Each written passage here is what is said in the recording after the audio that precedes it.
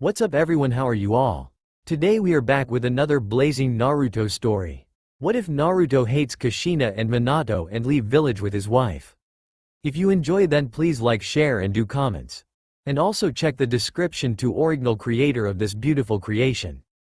Baraggan Louisenbairn howled in anger at his soon-to-be impending death. Ironic really, since he always considered himself the true embodiment of the word and was now dying due to his own power being used against him. What infuriated him even further was the fact he had failed to kill Sasuke and get his revenge on the rogue Shinigami for what the arrogant being did all those years ago in usurping the Hollow King's throne. In an act of desperation, the former ruler of Hueco Mundo launched his weapon at Aizen, only for the man to turn his head with that arrogant smirk on his face, and watched the weapon be destroyed. Whether by Aizen himself or Baraggan's own power was unknown. With his skull decaying, the former Hollow King felt his life ending, his last form of consciousness retreating into his crown, it falling from the sky to the ground below, and knew the last part of him would shatter upon impact. However, just mere seconds from the event, a ripple in space and time appeared around that area, much to the shock of everyone seeing it. Even Aizen. But just as it quickly happened, the ripple was gone, and the phenomenon was just a small footnote in the history of this ongoing war between the two warring sides. Elsewhere, the golden crown of the Hollow King fell through the dimensional rip, the pathway from one dimension to the next in a nexus filled with infinite possibilities, and outcomes that would baffle any mind. The source of the ripple was the dimension that the crown was heading to now, with a violent battle being held in a place where three people and a large nine-tailed creature with incredible power were fighting. The amount of energy being generated by the creature, its summoner, and the two opposing them had shook the very ground around them. On one side was Uchiha Madara, founder of the Uchiha clan, master of the Sharingan, former shinobi of Konoha, and commander of the Kyuubi no Kitsune. On the other side was Senju Hashirama, who was the founder of the Senju clan, master of the Mokuton bloodline, and the Shodem Hokage of Konoha. Beside him was his wife Uzumaki Mito, who was from the Uzumaki clan, and a distant relative of the Senju and Uchiha clan due to them being related to their great ancestor that was the Sage of Six Paths. At the point in time when the ripple effect opened above the warring parties, Uchiha Madara had seen the events above, his concentration on the fighting being lost in the moment, which cost him losing his control over Kyuubi thanks to Senju's own power to calm the great Biju long enough for Mito to seal it into her body using the unmatched mastery in the way of sealing. Shortly after that occurred, Madara was slain by Hashirama, or rather it was believed the man had been slain after the battle had ended along with the Uchiha's life. While no body was found after the fight was over, it was presumed that the man's body had washed away with the water, and sunk into the depths of the darkness to never be seen again. As for the Hollow King's golden crown, it had transformed into a wild bone-like version of its once regal form, and floated over near Hashirama's feet. Frowning, the tired Senju clan leader and Hokage of Konoha picked up the item in question before showing it to his wife. Curious, "What is it?" asked Mito while examining the bone-like crown cautiously. "I don't know, Mito-chan, but it did not belong to Madara.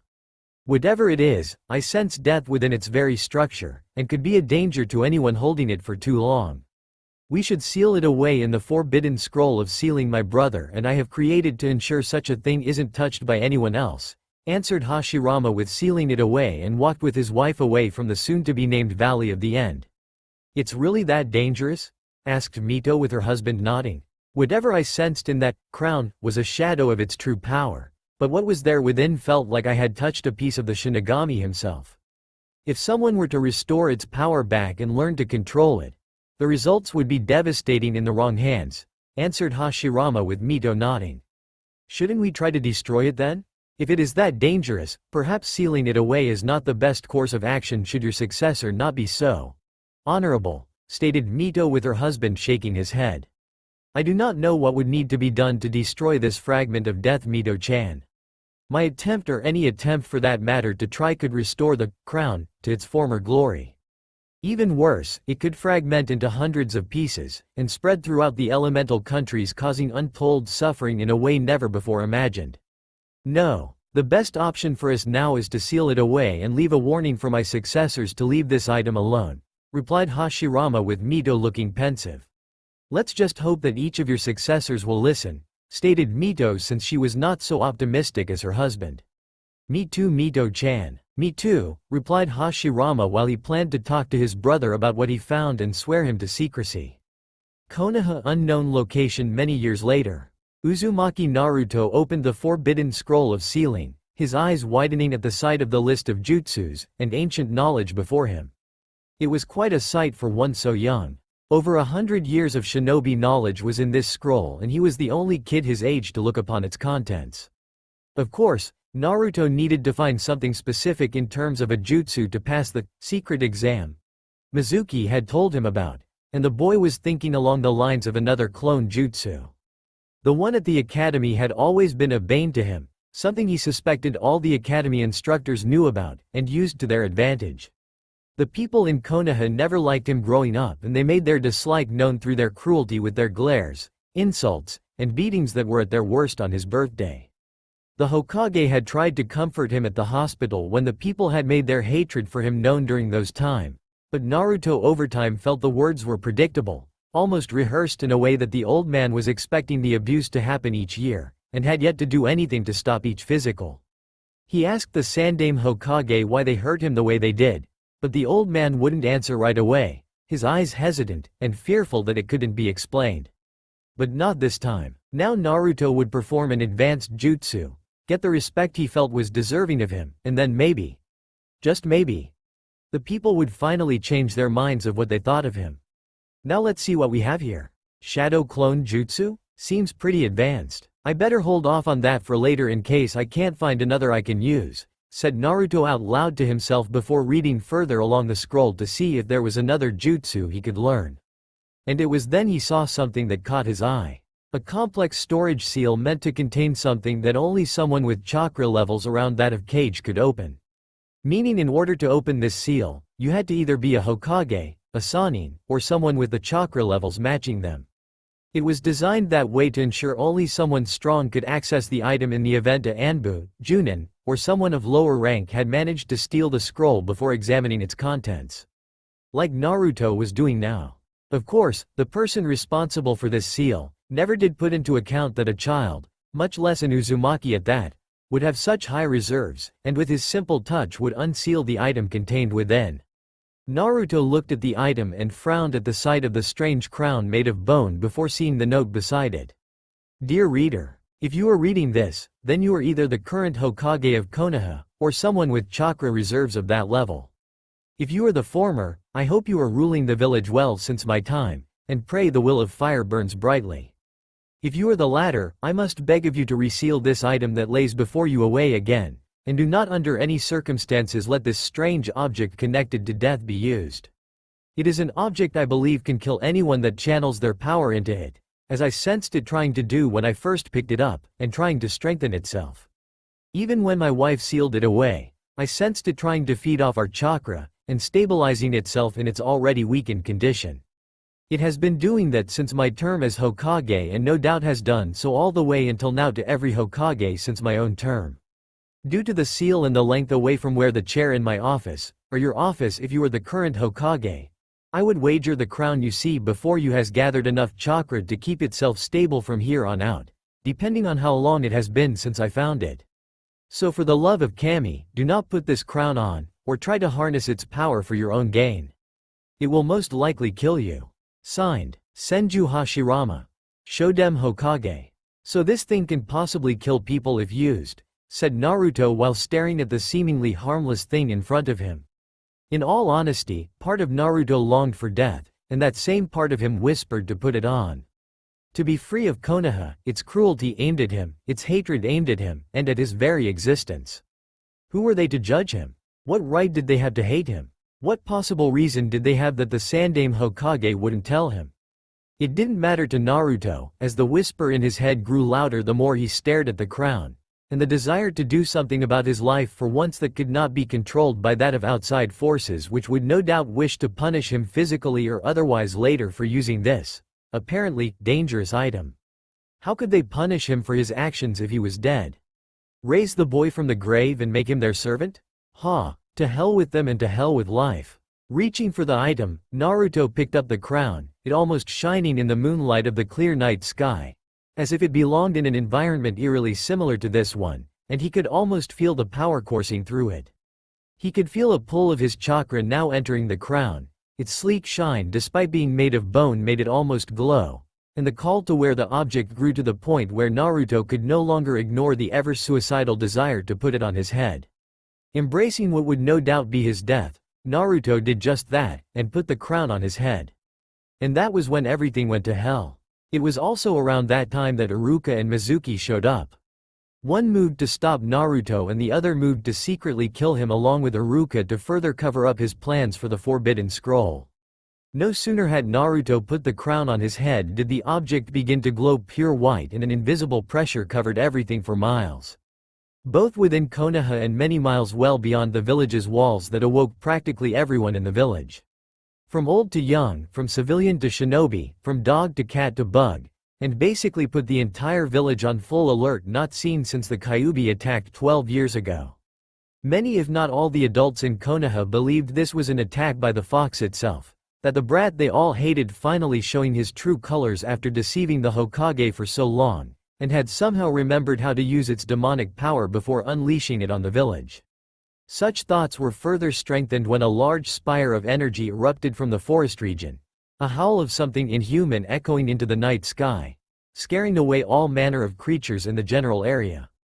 All of them too fearful to face this entity they knew from instinct alone would kill them if caught in its line of sight, simply because it could kill them. The only creatures not fleeing from the impending source of terrifying power was that of the human beings dressed for battle in full shinobi outfits, from Junin to Anbu to the Hokage himself. The old man was joined by Homura and Koharu along with Danzo, with several shinobi that the Hokage knew were once in the other man's root program. And therefore their loyalty was not to the Hokage. Not fully anyway. Not unless Danzo was made Hokage. In any case, this threat concerned the entire village, and the Sandaime Hokage knew that Danzo wouldn't dare try anything when Konoha was at risk of falling with no one being left alive.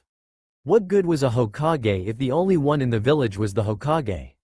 You could order yourself around, but that would just be crazy and stupid all rolled into one. I warned you about the Kyuubi Jinchuriki and how it should be watched more carefully, Sarutobi, remarked Danzo, with Homura and Koharu nodding in agreement. Like you would have done if I let you have your way, Danzo? Jinchuriki need emotions for them and the seal to function properly. You would deprive the boy of both and doom us all, Danzo. And don't say we can use anyone to hold Kyuubi, because only an Uzumaki can do it. Uzumaki Mito stated that early on, long before her passing, and the Shodem Hokage himself agreed. I highly doubt anyone here would dare call my former sensei and his wife a lair. Countered Hiruzen with a look, while neither of his two former teammates saying anything, and Danzo wisely kept his mouth shut too. In any case, should the boy survive this treasonous action with the demon still inside his body, I move he be locked away until a proper time when we can use him to produce new potential Jinchuriki to hold the Kyuubi, and mold it into a proper weapon. As you yourself just said, Sarutobi. Only an Uzumaki can hold the most powerful of the Biju, stated Danzo with Hiruzen grimace, while Homura and Koharu nodded in agreement, knowing the rest of those on the councils along with the clan heads would agree to this. They tried the Hokage's approach to things. Now he would try theirs. When they arrived at the massive spiraling tower of energy, they saw Iruka and Mizuki watching this whole thing in fear. Before the Hokage could demand answers from either man, the tower of energy began to thin, condense, and retract downward from where it had exploded out of when everything first happened. When the energy died down enough for them to see clearly, everyone in the clearing, armed with weapons, and ready to use jutsus, were shocked to see Uzumaki Naruto floating slightly off the ground before his sandaled feet touched the grass beneath him. What shocked them everyone the most was the change in Naruto's attire, hair, and overall appearance that was not like the boy they knew. Naruto's clothing was almost all white with hints of black lines with fur along the short-sleeve shirt he was now wearing. It had a regal look, the boy's appearance, and any experienced tailor could tell you was no doubt made from very expensive cloth. They also noticed that the boy was also wearing thick golden wristbands on each of his wrists and a belt which consists of 3 thick chains attached to a large metal disc with a sun emblem on it. In his right hand was the top of a metallic cane colored in the blackest of black, with the top having the skulled face of a fox with haunting ruby eyes that almost glowed eerily in the moonlight. As for the boy's body, it was much taller than what he had been earlier, but rather rivaled the height of the tallest boy in Naruto's class, that was Aburame Shino, and well muscular for a boy his age. Much different from the skinny, almost malnourished boy that would have to gorge on ramen daily just to have some manner of body weight. But what could have been the most shocking thing they saw was the boy's face and hair were not what they recalled when looking at Naruto. The boy's hair was no longer spiky blonde, but rather spiky red, with the crown made of bone sitting proudly on his head, and the boy's face showed scars along his face. One was coming down the right eye, with another one on the left side of his face just below the nose down to the chin. When the energy around Naruto finally retracted fully, the boy's eyes opened, and his blue eyes stared at them all with a bored expression. Like they were insignificant specks of dust and dirt that deserved nothing less than a brief gust of wind to blow them all away from his sight. Cracking his neck from side to side, the boy looked at the various shinobi in front of him, from Junin to Anbu, to Danzo to the Hokage, to some of the various clan heads that were there, to Iruka, who he paused to look at for a small moment, and making the man nervous before moving on until he stopped when seeing Mizuki in the tree. Narrowing his eyes at the scared man, he raised his left hand with his palm exposed, and made everyone tense at his sudden movement. "Bala," said Naruto, from which a shot of red energy flew out of his hand and blew a hole the size of a man's skull where the heart was located. Mizuki couldn't even let out a proper cry of pain, as death took him, and he fell out of the tree onto the ground with his eyes showing the horror of his situation. The shinobi, seeing this, looked from Mizuki to Naruto and did this several times in disbelief before they all went tense when the boy redirected his gaze to the Hokage. "Naruto?" questioned the Sandaime cautiously while taking a careful step forward. "The boy is resting. You will address me for now, Sandaime Hokage," said Naruto, but in a tone that was not the boy the Hokage knew, and it was clear from his words that it was not Naruto addressing them. "Kyuubi?" questioned the Hokage with more caution and a hint of fear while the shinobi around them got ready for a fight. Surprisingly, the being now possessing Naruto's body laughed at him, and the laugh did nothing to comfort their fears. "If you are referring to the giant nine-tailed fox that was sealed in the boy, then no is my answer to you, old man. I am not the fox. In fact, I killed the demonic beast," answered the figure with an evil smile that made the fears of everyone around him spike. "Why, you killed the Kyuubi no Kitsune? Impossible," stated Hiruzen, with the red-haired boy shaking his head. "So naive for one so old. Or perhaps it's arrogance that blinds you. Doesn't matter. The fox was killed by me. Devoured by me." That demonic energy from the Biju went a long way into reviving and strengthening me when the boy put my crown on his head. I have never met someone so unafraid of death, but given his memories growing up during his childhood, it's no real surprise. "Is it?" stated the figure with his accusing question and stare, making the Sandaime Hokage nervous. "I don't know what you mean," replied Hiruzen while the figure in Naruto's body let a sneer come across his scarred face. "I have no love for human filth, and even less for those that would dare lie to my face like you are doing right now," stated the figure with his right hand tightening around his cane. "I am not lying," exclaimed Hiruzen with the being narrowing Naruto's blue eyes at him with a piercing gaze. "Bala," stated the figure with another blast firing suddenly from the boy's left hand and killing a Junin right next to Inuzuka Sume. "No!" exclaimed Iruka at seeing the man go down with the same expression of horror on his face that Mizuki had.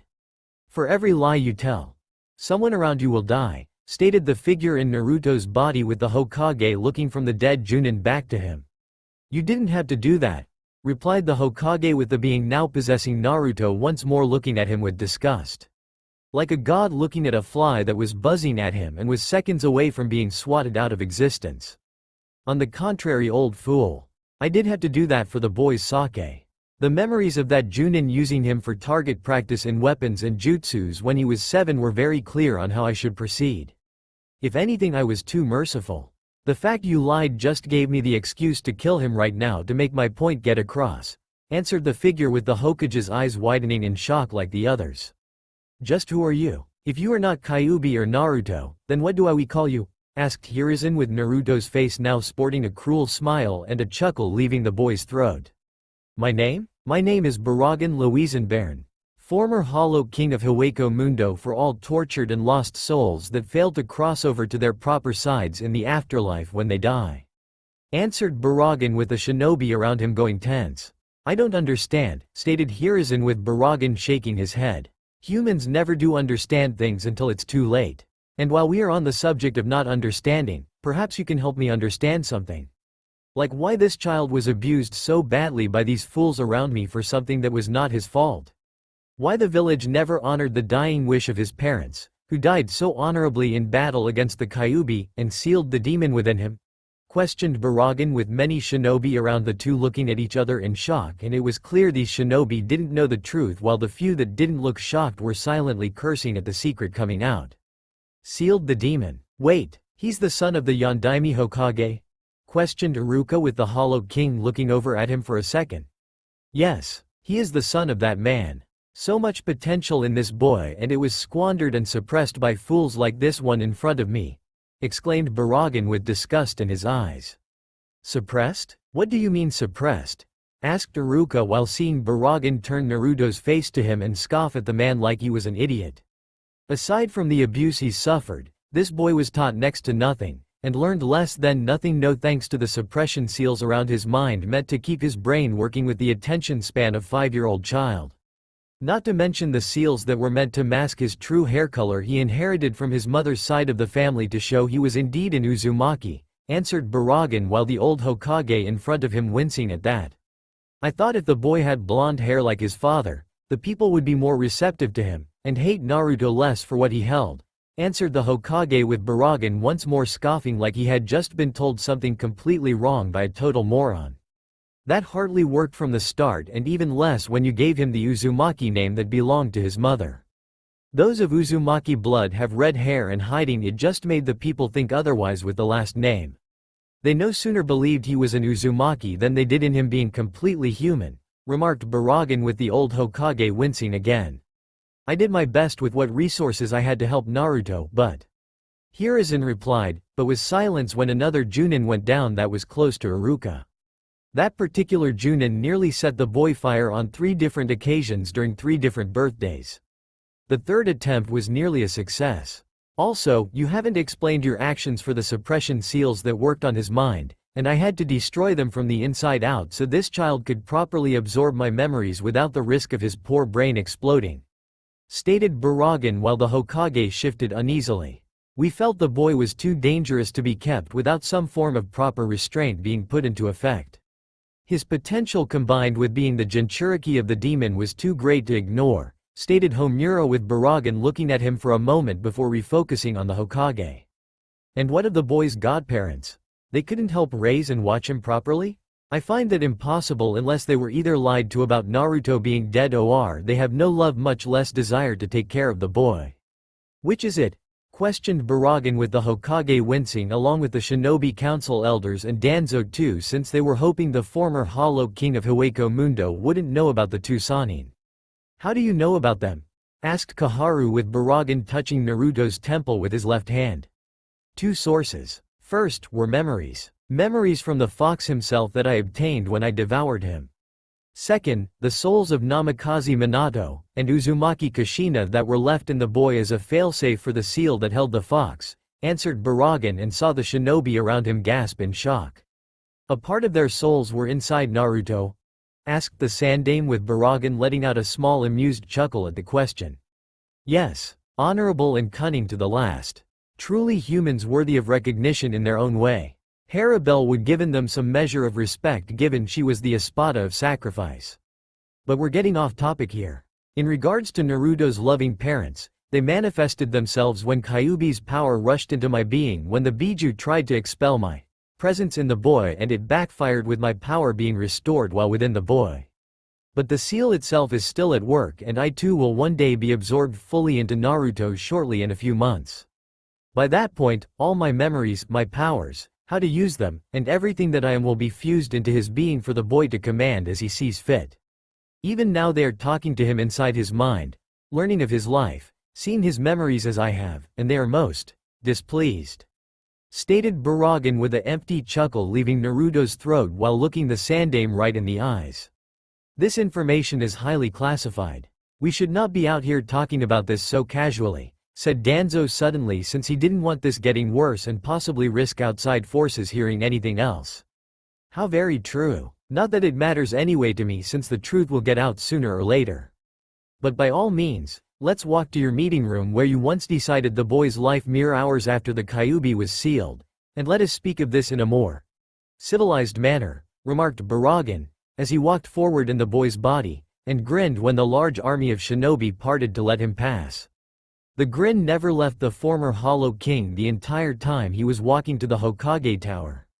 Hokage Tower meeting room. The forbidden scroll of seals had been retrieved by the Hokage himself and put away in the vault it was held, with the sequence to open it being changed for good measure to ensure there was no repeat of tonight's events.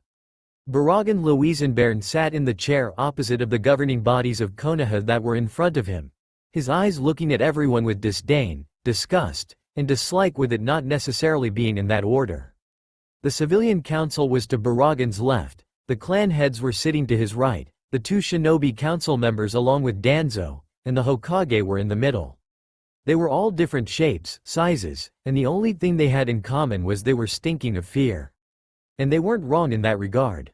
All of us are here regarding the new development surrounding Uzumaki Naruto and this being Baraggan Louisenbairn that has killed the Biju, explained Hiruzen, and saw the civilian council looking pleased to hear the fox was no more while still being fearful of the entity that killed it.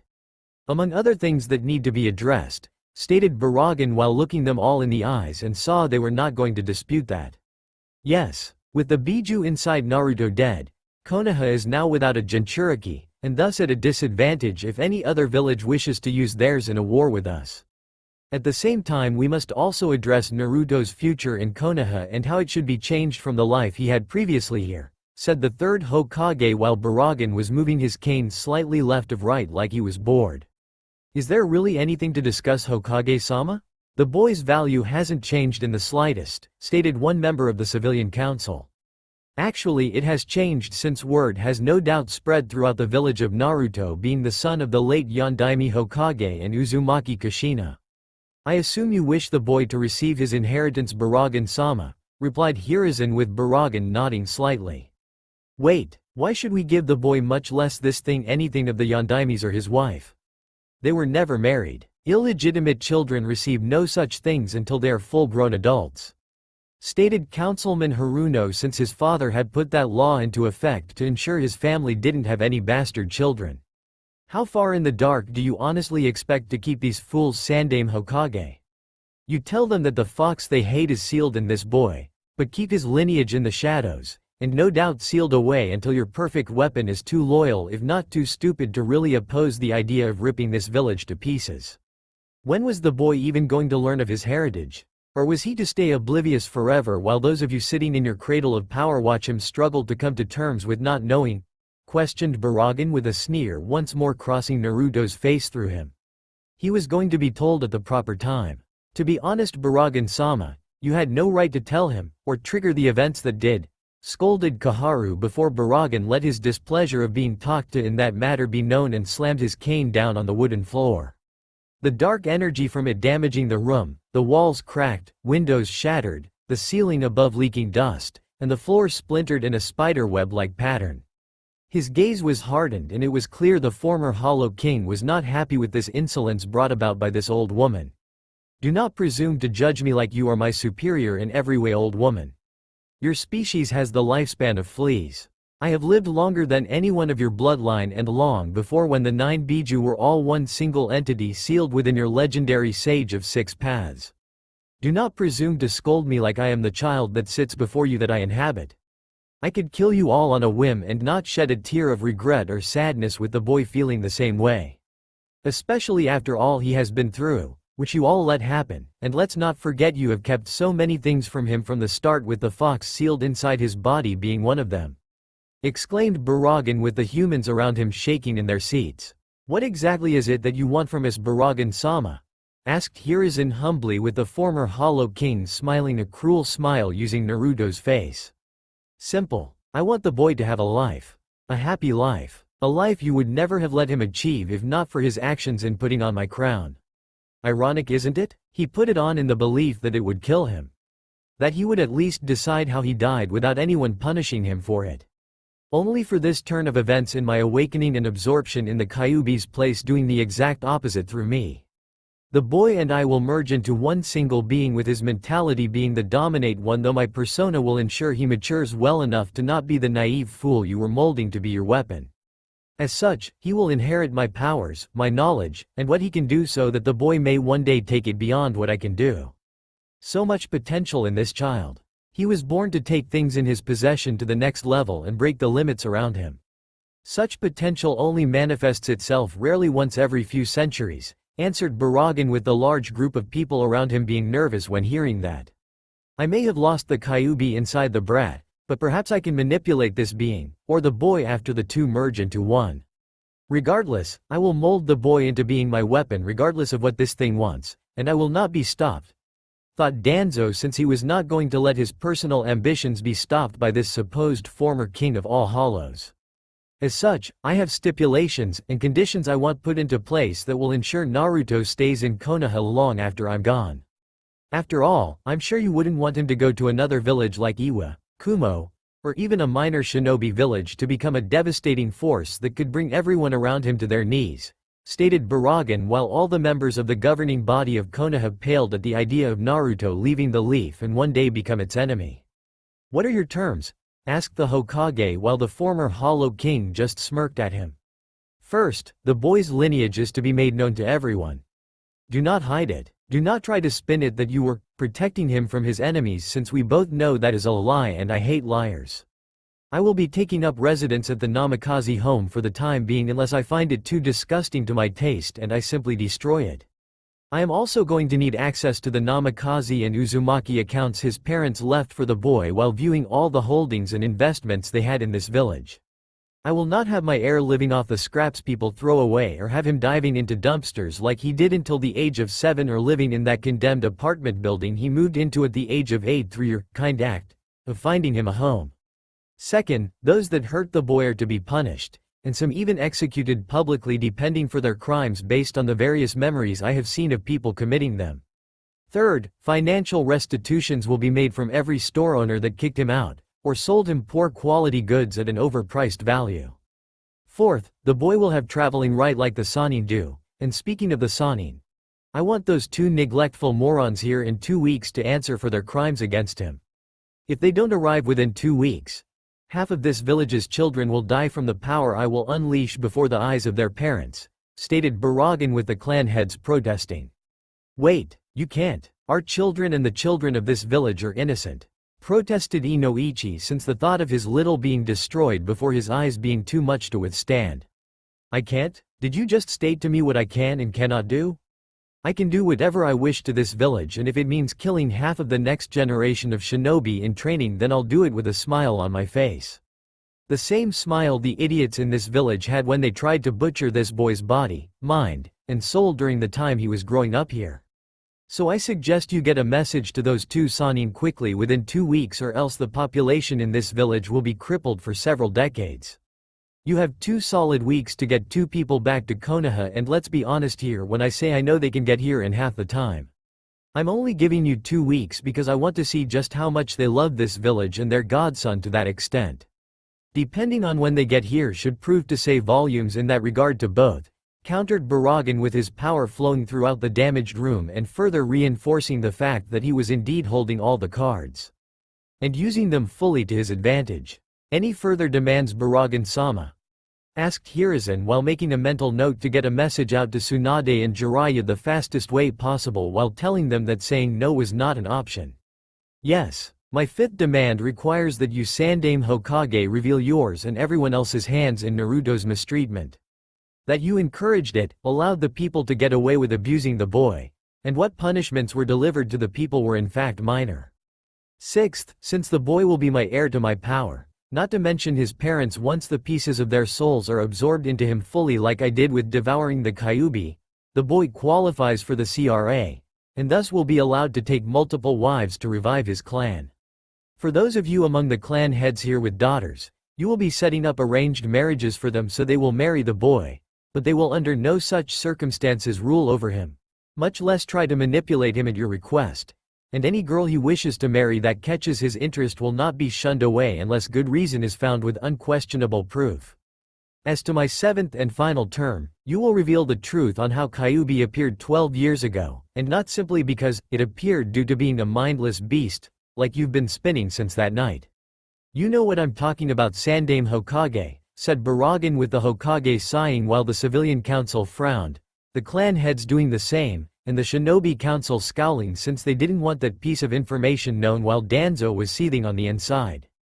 Damn, I need public support for the last loyal Uchiha, and that won't happen if the people find out an Uchiha somehow had a hand in the Kyuubi attack, thought Danzo, as he tried to use the Sharingan eye surgically implanted in him, and hidden behind his bandaged face on the boy.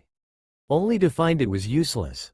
That stupid fool. He thinks that hypnotic power I sensed behind that bandaged face of his will influence me? Ha, Aizen's Zanpakuto makes his power look like a joke. I will not be manipulated again by such a power, and neither will my heir. Your death will come soon enough, old fool, thought Baraggan while making a mental note for the boy to be mindful of Danzo so he doesn't somehow fall into the same situation he did with Aizen all those years ago. I think I can safely speak for everyone here when I say we humbly agree to all of your terms, Baraggan-sama, said Hiruzen with Baraggan sneering at him like he was an ant. I'm sure you are humble. Just remember that I am not naive nor stupid in believing you agreed to these terms willingly. I can see even now that some of you are plotting against me and the boy to use him for your future plans. So know this piece of information in advance because I will not say it again. Any attempt now or in the future to control me or the boy will fail miserably. That when caught, you will be annihilated in a slow, painful manner that no amount of pleading, begging, and/or crying out will save you from your well-deserved death. You will be made to suffer in front of your loved ones as they watch you all slowly rot and die. Stated Baraggan with his eyes drilling holes through those in the room with him. With what he said having been said, the former king of all hollows got out of his chair, and walked out of the room to the home that rightfully belonged to the boy. This is bad, Hiruzen. The lives of the people in Konoha are now further in jeopardy than ever. Stated Danzo with the old Hokage nodding. We cannot turn down his demands, Danzo. You know that. The amount of power he was using earlier makes us all and the previous Hokages plus Kyuubi combined look tame by comparison. Can you really tell me you would defy this being, knowing that everyone in the village will suffer for it, and die because your pride won't allow you to be humbled just once? Asked the Hokage with Danzo remaining silent on the matter. No, but I will not stand by quietly while this thing uses us, and manipulates things to his advantage. Exclaimed Danzo with Nara Shikaku groaning. Troublesome. Don't you mean manipulate things to his advantage against you? Face it, Danzo, you are the one spearheading the idea of making Naruto into a mindless weapon since the beginning, and making us all question the Yondaime's sealing ability. The only thing I'm glad about is I don't have a daughter this guy can have me set up an arranged marriage with, Shikaku said while Inoichi was crying for the sake of his little girl. We are not out of the woods just yet, Shikaku. Remember, if neither Jiraiya or Tsunade show up in 2 weeks' time, our children could die by Baraggan-sama's hands like he first threatened should the Sani not return, said Chozo with Shikaku going pale in the face. Shit, my wife is going to literally kill me if that happens to our son. Maybe even before it happens, grumbled Shikaku knowing his wife wasn't going to be happy with him. In any case, go back to your homes, and relate to them what happened here among other things that a select few of you must do regarding your children. Hopefully we can endure this storm and convince Naruto that we are repentant for our actions against him, stated the Sandaime Hokage with many not looking convinced. Only time would tell. Namikaze Estates. Baraggan looked at the place with appraising eyes. It wasn't grand like the ever-massive homes you see in the form of a daimyo's palace, but it wasn't a rundown piece of crap, and certainly worthy of the boy he would one day merge with. It was well furnished, the lighting worked, and everything seemed to be functional since the last day it was used by Naruto's parents. Apparently Kushina had thought to put preservation seals throughout the house to ensure time would make the building fall apart. While his power would destroy the seals and the house if unleashed, he had to admire the woman's smarts for doing that in the event no one was around to keep up maintenance. It's a bit dusty, but nothing a good cleaning won't fix, remarked Baraggan while he once more mentally noted how wonderful it had been to have no walls or ceiling when it came to his version of Las Noches back before Aizen came to see him.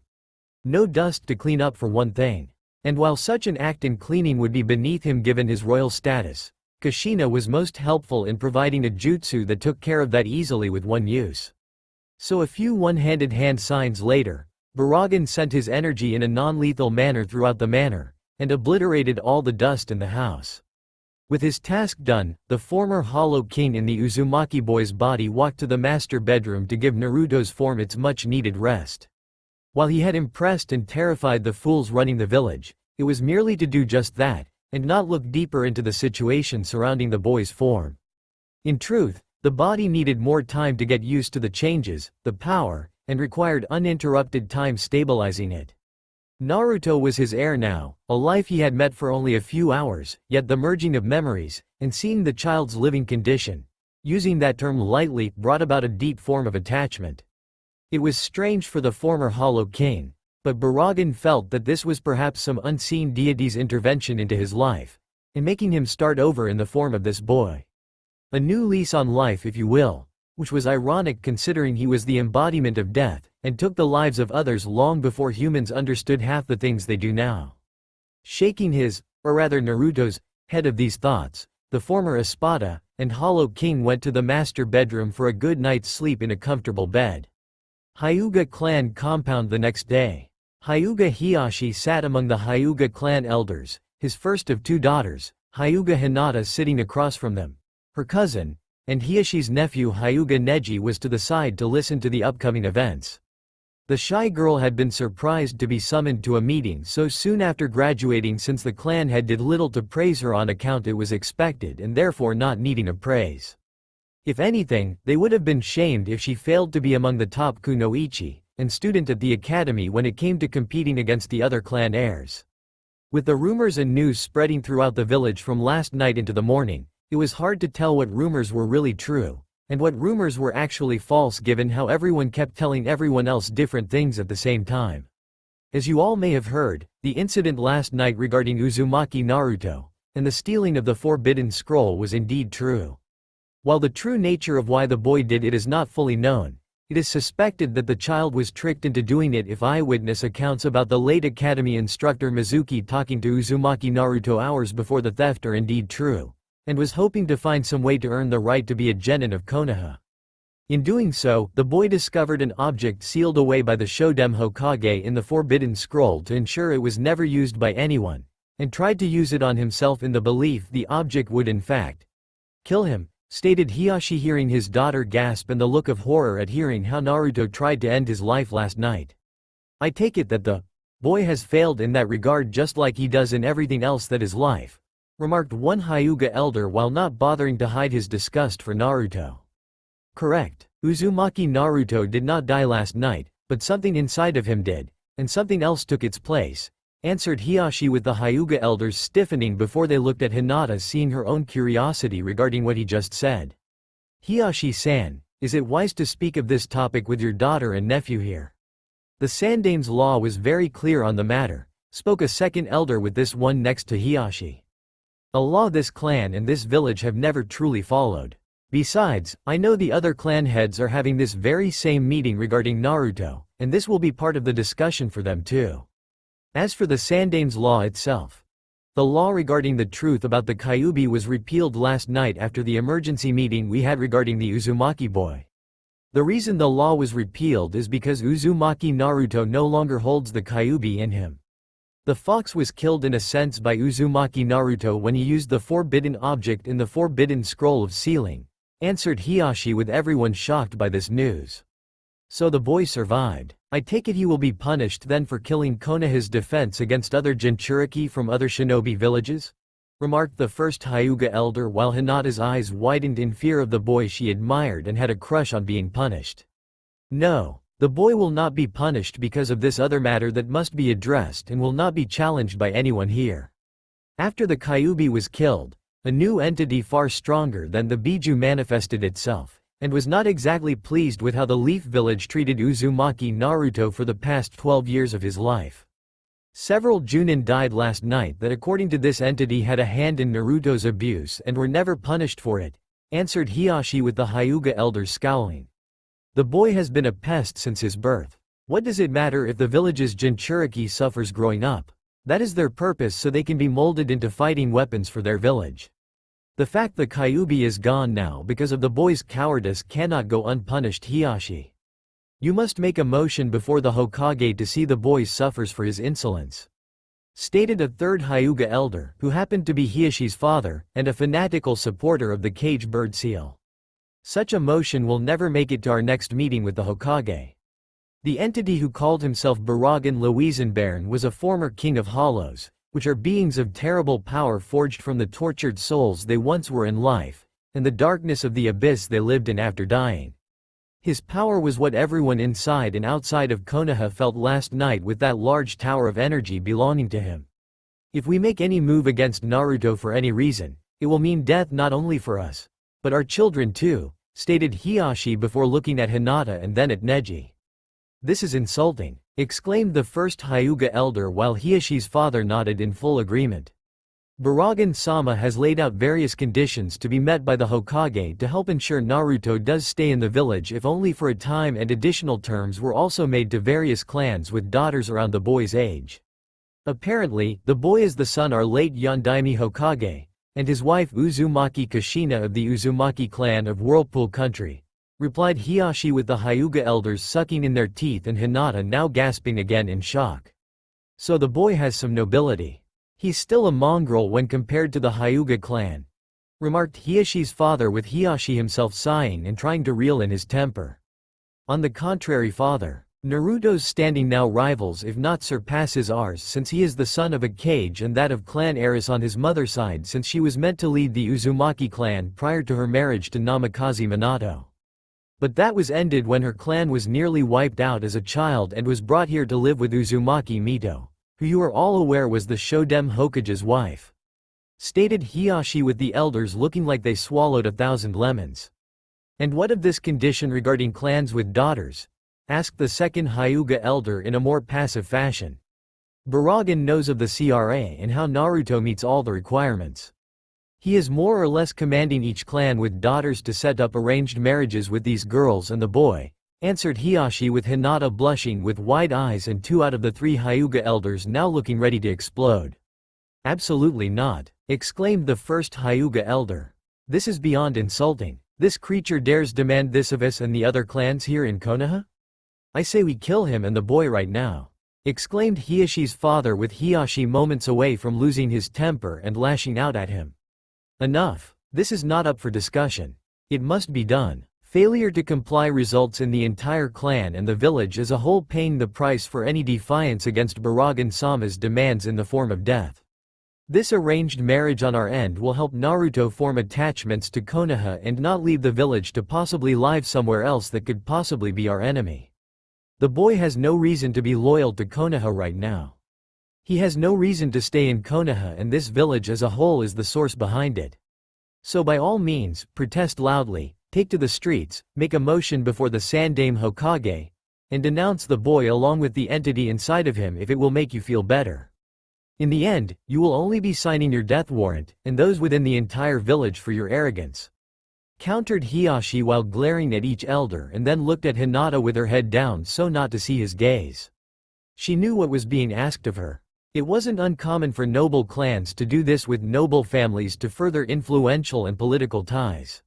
Still, it wasn't something that Hinata was against, since it was with Naruto, and not some spoiled noble thinking that he could do anything on account of who his parents were. "Surely Hanabi is the best choice then for this arrangement. We can hold out longer in the process, and by that point the boy should be satisfied with the other wives he will already have at the time," said Hiyashi's father, while Hinata stiffened slightly at the mention of her younger sister. "No. Such a ploy will be seen immediately and might insult Baraggan-sama and Naruto to that extent, depending on what the future holds in terms of his personality. I will not risk the Hyuga clan, much less Konoha as a whole, simply to stall for time in the hopes the boy's harem no longer possesses any vacancies." "Hinata!"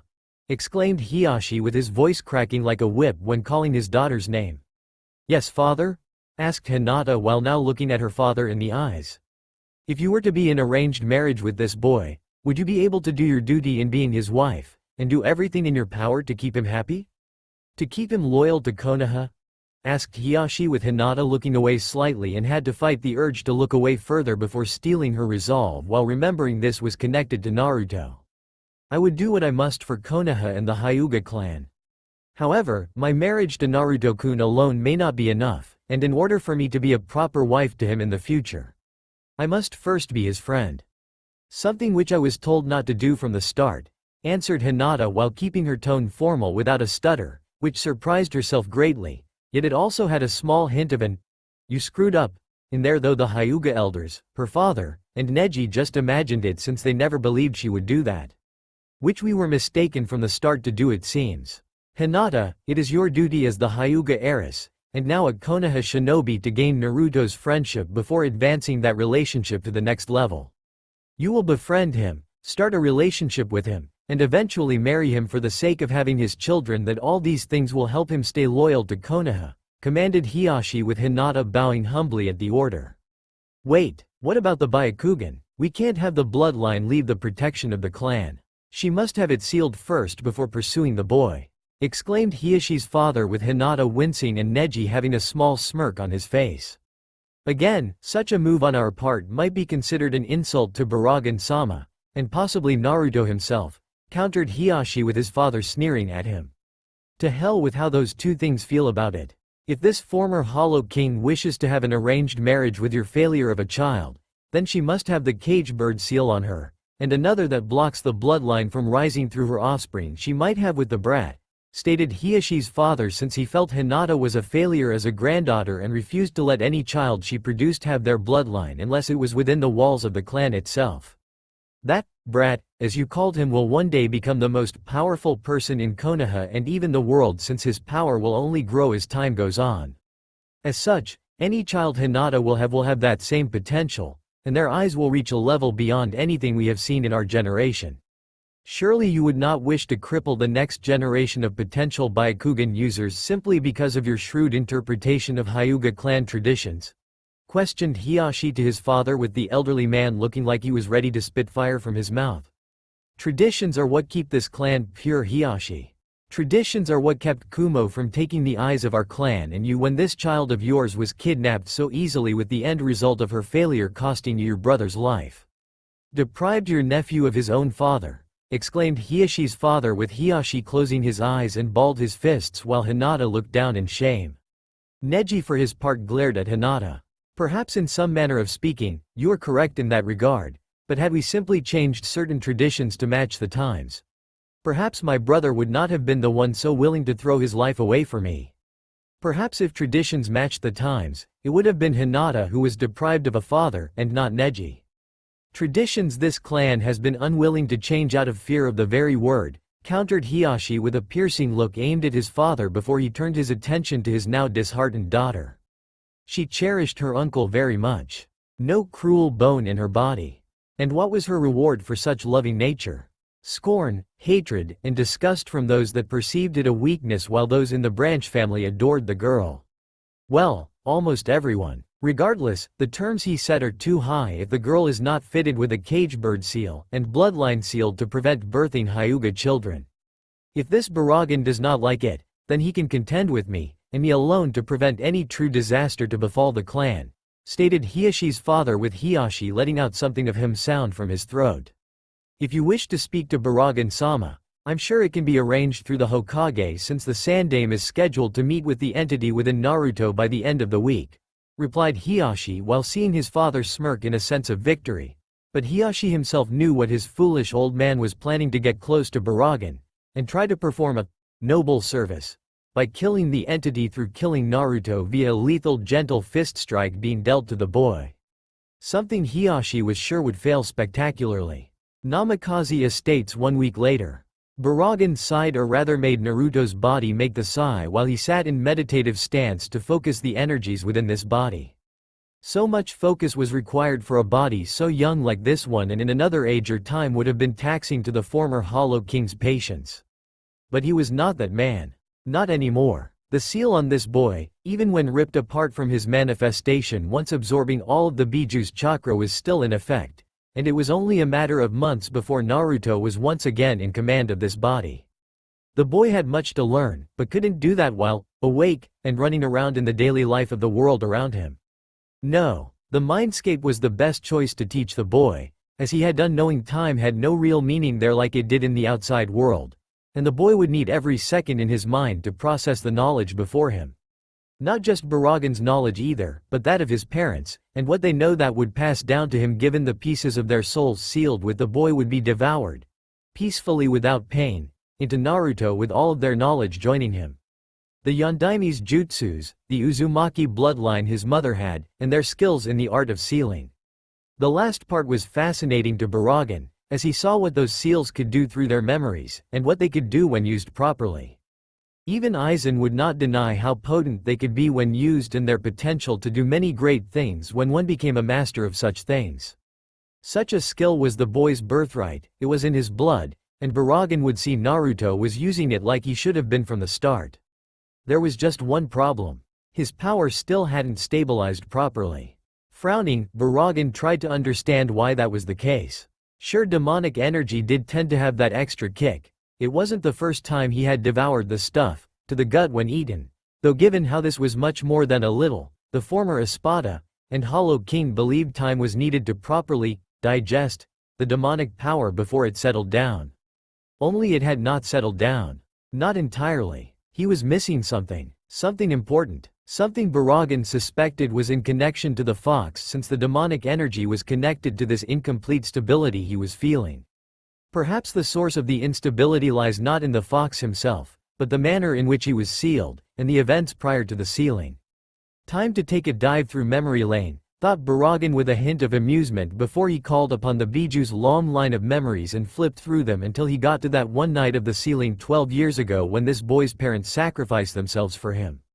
Once again, he suspected Tia Haribel would acknowledge what they had done for their son, and given them a nod of respect for that. Not many humans would do what they did for their loved ones, since he had seen enough humans do the exact opposite. Pushing that aside for now, Baraggan found the memory of that night, and played it like a movie with his eyes watching every little detail go by. He stopped the memory when he saw how the Yondaime Hokage split the Kyuubi in two and sealed the other half into his body to ensure there would be no resurrection from the fox should the boy. A somewhat stupid move in Baraggan's mind, since so many people hated the fox, and if they learned that if the boy died, then the fox died with him, the child wouldn't have lived past his first year being born. Fortunately, by some mere manner of luck, no one knew this little fact, and was the only thing that stayed the cruel hands of the majority in the village that hated the boy for holding Kyuubi from ending the child's life. But at least now Baraggan knew where to go for the problem he was having with this body. With that in mind, after getting up from the ground, the former Hollow King opened up a discover for himself, and entered the dark void to his intended destination where the cages were all buried. When he reached his destination, Baraggan looked around to see the gravesite before him, the memories of the past from the Kyuubi when he was in Uzumaki Mito, and her visiting the Shodem's grave every so often. Pretty soon her brother-in-law would join his brother here, and everyone fully expected the Sandaime to do the same before he had officially retired after naming Namikaze Minato his successor. Only for the man to be buried here before the Sandaime Hokage himself, and of course the wives of each Hokage joining them. Hashirama had Uzumaki Mito, his brother had died a bachelor, the Yondaime was buried with his wife, and the Sandaime's wife. Well, this was interesting. So that explains his dislike for Naruto. Why he caved so easily to the demands of the people. The old fool hated Naruto for the loss of his wife. Figures the man had a reason aside from appeasing the masses like he first claimed. I should simply kill him at our next meeting if it weren't for the fact I'm letting Naruto decide what to do with the village when he takes over, thought Baraggan before walking over to the grave that was marked as the Yondaime's before slamming his cane down on the ground. The energy sent from the cane spread through the ground around the coffin below before the soil that kept it hidden was obliterated instantly. The wooden coffin was covered in seals to preserve the body, and it was clear no one had touched the thing since it was put in the ground. "What do you think you're doing?" came an angry voice behind Baraggan, and the former Espada in Naruto's body turned to look behind him to see a masked shinobi with one eye and gravity-defying silver-white hair glaring at him. "This does not concern you, leave shinobi." "Leave me," replied Baraggan before he turned back to the coffin in front of him. And was rewarded with the loud sound of chirping birds. "Step away from my sensei's coffin," commanded the masked shinobi with his jutsu of choice in hand. Your sensei's coffin? Ah, you must be Hitaki Kakashi, remarked Baraggan before he turned more to get a good look at the man in front of him. I am. What is it to you? Countered Kakashi before he got a good look at this would-be grave robber. Surely you've heard the talk going on around the village about me? About a being that devoured Kyuubi, who currently possesses the body of the Jinchuriki that held Kyuubi, and is also the son of the Yondaime Hokage. Your sensei, if what you just told me is indeed true, replied Baraggan with a small chuckle. Why are you at his grave and disturbing his final resting place? Asked Kakashi while keeping his eyes on Baraggan. Because the man's body holds something I want. Something I need. Something he knew could not be known to Konoha's populace, knowing it could and most likely would mean the death of his son, answered Baraggan before slamming his cane down and made the coffin jump out of the ground from the hole it was in on before landing to the right of the former Espada. I don't care what you are or what power you wield. I won't let you defile his grave and him. I will kill you, even if it means killing his own son. Exclaimed Kakashi and saw Baraggan was amused if not a bit impressed. You have courage. I'll give you that much, boy. But you are no match for me when it comes to killing the boy. You tried once already with it ending in utter failure, replied Baraggan with Kakashi narrowing his eyes at him. Step away from my sensei's coffin. Now, commanded Kakashi while Baraggan letting out a small chuckle. Make me, that is, if you can. Challenged Baraggan before stabbing the coffin with his cane and shattered the lid into tiny pieces to reveal the body of the Yondaime Hokage himself. Letting out a bellowing war cry, Kakashi moved at incredible speed toward Baraggan, his Rikiri in hand, his Sharingan eye spinning, and his intent to kill was obvious. Baraggan, however, did not make a move to stop Kakashi, waiting for the man to get close, and just when the Junin was about to strike did something shocking happen. Baraggan casually dodged the attack a mere second before it would have made contact and grabbed the outstretched arm at the elbow. Seconds later after that, Kakashi fell into his sensei's grave, clutching his now broken arm, and crying out in pain while Baraggan looked down at him like he was nothing. My arm, it's broken. He somehow broke with just a simple touch. Is that his true power he told the Sandaime and the others about yesterday? Thought Kakashi while looking up to see Baraggan looking down at him with an impassive face. Your jutsu was impressive. You must be very proud of it. Though considering your own actions against your sensei's son in connection to that jutsu, I am a bit surprised that you would even use it again on Naruto, and myself to that extent over your sensei here. It's a shame you didn't learn common sense during the last 12 years you spent hating the boy and wishing him dead at every turn. Perhaps I should seal your fate now and simply bury you alive like you nearly let the villagers do when Naruto was 6. Perhaps then you will know what it is to die alone in the darkness. Something you wanted Naruto do while they were trying to bury him alive, remarked Baraggan with Kakashi struggling to get off the ground. What did you do to me? Asked Kakashi with Baraggan smirking before turning towards the exposed coffin of the Yondaime Hokage.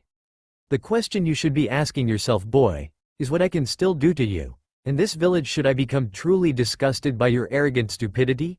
Remarked Baraggan, as he knelt down in front of the coffin and ripped the dead man's shirt open, and saw the same seal Naruto had on his body.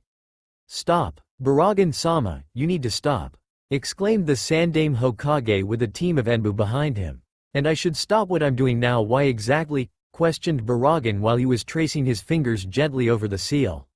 Because you are dishonoring one of our village's heroes, replied Hiruzen while seeing the entity in Naruto's body let out a scoffing sound. You've done that already, fool. What does it matter if I desecrate the body when you've already dishonored him in mind and spirit? Besides, what I need to do is vital for the boy, and I will not be interrupted in doing what needs to be done, countered Baraggan with his eyes shooting daggers at the old cage before he thrust his left hand into the seal and pulled the yin half of Kyuubi out of the body.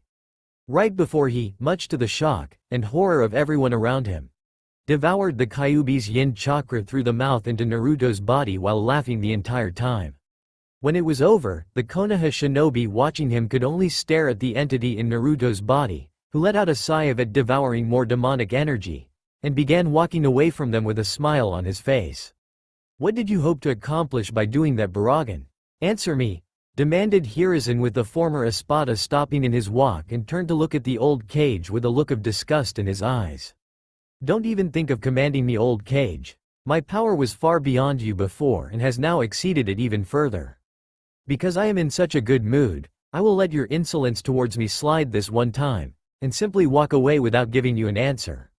But should you continue to push me, this village will be destroyed along with all of those within it, replied Baraggan before he simply opened up another discorer and walked through it. This is getting out of control fast. Damn it, Jiraiya, Tsunade, get your assess back here soon, thought the Sandaime Hokage while looking from where Baraggan had walked away into that strange black void to the grave of the Yondaime Hokage. Things were definitely spiraling out of control and the village itself was not liking it one bit. Baraggan sighed, hating to meet with the Sandaime Hokage, to meet in this office, and to be in the presence of this old Hyuga walking around in dramatic fashion while speaking loudly for anyone outside the room to hear his complaints. His complaints? The demands made that jeopardized the Hyuga clan with the arranged marriage, all the risks of having their precious bloodline, and the offspring produced not being protected behind their clan walls with a cage bird seal to ensure they were never stolen. Of course, Baraggan knew what the cage bird seal was, and knew it did anything but protect the bloodline of the clan. It enslaved them. How many times must the Hyuga clan sacrifice itself for the good of the Leaf Village Sarutobi? How many more Hyugas must we surrender to appease enemy villages and creatures that threaten us with annihilation? It's too much. I will not allow this to happen unless the demands of the Hyuga clan are met, with Hiashi's daughter having the cage bird seal placed on her head and another to preventing our bloodline from manifesting itself in any offspring created from the union with the boy, demanded Hyuga Hibachi, with the father of Hyuga Hiashi glaring venomously at Baraggan. The former Espada residing in Naruto's body not even looking at him, and it was clear this meeting was quite boring in his mind despite all the dramatic posturing the old Hyuga was doing in his presence. All that posturing from the Hyuga was like watching a damn peacock showing off its feathers to remind those that see it of its splendor, and in this case it was to remind the Hokage of the Hyuga clan's prestige. That the set conditions made by Baraggan would remove several of those beautiful feathers and making the bird look out of place with the other birds, clans, around it. Hibachi-san, please. We are not talking about sending Hinata away to another country or shinobi village like Kumo. We are talking about her marrying someone within the walls of Konoha and helping Naruto create strong ties with the village, stated the Hokage while he kept a watchful between the two people in his office and making sure one did not provoke the other. But not within the walls of the Hyuga clan. Of Hyuga blood, exclaimed Hibachi with the Sandaime Hokage sighing. Hyuga blood creating Hyuga blood. Sounds like inbreeding to me, replied Baraggan with Hibachi glaring daggers at him. We take great care to avoid inbreeding. We have done it with pinpoint precision since the clan's founding. Hibachi nearly yelled, probably because the first Hyuga to form the clan didn't start such things until much later. Unless of course, they did do inbreeding from the start, and just branched off when they had enough members of the clan to do it without the risk of inbreeding, countered Baraggan with Hibachi looking ready to strike out against him. The former Espada was hoping he would, since it would further enforce the point of not crossing him. How dare you? Yelled Hibachi, nearly moving to hit Baraggan with a lethal gentle fist strike. Hibachi, don't. Several high-level shinobi have already fallen from a small sample of his power. Hitaki Kakashi himself is currently in the hospital with a broken arm from his touch alone, called out the Hokage with Hibachi staying his hand while Baraggan was just looking at them with a bored expression on his face. Fine, but this matter is not over. The Hyuga clan will not consent to any arranged marriage unless our own stipulations are met. Will you concede to the demands of the Hyuga clan? Questioned Hibachi with Baraggan looking at the top of his cane. Shouldn't the head of the Hyuga clan have the final say in this? Where is he? Asked Baraggan in a bored tone. My son is busy. More important affairs have come to his attention and required that I take his place here, answered Hibachi with Baraggan not even looking at him. I see. From the way you speak about your granddaughter, you don't have high hopes for her, or believe she is even worth being called your granddaughter, remarked Baraggan with Hibachi sucking in air between his teeth. She is a failure of the clan. Weak. I am simply ensuring that the boy's chosen wife does not dishonor us and knows her place when she becomes his wife, countered Hibachi with Baraggan was looking a bit annoyed. I will judge whether or not she is weak and unfit to be Naruto's future wife. Not you, replied Baraggan with Hibachi looking red in the face with anger. You dare impose your will on the Hyuga clan? To inspect the girl without trusting my words on the matter? You may be the son of the Yondaime Hokage, but the boy is a commoner compared to the clan, and so are you by that extension. You have no right to dictate such terms to us, much less ignore what we demand of you in return for. Ranted Hibachi before a thunderous pressure filled the room and made the Hyuga fall to his knees. I can demand whatever I want from you and the Hyuga clan. I can demand anything I want from the entire village, if not this entire country. I will not only get what I demand from everyone around me, but I will get it with a smile on the faces of those that present the offerings, and watch them flee back to their homes while soiling themselves, stated Baraggan while looking at the downed Hyuga struggling to rise from the intense weight in the room that neither he nor the Hokage could see but still feel. Baraggan S-sama. Stop, please, exclaimed the Hokage with the former Espada waiting a few more seconds before doing what was asked of him. Let me make one thing clear to you two old fools. There is no negotiations here. There is only total submission. No compromise. Just absolute domination. You can choose to live with the demands of Set or you can slowly rot and die, stated Baraggan before getting up from his chair and headed for the door. It was when his back was complete turned did Hibachi move to strike. Hibachi-san, don't, exclaimed Hiruzen while watching Baraggan vanish from his sight before reappearing behind the old Hyuga with a hand on the man's back. And the Hokage could only watch in horror as Hyuga Hibachi fell to the ground seconds later in the form of bones that soon turned to dust in the room. Do you know what I just Sandame Hokage? Asked Baraggan with the Hokage looking at him in fear and horror. You aged him, exclaimed Hiruzen with Baraggan nodding. Yes, that is my power. To make things age, to make things rot, to make things die, replied Baraggan with an emphasis on his chosen words. I see, was the Hokage's only response. No, you don't see. Imagine what I will do to this village and the next generation should I find all my demands not being met. Imagine the young growing old. Imagine the young growing old and dying before the eyes of the previous generation.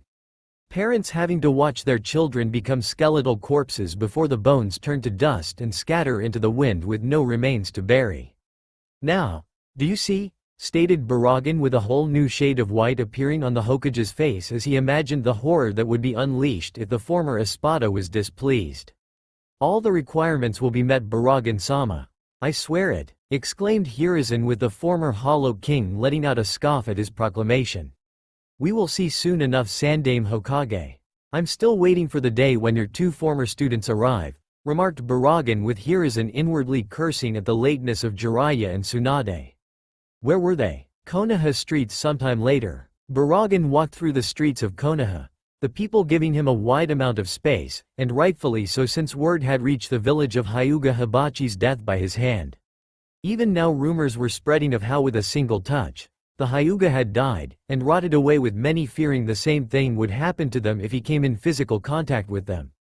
Some wondered if that power would hurt the daughters of the clan heads when the marriages happened and that it would punish them by watching each woman die on their wedding day. What is it? Asked Baraggan, as he stopped walking and sensed a figure behind him. My mother suggested I meet with you, Baraggan-sama, said a female voice, and saw the red-headed boy's form turn to look at her.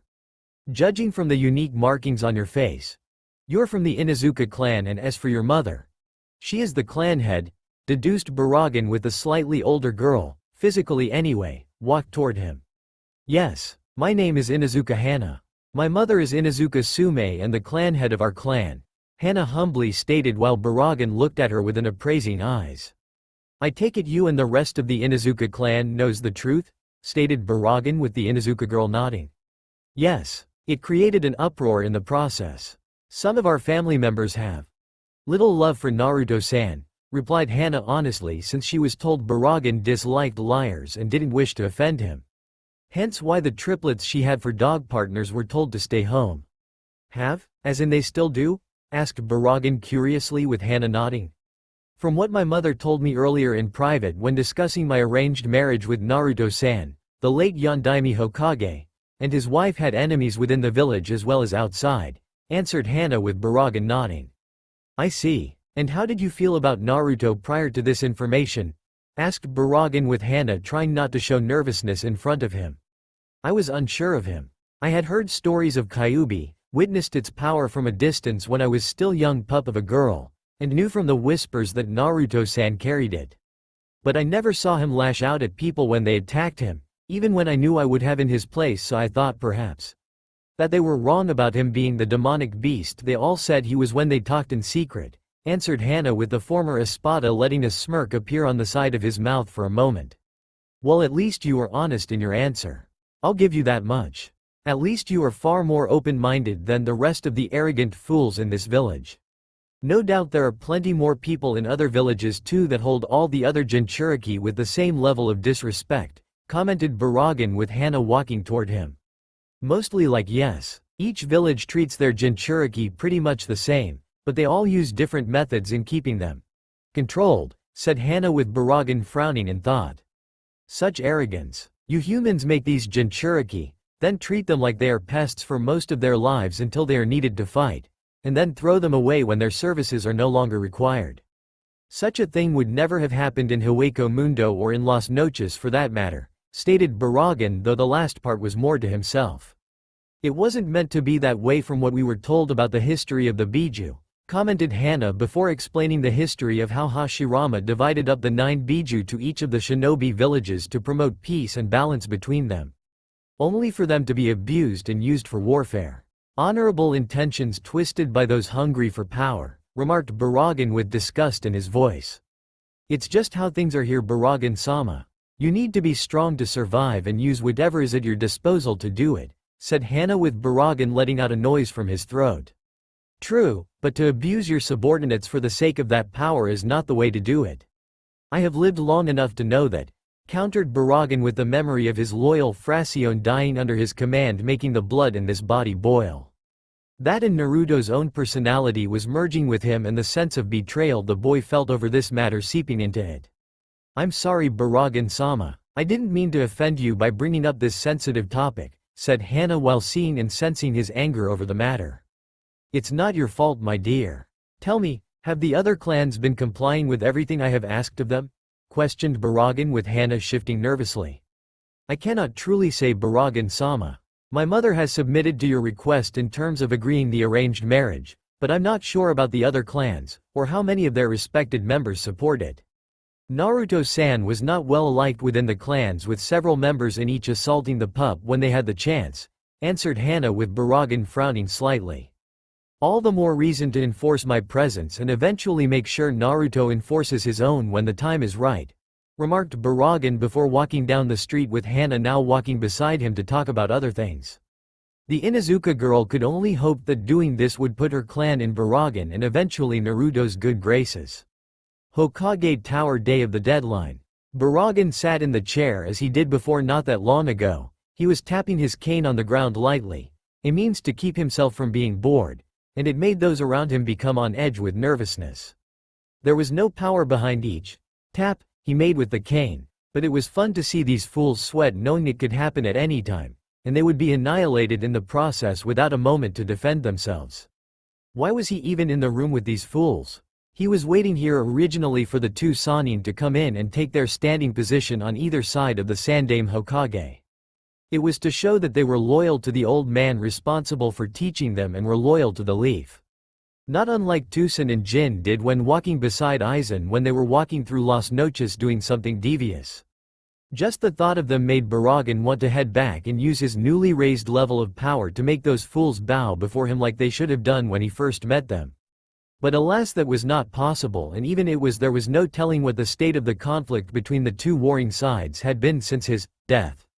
No, he had a clean slate to work with now and was going to ensure he had a legacy that not even Aizen could take away from him. I would think the stench in this room would have lessened since I was here last. Instead, it has increased, and has become nauseating, remarked Baraggan finally while looking at the clock that was off to the side on the wall ticking away. What stench? Asked Homura while keeping his emotions in check at the insult. The stench I smell coming off all of you, replied Baraggan while seeing them all scowl and frown at his insult. With all due respect, Baraggan-sama, I do not smell any stink in this room, and my senses would know if any of us did. I assure you everyone here has a proper hygiene-based smell about them, said Inuzuka Sume with Baraggan himself letting a cruel smile appear on his face. Of that I have no doubt, Inuzuka Sume. Though it's not a bodily stench I smell coming off of you and everyone else here. It's an emotional stench I smell and hear. It is the stench of arrogance. It is the stench of hatred. It is the stench of fear," exclaimed Baraggan with those around him shifting at his words. "Surely not everyone smells that way to you, Baraggan-sama?"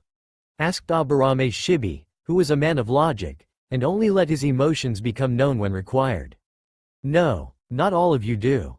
That still doesn't weaken the stench in the slightest since the vast majority in the room stink of these things.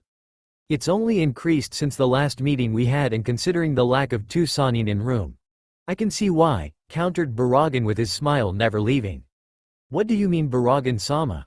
Jiraiya and Tsunade are right here next to Hokage-sama," exclaimed Inoichi while happy the two Sannin were here despite cutting it close. "Do you take me for fool? Do any of you think I'm naive? That I will simply believe what you show me and not check to ensure these two Sannin are indeed who you claim them to be without question to their authenticity?" questioned Baraggan with the clan heads frowning while the civilian and shinobi council were sweating along with the Hokage. "Watch your mouth, pal. I know who I am and so does Tsunade Heim," exclaimed Jiraiya with Baraggan looking at him dead in the eyes with a great deal of dislike. "I know you are who you say you are, Jiraiya of the Sannin, but it's your supposed former teammate that I question the identity of being the genuine article," challenged Baraggan while many of the people in the room looked shocked and even outraged that he would question whether the woman was in fact Senju Tsunade. "How dare you!" exclaimed one person. "You don't even know what Tsunade-sama looks like. How would you even know if she was Tsunade or not?" challenged another. "The fact you don't believe this woman to be one of the legendary three Sannin means that your power is not as great as you would like us to believe," stated another person. All from the civilian council side, of course. The clan heads, however, looked over at the form of Senju Tsunade, their eyebrows raised, searching for truth in Baraggan's words, and noticed the shinobi council along with the Hokage seemed a tad nervous. This only enforced the former Espada's words, and in an instant Hiyashi used his eyes to see if the woman before them was in fact the one true Senju Tsunade. "That's not Tsunade-sama," exclaimed Hiyashi with his voice a mixture of shock and pure outrage. "What?" Inoichi nearly yelled while the threat Baraggan made from the start came to the forefront of his mind. "Silence, both of you," commanded Homura, but any further words were never spoken when they heard the chuckle from Baraggan, and his smile being a cruel one that sent shivers up the spines of everyone in the room. "This village truly is pathetic. I didn't even need to use my own unique sensory abilities to know that woman wasn't Senju Tsunade. Do any of you want to know how I knew this woman wasn't the real Sannin?" questioned Baraggan while the fake Tsunade removed the illusion to reveal she was in fact Konoha's genjutsu mistress Yuhi Kurenai. And it was clear this woman was terrified of the former Espada. How did you possibly know she wasn't Tsunade-sama?" questioned a member of the civilian council while Baraggan sent him a "Watch your tone when addressing me, look before giving a cold one" to the Hokage. First, her posture alone didn't say she is a woman who is capable of physical strength that everyone knows Tsunade possesses. Second, this woman's eyes were filled with a sense of fear, and the worry that the real Senju Tsunade from the memories of Uzumaki Kushina would possess. Third, her very chakra signature is nowhere near the Toad Sannin's level, or that of the Hokage's own for that matter.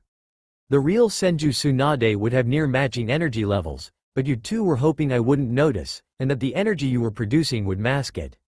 Finally, the fourth reason for the ruse being so obvious was the lack of Tsunade's pet pig, and her apprentice Shizune whom she took with her outside of the village years ago from the Leaf Village. Apprentices stay by their master's side at all times when traveling together, and I do not see the woman in this room, so therefore the real Senju Tsunade is not really here. Not that it matters. Even if you somehow managed to factor in all these different things into trying to deceive me, my sensory power would detect the difference between Senju Tsunade's own unique energy signature, and that of this woman impersonating her," answered Baraggan with many in the room flinching at the obvious clues they either missed in noticing themselves or didn't cover when trying to deceive him. "Damn it!" thought Danzo, as he had suggested this move when Tsunade didn't show up, and they were pressed for time with the Hokage coming up with the plan to deceive Baraggan. "Where is Tsunade? Why isn't she here? Surely you told her to come back to Konoha immediately, Hokage-sama?" questioned Inoichi in a pressing tone. I tried reaching her Inoichi, but she has not responded to my message, or given any indication of her return to Konoha," answered Hiruzen, with the clan heads looking devastated before looking at Baraggan to see what the former Espada and Hollow King would do next. "Well, that certainly puts you all in a predicament now, doesn't it?" questioned Baraggan, with his smile increasing and a chuckle leaving his mouth. "Baraggan-sama, surely the presence of the requested Sannin is enough to give us some kind of extension to bring Tsunade back to Konoha," stated Hiyashi, with the former Espada letting out a growl of sorts while thinking it over and looking at the fox's head on the top of his cane, as if he was talking to it and hearing its advice on the matter. "I suppose that having one of them here is worth some form of extension to motivate you to finding the other," remarked Baraggan slowly while thinking it over. "We will ensure Senju Tsunade comes back here in 2 weeks," stated Danzo in a taking charge tone before Baraggan stomped his cane down on the ground and shook the room with his power. "Do not dictate the extension for me in my place, old fool. I will be dictating the extension time for when you are to have Tsunade returned here to face my judgment. As for the extension itself, you have 1 week to bring the woman back here. No more, no less. If she isn't here in 1 week from now at this time, I will unleash my full power on this village, and the last thing you all see in your last moments of life is the true face of death," stated Baraggan before he got up from his chair and began walking out of the room. "Wait," Jiraiya called out to the entity inhabiting his godson's body. "What is it, Jiraiya of the Sannin? I have very little patience for a lowly worm such as you, and I do not want my time wasted," remarked Baraggan, with Jiraiya looking a bit ticked at that. "I want to talk to my godson. Bring Naruto's consciousness out so I can talk to him," said Jiraiya in an almost demanding tone. "Almost. No," was Baraggan's response. "Do it now," demanded Jiraiya angrily, with Baraggan looking even more displeased at the man's disrespect. "And why would I even consider listening to a proudly self-proclaimed super pervert like yourself, who abandoned his godson for research? That is the term your late student's memories of what you call peeping in hot springs is called, if I remember correctly," said Baraggan, with Jiraiya sucking air in through his teeth. "I was hunting down my former teammate turned traitor to the village," countered Jiraiya, with Baraggan scoffing. "Yes, Orochimaru, if the memories of him are correct. Such a disgusting human. And yet you could have visited the boy countless times in the last 12 years. Why didn't you? Why not visit your godson? Surely you must have been curious in regards to his well-being?" questioned Baraggan, with Jiraiya not answering. "I told Jiraiya the boy was fine. That he shouldn't worry about Naruto and leave me in charge of him," answered the Sandaime Hokage, with Baraggan sneering at him. "And you did such a wonderful job in doing just that. With all the abuse you put my heir through, it was remarkable the boy didn't try to kill himself sooner, or unseal the Kyuubi from its cage in a blind attempt at revenge," remarked Baraggan, with the Hokage not able to look him in the eyes any longer. "Naruto wouldn't do that," exclaimed Jiraiya defiantly at Baraggan, and saw the former Espada smirking at him. "And how would you know the boy wouldn't do that? How would you know that Naruto would have remained strong under such horrible abuse? You couldn't know that for certain, or that the boy wouldn't even consider the idea. Not unless you were keeping tabs on him. That you knew of his abuse, and did nothing," accused Baraggan, with the Sannin jolting his head back like he had been struck. "What? That's absurd. Empty accusations without a shred of proof," stated Jiraiya, while Baraggan snarled at him. "Is it?" countered Baraggan in a heated tone, with Jiraiya looking him right in the eyes. "It is," answered Jiraiya, with Baraggan raising his left hand and made everyone dive behind something to shield themselves from the impending attack. Instead, all they heard a simple sound of finger snapping, and a hole filled with darkness opened up behind the former Hollow King before the entity reached into it to pull a terror-filled man from the hole. Within moments, the hole closed, and the shocked people in the room looked at the new individual shaking in fear while looking up at the red-haired boy responsible for it. "Everyone, meet Yoshi. Yoshi, meet the governing body of Konoha. I take it you already know Jiraiya of the Sannin, considering you report to him about things here in Konoha," said Baraggan, with the terrified man now identified as Yoshi nodded. "One of Jiraiya's spies was here in Konoha?" questioned Shibi, with Baraggan nodding. "Yes, Yoshi here was given one simple order by Jiraiya. To watch and observe his only godson until his return to Konoha, where upon learning of the boy's past would he be properly molded into a willing to learn for almost any price for a student. To be molded into a student worthy of his attention. As if being your student's only son wasn't enough to get it. Answered Baraggan with Jiraiya seething in anger at this. Is this true, Yoshi-san? Asked Hiyashi with the man nodding weakly. Why yes. Jiraiya-sama approached me few days after the Kyuubi attack in Konoha. He provided money and the deed to a house to live in while I observed Uzumaki Naruto for an unknown determined amount of time while recording his life. I wasn't allowed to interfere in the child's development in any shape or form while reporting to Jiraiya what I knew from my observations of Uzumaki Naruto, answered Yoshi while Jiraiya clenched his fists. So Jiraiya could manipulate him further in case the Sandaime was unable to or failed in molding the boy into a weapon, stated Inoichi with Yoshi nodding. Yes, he told me that knowing how the boy was treated would help him determine what to do when the time came to teach Uzumaki Naruto. His plan was to eventually teach the boy very little when the time came, but make the things that were being taught seem like a big deal to keep the child hooked, and enforce the teacher-student relationship, replied Yoshi with Jiraiya getting angrier with each passing second. Did he say why? For what purpose? His reason? Asked Baraggan with Yoshi shaking his head. I don't know, answered Yoshi with Baraggan taking a quick step forward. Are you sure? Questioned Baraggan with Yoshi sweating a little. Yes. Repeated Yoshi with a hint of fear in his voice at being so close to the former Espada. Are you sure? Questioned Baraggan with his face an inch from the terrifies man. Yes, I swear I don't know why, exclaimed Yoshi fearfully while curling up in a ball and whimpering at Baraggan's feet. Is that enough proof? Asked Baraggan with Jiraiya glaring daggers at him. The boy is an important asset to this world. I needed to make sure that when I trained him that he would learn at the pace I set, answered Jiraiya angrily. Was it the same pace you set for your late student? Countered Baraggan with Jiraiya not answering. What did you mean when you said the boy is an important asset for this world, Jiraiya? Asked Kaharu with Jiraiya not looking away from Baraggan. The toads know of a prophecy of a child, who will either revolutionize, or destroy the shinobi world as we know it. The child in question was or is meant to be my student. I first thought it would be the Yondaime, but after he died along with his wife, and left only his son, answered Jiraiya with the implication of his unfinished sentence sinking in. You believed Uzumaki Naruto to be the child of prophecy, stated Hiyashi with Jiraiya nodding while Baraggan sneered at him. And no doubt you shared this little piece of information with the Sandaime Hokage behind you. The two of you talked and conspired together on what to do next, all the while the people are wondering what happened to the Kyuubi no Kitsune after its sudden disappearance.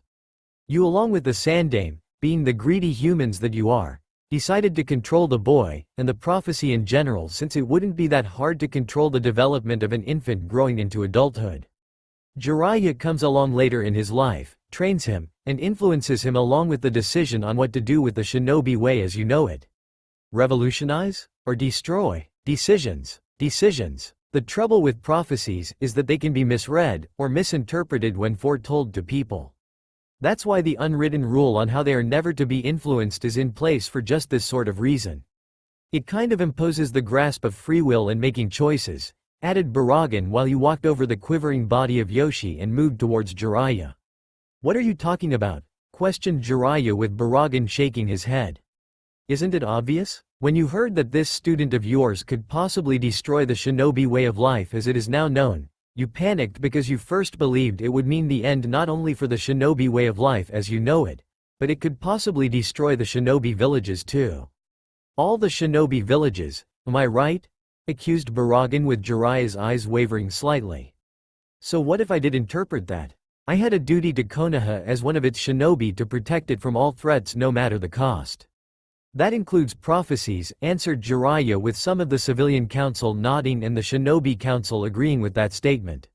So you try to manipulate the boys surrounding the prophecy so that in the event he does decide to destroy the shinobi way of life and the villages, Naruto spares Konoha so the village is left unopposed in being the dominant force in the world, deduced Baraggan while seeing Jiraiya nor the Hokage denying it. Interesting plan you created for the Kyuubi Jinchuriki, my rival. Your student being a key influence on the boy should your life end without solidifying your influence on him. To influence a prophecy to your liking could make one seem godly, thought Danzo while wishing he had a hand in it. Konoha is the strongest of all 5 shinobi villages. We needed to ensure it stayed that way, argued Jiraiya with Baraggan frowning at him. There are less idiotic ways, fool. Like raising the boy properly. Treating him with the respect he rightfully deserved. Making sure the public knows the difference between the fox and the jailer in that they are 2 separate entities. Or perhaps tell them of how the Kyuubi first manifested itself and why it went on a rampage in the first place. Countered Baraggan, with each point being made was soon followed by his cane striking the floor and each strike shaking the room violently. You're only saying that because you are in the boy's body and therefore you are clearly biased. Would you say these things if you weren't? Challenged Jiraiya with Baraggan smirking at him. Probably not, but I wouldn't disrespect him either. If anything, he would be praised for what he was, and enduring this village's cruelty. In any case, I know your former student is not happy to hear of your neglect and manipulations regarding his son. Not to mention Kushina herself would very much like to have a word with you and everyone else in this room responsible for her boy's suffering. Answered Baraggan with Jiraiya looking angry at the mention of his dead student. Leave him out of this, said Jiraiya in a threatening tone. Why should I leave him out of this? Unless of course I hit a nerve and, you blamed Naruto for your student's death. Didn't you? Accused Baraggan with Jiraiya clenched his fists tightly to the point where he was drawing blood. Shut up, said Jiraiya while hating the fact things spiraled out of control so fast and he had underestimated this thing inside Naruto. I figured as much. It must have made the guilt you felt betraying your student, his wife, and your godson lessen knowing you would get some meager revenge against the fox. Remarked Baraggan with the Sannin in front of him looking livid. Shut up, exclaimed Jiraiya while forming a Rasengan in his hand while Baraggan just ignored him. Do you know what it is actually funny to me, Jiraiya of the Sannin? The fact that none of the abuse this village gave Naruto hurt the fox. Not once was he hurt by it. No once. The memories I have of Kyuubi show he was actually laughing at your misguided attempts to hurt him, calling you all foolish and stupid for hurting the warden to get to the prisoner. Laughing for hours on end at how you all tried to make him suffer and how you had all failed. Miserably. That is what I find funny in all of this, Jiraiya. Years of abuse on the boy to make the fox suffer while trying to manipulate him into being your tool, and it was all for nothing. Stated Baraggan just before he let out a laugh, and it was cruel laugh at that. Shut up and die, Rasengan!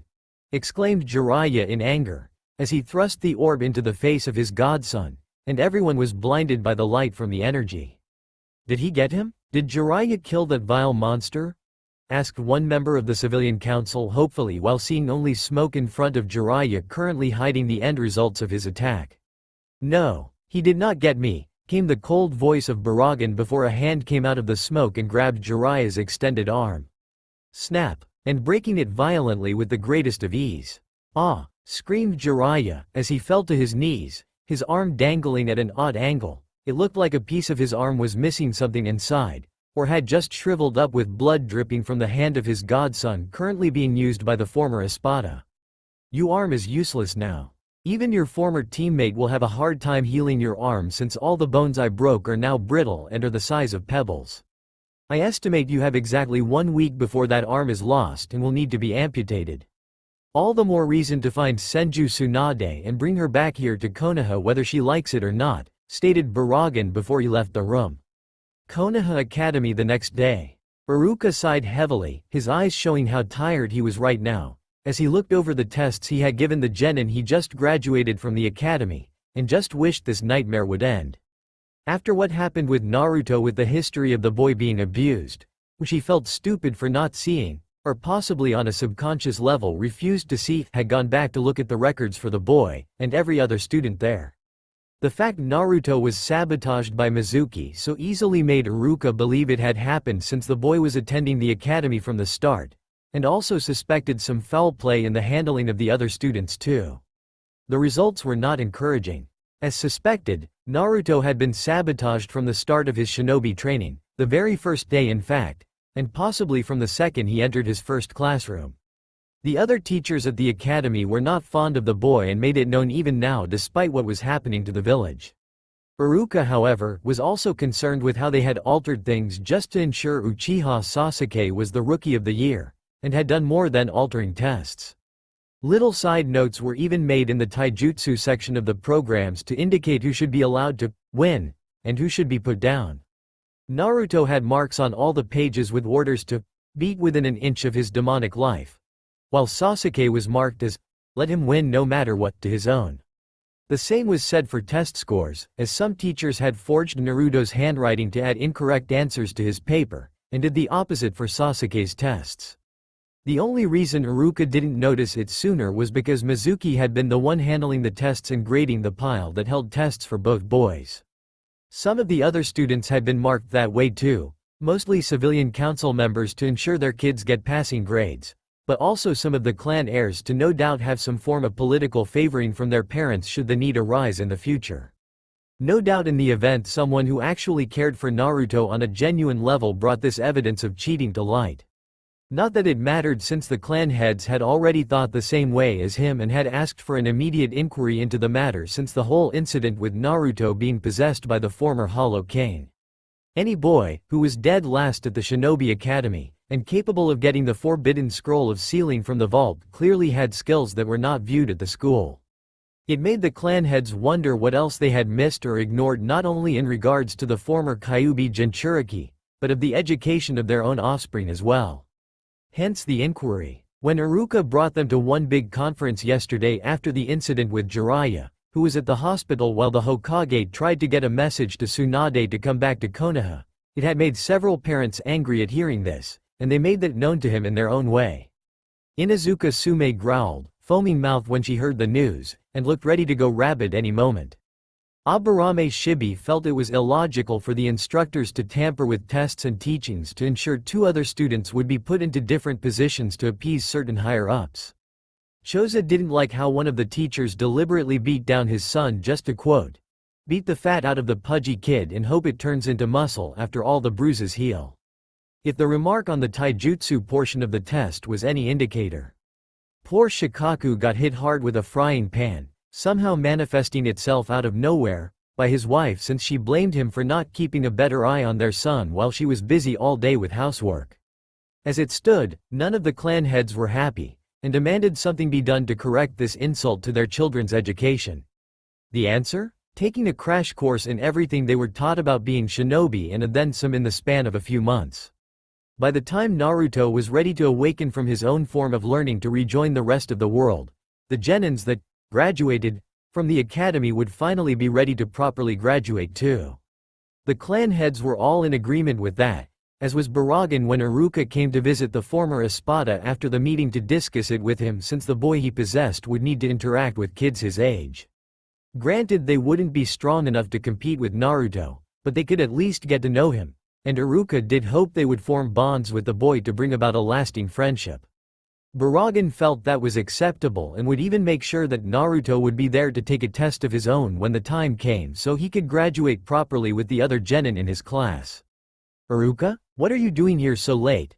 questioned Suzume, as she entered his empty classroom to see her fellow academy instructor looking over the information in front of him. "Huh? Oh, sorry Suzume, I was just looking over all the information I've been gathering for the past week on the recently graduated class, and what to do when we have to give them a crash course in everything plus additional stuff. I was thinking of having some of the other shinobi we have come in and perform some form of test in the field they're experts in. Like Maeda Gai for taijutsu and Yuhi Kurenai for genjutsu. I would ask for Hitaki Kakashi for ninjutsu, but the man is still in the hospital, and his rumored past history with Naruto being a touchy subject too," answered Inuzuka while possibly looking to another shinobi and going so far as to recruit Mitarashi Anko since she could help in weeding out the fangirls that would no doubt use this second chance to impress their Sasuke-kun, since everyone in the class has to retake it just to be sure. Personally, I never thought much of the boy. Always running around in his filthy, kill-me, orange clothing, eating nothing but ramen all day, and the way he eats makes you sick to your stomach, replied Suzume with Inuzuka shooting her a glare. Considering he raised himself all this time, his table manners aren't that bad, and the clothing he wears was the only thing shops would sell him. They deliberately gave him bright clothing to make Naruto a very big target they would have a hard time missing, Inuzuka countered with Suzume letting out a huff. Yes well, even still at his age, a boy like that should be taught proper discipline, and be given a good smack to ensure he behaved properly. The fact it hasn't worked means no one has smacked the boy hard enough, remarked Suzume with Iruka's eyes narrowing. That boy has been hit hard enough and long enough to the point where it needs to stop, Suzume. In fact, it shouldn't have started at all, and the fact you condone it makes me question your ability to teach here, stated Iruka with Suzume looking like she had just been struck. You have some nerve to say that to me. I teach a kunoichi to blend in with the crowd, to act like a normal girl, and how to be a proper lady. Unlike some kunoichi in Konoha, I carry myself with a sense of sophistication and respect that all women should strive to achieve, countered Suzume with Iruka raising an eyebrow at her. And by some kunoichi, you are referring simply to Mitarashi Anko, answered Iruka with Suzume letting out a huff yet again while looking away. So what if I am? She is a vile woman. Has no sense of manners. She's almost as bad as the Uzumaki brat, in fact, in terms of clothing, if not worse. At least the boy wears clothes that cover his entire body and not something demeaning like a fishnet shirt that barely hides the rest of the upper body, countered Suzume with Iruka trying to fight the blush that wanted to rise up because of the image the woman here put of the Anko in his head. Anko is good at her job, Suzume. You shouldn't care about her attire, replied Iruka with a sigh and running his hand through his hair. It's not just Anko's sense of work attire. It's her former teacher too and his mark he left on her. You know the one, added Suzume with Iruka scowling further. That's unfair. That's like condemning Naruto for holding Kyuubi, countered Iruka with Suzume shrugging her shoulders. So what if it is? Both are tainted, Iruka. Naruto even more so now due to that vile and ghastly Baraggan in his body instead of Kyuubi, replied Suzume with Iruka gritting his teeth. And we aren't in some manner? Human beings as a whole, much less most of those in this village, haven't exactly got a spotless record, Suzume. We've done horrible things to Naruto and never once batted an eyelash of regret or sympathy towards him. Don't go judging someone just because you think they're lower than you in life until you've had a good hard look at yourself in the mirror, remarked Iruka with Suzume letting out an angry huff and decided to leave. Fine, be that way, but mark my words, Iruka. The boy is going to become an even bigger monster after that Baraggan creature works his magic on him, and we can only hope that Anko doesn't catch his eye. The last thing anyone needs is those two being together, or Kami forbid it. Producing offspring, replied Suzume with her face going a tad green like the idea would make the woman want to vomit. Go, Suzume. I have a lot of work to do and I can't be bothered anymore by such a prim and proper kunoichi like yourself, remarked Iruka sarcastically in his voice, with the woman leaving with another angry huff as she left. With the rookies, you mean we have to take the tests again? Because of Naruto? This is crap, exclaimed Kiba, as he just got out of the academy, and wanted to kick some shinobi ass now that the graduation was over. Now he had to go back and do it all over again. Not from what my father has informed me when he returned from speaking with Iruka-sensei. I believe the term we should use to describe our situation is being cheated, since that was what was found when it came to our various tests being scored by the instructors marking us, remarked Shino while he saw Kiba grit his teeth and Shikamaru sighing. Troublesome. I knew that things were going to be bad when Mom came home dragging Dad into the house with multiple bandaged lumps on his head. Though from what my mom told me during her ranting about making sure I was trained into the ground, only one of us benefited from all of this, added Shikamaru while glancing over at Sasuke, who let out a scoff, and brooding in silence until now. It doesn't matter. Even on your best day, I could handle all of you, and a few tweaks on tests won't make that much of a difference here, said Sasuke arrogantly. This isn't about tweaking a few tests. Ours were cleverly altered along with yours for different purposes. And it wasn't just a few. It was all of them. All the tests we ever took were tampered with, so the end results for our overall progress are tainted. That's why we have to take everything over again in the span of a few months and even learn new stuff the academy didn't teach us. Though who they plan to use for that, I have no clue, but I suspect it's people who are experts in each field, concluded Shikamaru with Sasuke listening to the last part about additional training since it meant getting stronger and that's what he wanted above all else. What about Naruto? Is he going to be joining us? I heard he's been well indisposed of for the time being, asked Choji, who was munching on chips, and seeing his friend shrug his shoulders. Hinata merely blushed at the mention of Naruto while Kiba scowled along with Sasuke and Sakura. Ino was unresponsive for once, as she didn't expect to be put into an arranged marriage unless it was with Sasuke, and her father had to explain in painful detail on why this had to happen. Who cares about the baka? I don't. So annoying asking me out all the time. If he spent half as much time paying attention in class as he did on me, the baka wouldn't be the dead last of the academy, remarked Sakura with Shikamaru shaking his head at her statement, and Shino's bugs were buzzing in annoyance to her words while Hinata scowled. Sakura, in case you haven't noticed yet, Naruto's tests were altered too, and for the sole purpose of making him seem like a failure to everyone. Truth is, if he had parents or had a teacher to help him do things properly combined with fair grading done properly with the instructors not being biased, I have no doubts he would have been Rookie of the Year instead of Sasuke, replied Shikamaru with Sasuke looking livid by those words and got in the Nara's face. You want to say that again, Nara? Demanded Sasuke with Shikamaru not looking away from the Uchiha. It's true, Sasuke. Everyone has pampered you up until now while Naruto got the shaft in just about everything, yet he has the most potential. I've calculated the odds in my head since this little meeting of our began. Naruto would have outclassed you easily like the Kyuubi outclasses all other Biju, replied Shikamaru with Sasuke moving to punch the boy, but was stopped by the hand of an adult, and looking up they saw it was a familiar face. That's enough from all of you. Go on home, except you Kiba, commanded Tsume while the other kids, minus Kiba, left since it was clear the woman wanted to talk to her son, and make sure he didn't do anything stupid in provoking Naruto. Her son didn't like the idea of his sister marrying Naruto regardless of Uzumaki's now known unique pedigree. What is it, Mom? It's bad enough I have to go back to the academy again, but Naruto is going to marry Hana? Did I do something in a past life to deserve this? The guy was dead last at the academy. Do you know how embarrassing that is for me? You, Hana, the clan? Asked Kiba with Tsume scowling at her son and growling slightly at his stupidity. First off, the boy's education was sabotaged. Far worse than yours was, I might add, and your scores were just barely above Nara Shikamaru, who was the second lowest in the class. The only reason he wasn't the dead last instead of Naruto or possibly you was due to his test scores making up for his lazy nature, countered Tsume while not believing the Uzumaki Gaki was that bad despite the pranks pulled. She still couldn't figure out how Naruto defaced the Hokage monument during the day, in front of the eyes of the general village populace, and wearing an orange jumpsuit. Then again, if the Nara clan was stumped on the matter, it was probably best that the question be left unanswered. He hanged himself into a naked girl during the transformation test, added Kiba with Tsume's eyebrow ticking slightly.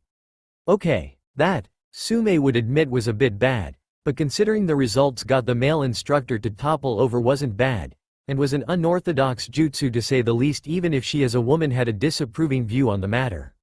Still, it had an unforeseen factor added to the mix, and could be useful in getting out of jam if surrounded by male-only enemy shinobi. That aside, Kiba, this arrangement for Hana to marry Naruto in the distant future is not something we can stop, nor should we try, since the village as a whole would suffer, and I do mean as a whole. I assume you heard the stories circulating through the village about Baraggan-sama? Stated Tsume with Kiba nodding while looking away slightly. Yes, answered Kiba, since it was kind of hard not to hear them. Well, they're all true for the most part. Hiyoshi's own father died not that long ago after making a fuss over Hinata being branded with the Hyuga clan's thrice-damned cage bird seal on her, among other things. Jiraiya-sama's arm and shinobi career is in serious jeopardy because of his actions against Naruto, who I'm sure you heard is rumored to be the Sannin's godson. That's also true, and so is the bastard not looking in on Naruto once in the last 12 years during the boy's suffering. Imagine what Baraggan-sama will do to us, or what Naruto will do when he awakens from within his mind and finds out you decided to make unnecessary waves on the matter? Replied Tsume with Kiba snarling slightly, but he relented, and decided to let the matter drop. For now. And the situation with Hinata-chan? Asked Kiba with Tsume raising an eyebrow at him. Hinata-chan? When did you have such an interest in the Hyuga girl? The Hokage had hinted at putting the two of you on a team with the Aburame kid, but as far as I know you have never been interactive with the girl, questioned Tsume with Kiba looking away, and it was clear there was more than friendship there. So, I can't show concern for my girl? Asked Kiba suddenly with Tsume grinning in a feral manner, and it was clear he slipped up. Your girl? Since when did my son form a crush? Tsume questioned with Kiba blushing and looking away with anger on his face to match his embarrassment. It's more than that. She's mine, my future mate. I can feel it in my blood, replied Kiba with Tsume still not looking convinced. And does the girl you feel this way for also feel the same way? Asked Tsume with Kiba sighing. No. Hinata has her eyes locked on Naruto Baka and she gets all red in the face before fainting when she is in close contact with him, answered Kiba before being hit on the head by his mother. Don't refer to Naruto that way again. His lineage is top-grade pedigree since he is the son of the Yondaime and Uzumaki Kushina. The Uzumaki clan were nothing to sneeze at back at the height of their power, and it took 3 major shinobi villages to defeat them. 3. They numbered a few hundred, but they made up for their lack of quantity with quality in their skills, and Namikaze Minato was the Yondaime Hokage for a reason. Kiba. He had a flea on sight order in the bingo book thanks to his actions in killing so many Iwa shinobi in the last war. The fact Naruto didn't do well at the academy was not his fault, and deep down you know it. Kiba. Perhaps Hinata saw what no else did or even refused to try seeing in the first place when it came to the boy. Said Tsume was glaring at her son and saw the boy was rubbing his head while not liking the fact Hinata had eyes on Naruto. I still don't like it, mumbled Kiba with Tsume rolling her eyes. Look, I'm sure in time, Hinata will come to like you, Kiba, but as a friend only, and she will be a valuable teammate to have in the distant future if you are still paired with her when the genin teams are being made, said Tsume with Kiba frowning further. I don't care if they are going to have an arranged marriage. I'm going to prove to Hinata that she deserves to be mine. She is my prize, my future mate, my future bitch, thought Kiba while intending to outshine Naruto before the boy awakened in the months that followed their education. Konoha Bank with Baraggan. Do you know who I am? Asked Baraggan while he sat in front of the very nervous bank manager with the sound of utter contempt clear in his voice while moving his cane ever so slightly with his fingers. Why yes, Baraggan-sama, replied the shaking bank manager, who from the name on the desk was named Sasaki Toshi, and knew of the reputation the former Espada made for himself since inhabiting Naruto's body. And you know of the person whom I am currently possessing? Questioned Baraggan with the man nodding quickly. Yes, Baraggan-sama, word has traveled fast around Konoha about you and the boy. It always does when it comes to important matters, replied Toshi while seeing a few of the people in the bank looking at them through the window of his office. So you know that I am here to inspect financial bank records. Records pertaining to the Uzumaki and Namikaze clan to be more precise, stated Baraggan with Toshi squirming slightly under his gaze. Yes, it is just, we weren't expecting you so soon. I know you have other affairs around the village and I assumed your business here would be minor, replied Toshi with the former Espada not appeased by the nervous smile he was being given. I was looking over official bank records while at the Namikaze estates that were being held there 12 years ago to the statements given to me recently per my request I made to the Hokage. To be perfectly straightforward with you, Toshi-san, the numbers do not add up and I think you know why, stated Baraggan firmly, and while he wasn't a genius with numbers, the former Espada lived long enough to do math, accounting, and knew when someone was cooking financial numbers that would leave a bad taste in the mouth of the one who owned the accounts. I might, replied Toshi before jumping when Baraggan tapped his cane loudly on the ground, having heard the stories of what the former Espada could do with just that cane, but was fortunate that nothing bad happened when it did, and yet it was clear the entity possessing Uzumaki Naruto was not happy. You might? That's not exactly a ringing endorsement to me in regards to your value in the terms of your life being spared my wrath. It would be better for everyone if I just killed you now and talked to your successor. I'm sure he would be more cooperative when I asked him questions about these financial indiscretions, threatened Baraggan with the man in front of him letting out a small squeak of protest. No, that's quite all right. I do know why the numbers are off, to be blunt, but you must understand that I didn't want to do it, and was forced to do it by higher forces than myself, answered Toshi quickly with Baraggan nodding, though it was clear this news displeased him. Explain it to me and do it fast, demanded Baraggan with Toshi nodding quickly. Yes, of course. About 12 years ago, a few months before the Kyuubi's attack, I was promoted to bank manager for my previous years of devoted and loyal service to my profession when it comes to managing money. I've always had a skill for it and my services were always praised for what I could do. After things died down, I was suddenly approached by the newly reinstated Sandaime Hokage, and his former student Jiraiya of the Sannin. They told me that I was to redirect certain funds from both the Namikaze and Uzumaki clan accounts in a discreet manner to another account. They didn't tell me why they were targeting these two accounts or why they wanted this done in the first place. They said if I didn't, they would accuse me of treason, lock me away, and I wouldn't see daylight until I was an old man. I couldn't risk saying no. I wasn't in any position to resist what they were asking of me, stated Toshi with Baraggan snarling slightly. Do you have access to this other account they asked you to pilfer funds into when they first arrived? Asked Baraggan with Toshi nodding. Yes, the account falls under my direct control in transferring funds into it, but they stopped draining funds from the Namikaze and Uzumaki accounts roughly 4 years ago. But the third account has been slowly gaining interest since then, and has become quite a lump sum, answered Toshi with Baraggan's eyes narrowing. Good, two can play this game. Reverse the flow of money that was being sent to that third account back the Namikaze and Uzumaki accounts.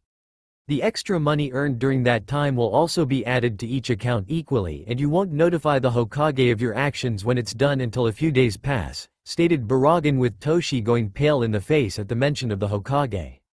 But Baraggan-sama, the Hokage will have me arrested and executed for treason. Exclaimed Toshi with Baraggan standing up and flared his power in front of the very frightened the man a few years out of his life. The Hokage will be the least of your worries should you disobey me, Toshi-san. I am a far greater enemy than the Sandaime Hokage ever will be to you in any given situation. Do as I ask or die with those that will be dead soon once Senju Tsunade returns to the leaf, countered Baraggan with Toshi looking at him in shock. Tsunade-sama is returning to Konoha? I thought she vowed never to return after she lost all those close to her, questioned Toshi with Baraggan letting out a chuckle. She has one more person left in this village. Even if the woman has no idea yet of that fact, remarked Baraggan before leaving the office and the shocked man slumping in his chair. Hokage Tower several days later. This better be good, sensei. First, you send one of your summons to find me, and deliver an important message that according to the chimp I should read immediately. Which I destroyed since I had no intentions of returning for whatever stupid reason you may have had to call me back. Second, I get another later from the same chimp telling me to open this one in its presence, and that the message I get in the scroll is barely readable writing saying to come back to Konoha with all being explained. Well, explain, demanded Tsunade at the top of her lungs, as she marched to the door. Her assistant Shizune was quivering behind her with the pet pig doing the same. And just watched the very short-tempered woman kick the door open to the Hokage's office. Only to see the old Hokage that was her sensei and her former teammate Jiraiya, who she noted was injured, having a defeated look on their faces. There is a valid reason for your return, Senju Tsunade.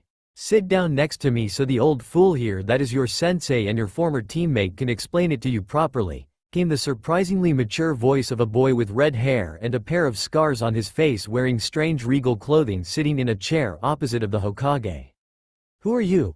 Questioned Tsunade while walking over to the boy, who had this look in his eyes that told her this kid was mature beyond his years, and to be cautious should she decide to provoke him. Sit, please, commanded Baraggan with Tsunade finding herself obeying the order.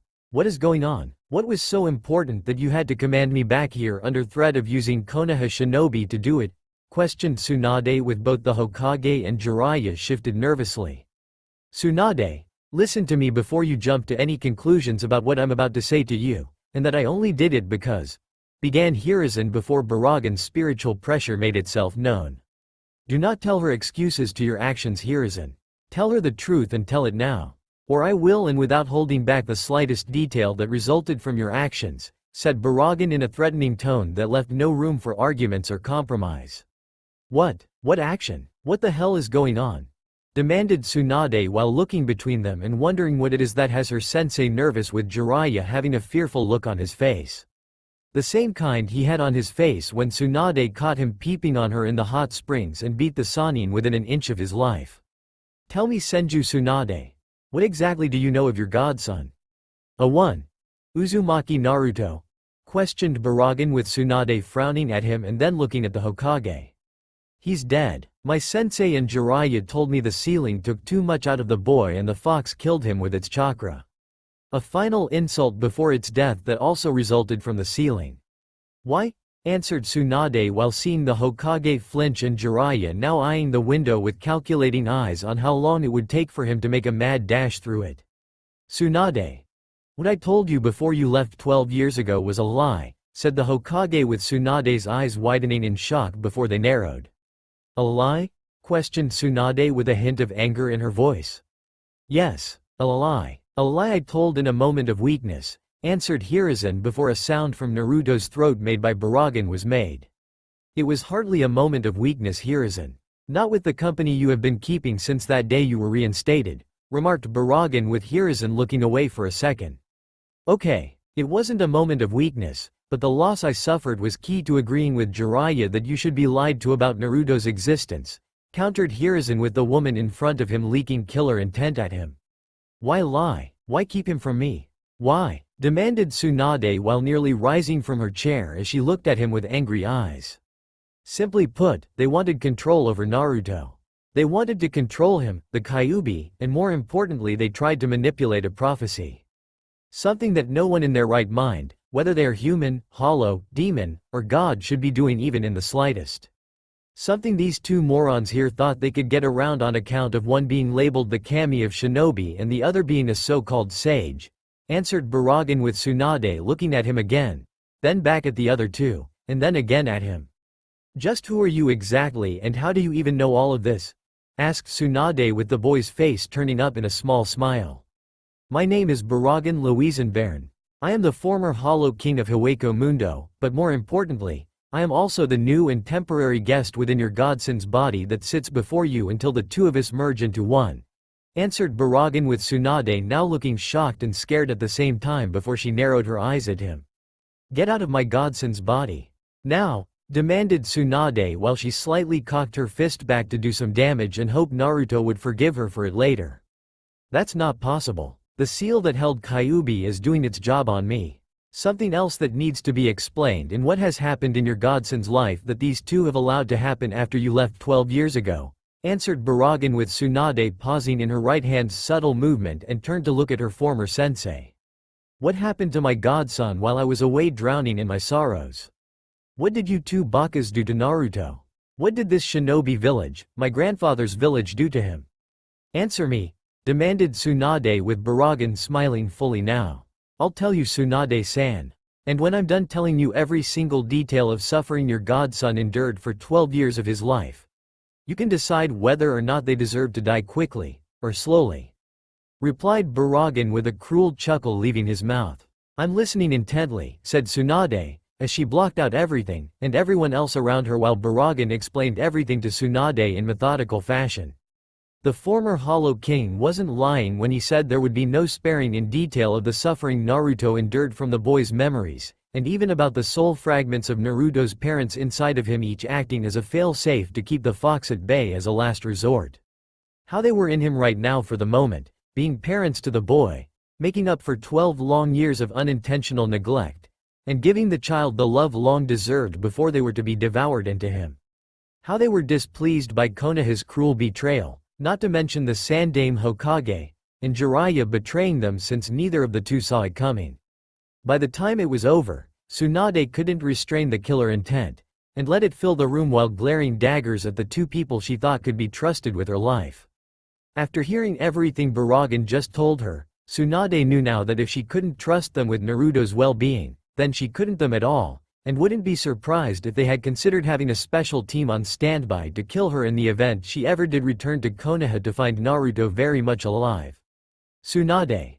Tsunade, please listen, pleaded Hiruzen, but the old man's words were ignored, and could only see the blonde-haired woman looking livid. Listen? Listen, like I listened to you the day before I left Konoha? Listen to the lie you spun about the boy being dead? I was weeping for months and even years after I foolishly believed that lie you told me. Weeping over the loss of a godson who wasn't dead, but probably wished he had been, and don't say that's not true. I've heard all the stories from other shinobi villages and how they treated their own Jinchuriki with little to no civility, countered Tsunade with a fury in her voice that made the Hokage and Jiraiya sense knowing she was right. Hence why Kyuubi's last two chosen Jinchuriki were not known to the rest of the village for that reason alone. stated Baraggan with Tsunade nodding with her eyes closed now with her anger ready to explode. You know, a part of me actually thought that I should be glad my godson's dead so he wouldn't have to face such a possible life in Konoha despite the fact I would sooner burn the Leaf Village down than let anyone harm him. Now I find myself back here, listening to the truth, and the events that have followed it because of your arrogance and stupidity. The only reason I don't make Konoha a crater right now is because Baraggan-sama here has already set terms I find fitting. With one exception I wish to add, said Tsunade with Baraggan raising an eyebrow at her. Oh, what condition do you wish to add? Asked Baraggan curiously. It's clear to me that my sensei is no longer qualified or trusted to be Hokage of the Leaf Village. To further ensure this never happens on my watch again and ensuring that I can close to Naruto as possible, I am going to take up the mantle of Hokage, answered a determined Tsunade with both Jiraiya and Sarutobi Hiruzen now looking shocked by this news. Baraggan just thought it over for a second before nodding. Agreed. Plus, I'm sure Naruto would love to meet someone with Uzumaki blood in their veins on your grandmother's side, replied Baraggan since the fox's memories told him that much along with his own brief time in the hands of Hashirama before being sealed away. Now wait a minute, Tsunade just can't take the mantle of Hokage just like that. Sensei is still physically fit and his mind is still sharp. If you want to take the mantle of Hokage from him Tsunade, then you better be ready to fight for it, and in front of witnesses too, stated Jiraiya with Tsunade grabbing him by the collar of his shirt. Gladly, I'm more than ready for a fight. I'm sober, I'm fully awake, and I'm pissed off. Let's take this to the arena for everyone to see right now. Let us see if Sensei is just as ready to fight for the mantle of Hokage like I am at this moment, replied Tsunade before she turned to look at the old man and saw him looking grim. Even if he had more power than her, more jutsus than her, the Sandaime knew she would be fighting for the mantle with a purpose that would outdo his own, and Tsunade would win in the end. Even if he won the fight, Hiruzen could never kill her, and his injuries would no doubt leave him crippled beyond healing. He would have to step down and then someone else would have to take his place with the councils no doubt moving to have Danzo take over if not Jiraiya. Baraggan wouldn't allow that in the slightest and put his own input, using lethal force, to make his own recommendation being Tsunade and he would no doubt win by a landslide in that regard. He was doomed to surrender to her no matter what. Take it, replied Hiruzen with Jiraiya looking shocked. Sensei? Questioned Jiraiya, who was thrown violently against the wall, and he let out a groan since his arm was in a cast and a sling. I couldn't stop her if I tried Jiraiya. Even if I was successful in fighting for the mantle of Hokage, it would be an empty victory. Besides, there is no one else more qualified to take up the mantle, and we both know this to be true, replied Hiruzen with Jiraiya now struggling to get up. The councils will never accept this, Jiraiya reminded the old cage. The councils have no say in this. Unless of course, you changed those rules since I have been gone? Stated Tsunade with Hiruzen shaking his head. They have no real say in this matter, but that won't stop them from voicing their opinion on matter and me choosing my successor, answered Hiruzen before taking off the hat and handing it to Tsunade. Let them bitch all they want. I don't care. All I care about is my godson and fixing the village you two have been slowly breaking after the Yondaime Hokage's death, said Tsunade while wearing the hat and heard clapping behind her with the source of it being Baraggan. Well said Senju Tsunade. Truly someone worthy of being Hokage. As such, I wish to reward you with a gift to ensure a long reign as this village's ruler for years to come, stated Baraggan with Tsunade frowning along with everyone else. A gift? Questioned Tsunade with Baraggan smiling at her. Yes, the gift of youth, exclaimed Baraggan, as his right eye where the one scar was located changed from showing Naruto's natural blue eye to shining in a whitish light that locked onto Tsunade's form and began the process of making the woman stronger again. By making her younger again. And boy did she feel it. What did you do to me? Asked Tsunade, as she felt younger and stronger than she had in years with the genjutsu over herself breaking to reveal her newly restored to its prime body. Simple. Originally, one of my powers was to age things ahead of schedule. However, it was after I devoured the yin half of Kyuubi, which was sealed unknowingly into the body of the Yondaime Hokage before his death that I learned of the ability to reverse it. In short, I reversed your age back by 30 years, meaning you can now fight in your prime with all the knowledge and wisdom gained since that time, answered Baraggan before he turned to see Shizune looking shocked at this news. She's younger than me now, thought Shizune with her mental self crying at being the old hag between the two kunoichi. Don't think I've forgotten about you, my dear. It's only fair I bless the student with the same gift I gave the teacher, stated Baraggan before he did the same for her in reversing the woman's age, but only reduced it by 10 years, and then did it to the pig just so they wouldn't ask him to do it later. That, and he was sure the pig would make a fuss since the animal seemed as intelligent as it was pampered enough to make some kind of demand in its own unique way. Thank you, Baraggan-sama, replied Shizune while bowing, Taunton doing the same, and the two mental versions of themselves were doing a happy dance at not being old hags of the group. He has that kind of power now. To influence life and death? Thought Hiruzen and Jiraiya while Baraggan gave Tsunade a brief bow. I will leave you to handle things here for now, Tsunade-san. I know there is much to do and I will be back again later when the transfer is official. We can talk about business at that point since there are matters I need to address with you about some things, stated Baraggan with Tsunade giving her own bow of respect to the former Hollow King before he was out the door and turned to face her sensei and teammate. Be careful when dealing with him and Naruto for that matter, Tsunade. Neither of them can be trusted, said Hiruzen with Tsunade grabbing him by the collar lifting him out of chair. I'd sooner trust him and Naruto over you. To think, Minato along with Kushina trusted you, me, and Jiraiya to help watch over Naruto. A trust you and Jiraiya both broke. That I broke because you lied to me. And for what? All for some form of phantom power and control over one boy possibly being part of a prophecy that was neither clear or accurate in any way. Well, I'm not about to let you do anything else and I'm sure as hell not going to let you try to manipulate my godson anymore. You're retired again, old man, though depending on what I'll soon learn later, I might just execute you for your crimes against Konoha, and make an example out of you. As for you, Jiraiya, I'll heal your arm, if it's still healable that is, but after I fix the appendage, I'm going to break every other part of your body, and then I'll slowly heal that too. Make no mistake, pervert, you belong to me, Baraggan-sama, and Naruto when he awakens, stated Tsunade with both men not liking the sound of that. But then again, they weren't meant to like it. Naruto awoke in a dark place. A dark dank place with ankle-high water, and rusty pipes above that made it look overall like a sewer. Groaning, as he got up from the ground, he shook off some of the liquid, and struggled to properly stand. Looking around in a sense of disappointment at his attempt of killing himself failing and being stuck in this place, that possibly the aftermath. Or perhaps what he experienced was just a well-desired dream and some villagers beat the crap out of him before dumping his body in the sewer. It wouldn't be the first time that happened and no doubt they were laughing at a job well done in putting him where he belonged, like they felt they were doing with their abuse. I'll get them back one day. I swear it, thought Naruto while walking around and decided to explore his new situation since he had a feeling that he would be stuck here for a while. Walking along the watery path before him, Naruto saw red and blue pipes all around him with new shadowy purple pipes, though they seemed to be decaying at the same time.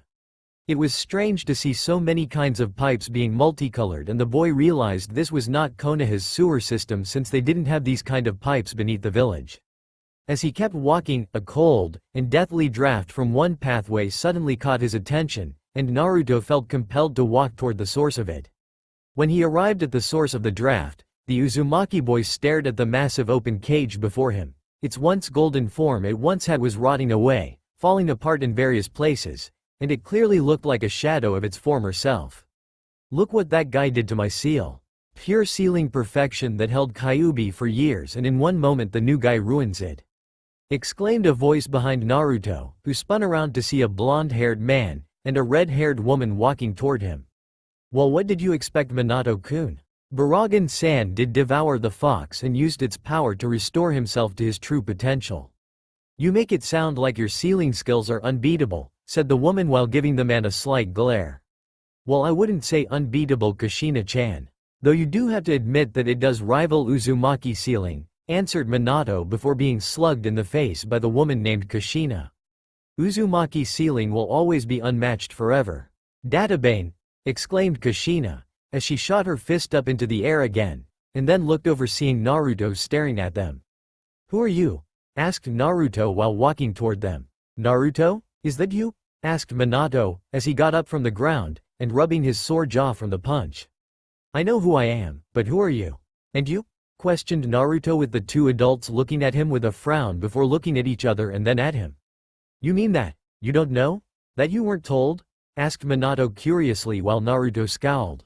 Told what? Who are you? Why are you here? Where is here? And what was in that cage? Demanded Naruto before he was bonked on the head by Kushina. Mind your manners, Naruto. I would have thought Tsunade would have taught you better manners at this point. Though considering her own habits, Shizune is probably doing all the work, and being the responsible one in this family, stated Kushina with Naruto now rubbing his head and glaring at her.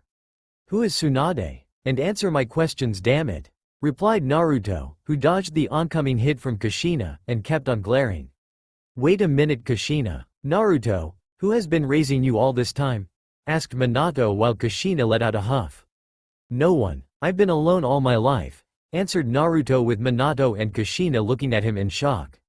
No one? What about Tsunade and Jiraiya? Your godparent? Questioned Kushina with Naruto looking like he had been struck in the face.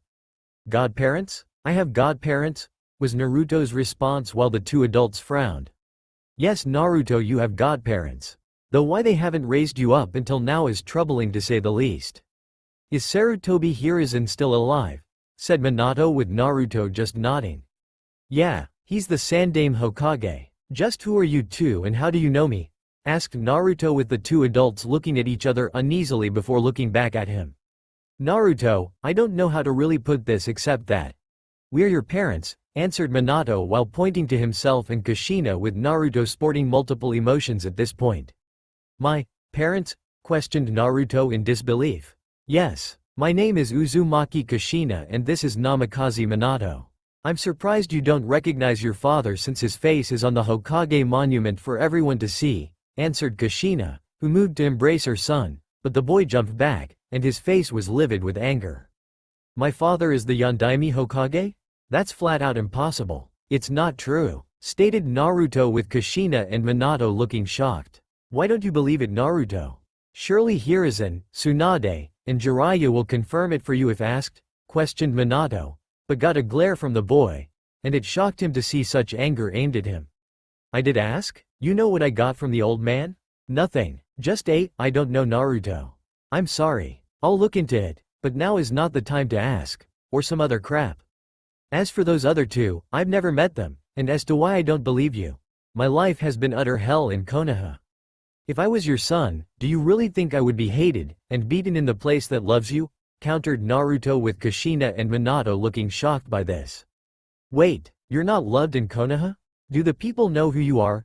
Asked Kushina, as she moved forward again, but stopped when Naruto took several steps back, and kept his glare on them. Yeah, they know who I am. I'm the demon brat, the monster, and the abomination of Konoha. I'm the kid they beat up on my birthday. I'm the kid they use for target practice.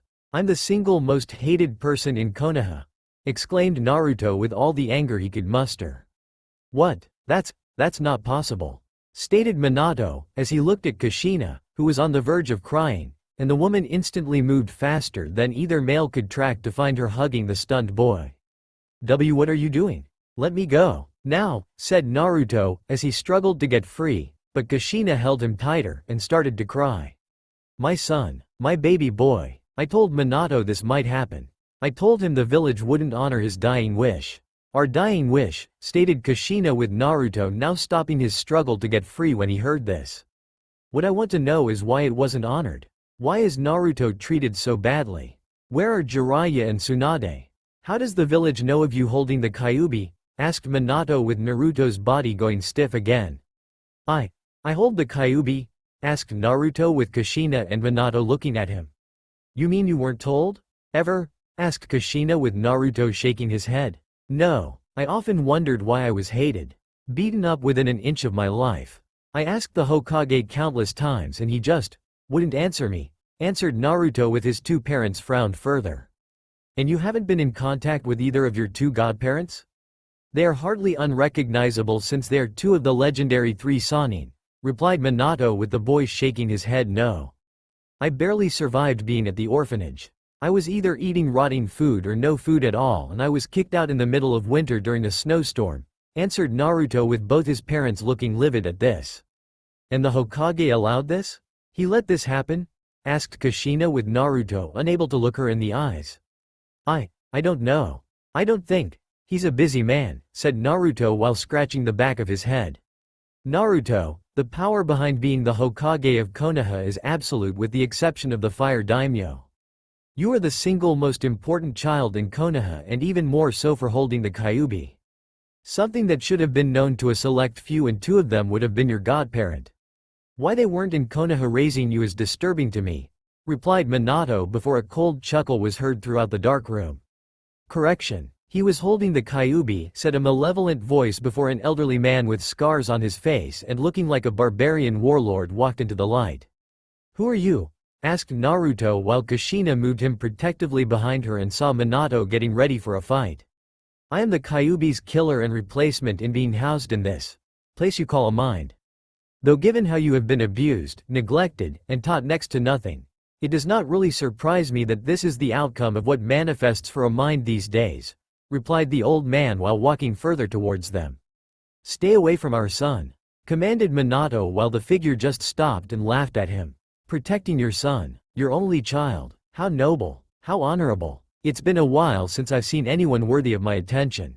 Most humans in your position would run and abandon their child to save themselves, commented the figure while the two adults in front of him got ready for a fight. We're already dead. We're mere soul fragments left behind to act as a fail-safe in the event the fox would get free while keeping all our memories intact in the event we did interact with our son. We have nothing to lose by fighting with all our power to protect him, answered Minato with Kushina nodding in agreement. True, under normal circumstances you would be right in that regard. If not for the fact that my kind devour souls. Human souls to be exact, countered the figure and saw them both stiffen in fear. Human souls? Asked Minato with the figure nodding. I am a hollow, the former Hollow King to be exact. I guess you could say I was well dethroned before my near death. I'm actually quite surprised to be alive. From what I am to understand, your Shodem Hokage, his wife, Uchiha Madara, and Kyuubi all had a hand in me arriving to your world many years ago when they all fought. I've been sealed away in the Forbidden Scroll of Seals ever since I was picked up by the Shodem and was until today, feeding slowly on the energy of the various Hokages that have worked in that office. You being one of them, answered the former Hollow King. And when Naruto put on your crown, replied Minato with his eyes widening. Yes, a near infinite amount of demonic energy was sent my way by the fox, who was in fact actually trying to expel me with his power, and he was quite surprised when it simply backfired on him. I've been going through his memories and I must say he did not like being trapped in 3 different humans. His pride in being the strongest of the 9 Biju and his anger at how he felt Konoha would use him to be their weapon was what resulted in his attempt to kill the boy prior to the sealing. Hence the woman here died, being the shield against the fox's claws aimed at your only son. You have my utmost respect. Both of you, replied the former Hollow King. You still haven't told us your name, said Naruto, as he boldly took a step forward, and ignored his parents trying to force him back. The figure let out a laugh. How very true. I only gave you all a title and it was a former one at that. My name is in fact Baraggan Louisenbairn and as I stated before I was the former Hollow King. As for what hollows are, they are tortured lost souls, who in turn survive by eating other souls to fill hole in themselves that cannot be filled, and grow stronger for it. We also eat other forms of energy if it's consumable and in my case I consumed Kyuubi's power along with his soul to bring myself back to peak performance. In fact, I'm significantly stronger than I was before my near death, and could destroy Aizen if given the chance, said Baraggan with the last part more to himself in a near whisper. Who is Aizen? Asked Naruto with neither his parents knowing the answer. You don't need to worry about that boy.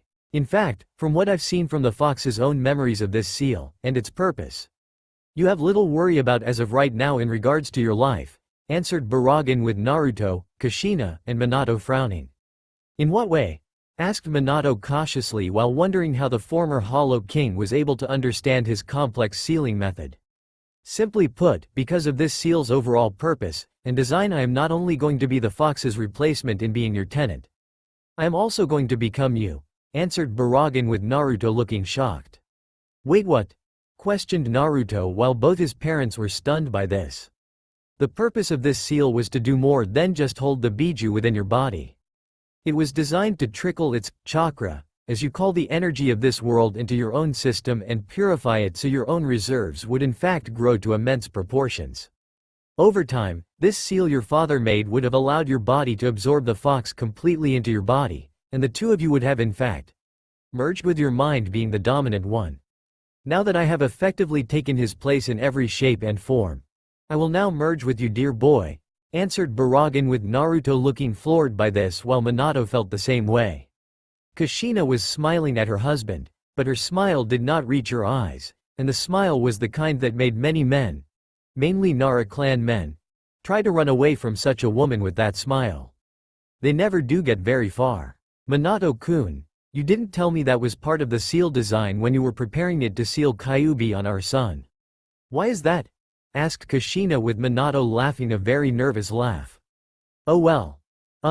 You see, I thought that with Kyuubi merged with Naruto would help the boy in the future when he was fully grown and a strong, capable shinobi of Konoha, answered Minato while his wife approached him in a menacing way as she was cracking her knuckles in a way that a certain blonde woman would do when she encountered a pervert in the hot springs.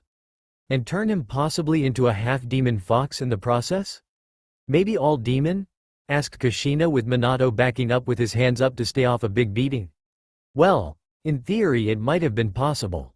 In my defense, I was rushing a bit with the fox's rampage, and rescuing Naruto from Madara, answered Minato in a pleading tone. Madara? As in Uchiha Madara? Asked Baraggan, with the two adults in front of him turning their heads to look at him. Yeah, why? Asked Minato seriously while ignoring his wife's ever-doom-giving form still looming over him. No reason. Please continue, answered Baraggan while he was looking at the various memories still being sorted through him regarding the Uchiha. So, I become you? Or do you become me? Asked Naruto while ignoring his mother beating the crap out of his father. As I said before to you, child, we merge into one being, but your own mind will be the dominant one, and therefore you are the one in control. I thought you would understand that fact since it's easy enough to figure out, said Baraggan, with Naruto frowning at him. I do understand, it's just that, for some reason I'm having trouble understanding things. I always did when growing up, answered Naruto while wincing slightly from a pain he was feeling within his brain. Baraggan felt it too and frowned slightly since it was clear this was not normal. It was clear this problem the boy was having within his mind in terms mental capabilities was something that shouldn't be happening to the boy at all. Using his own sensory-based power known to all Arrancar as Pesquisa, Baraggan easily tracked the problem to another section of the boy's mind, and located the source of it being another seal surrounding the ability for Naruto to intake knowledge with a door shut while wrapped tightly in chains. It was keeping that door shut with little room for anything to properly get through it, and upon further inspection of the boy's mind the former Hollow King found more. It seemed there were other parts of Naruto that were chained and locked tightly in place with the purpose of staying locked away forever. Wait here, child, ordered Baraggan before he used Tsunade to vanish from sight, and soon found himself standing in front of the various doors chained and locked heavily in place to prevent them from being opened. Frowning at the three doors in front of him, which read, Mind, Hair, and Aggressive Anger, the former Hollow King focused his power to age object to make the chains rot. Sure enough, the chains and the locks began rotting away before they were destroyed without a trace of them left. With the restraints on the doors gone, they all opened up one by one, and only when hearing Naruto's crying of pain did Baraggan use Tsunade to get back to him.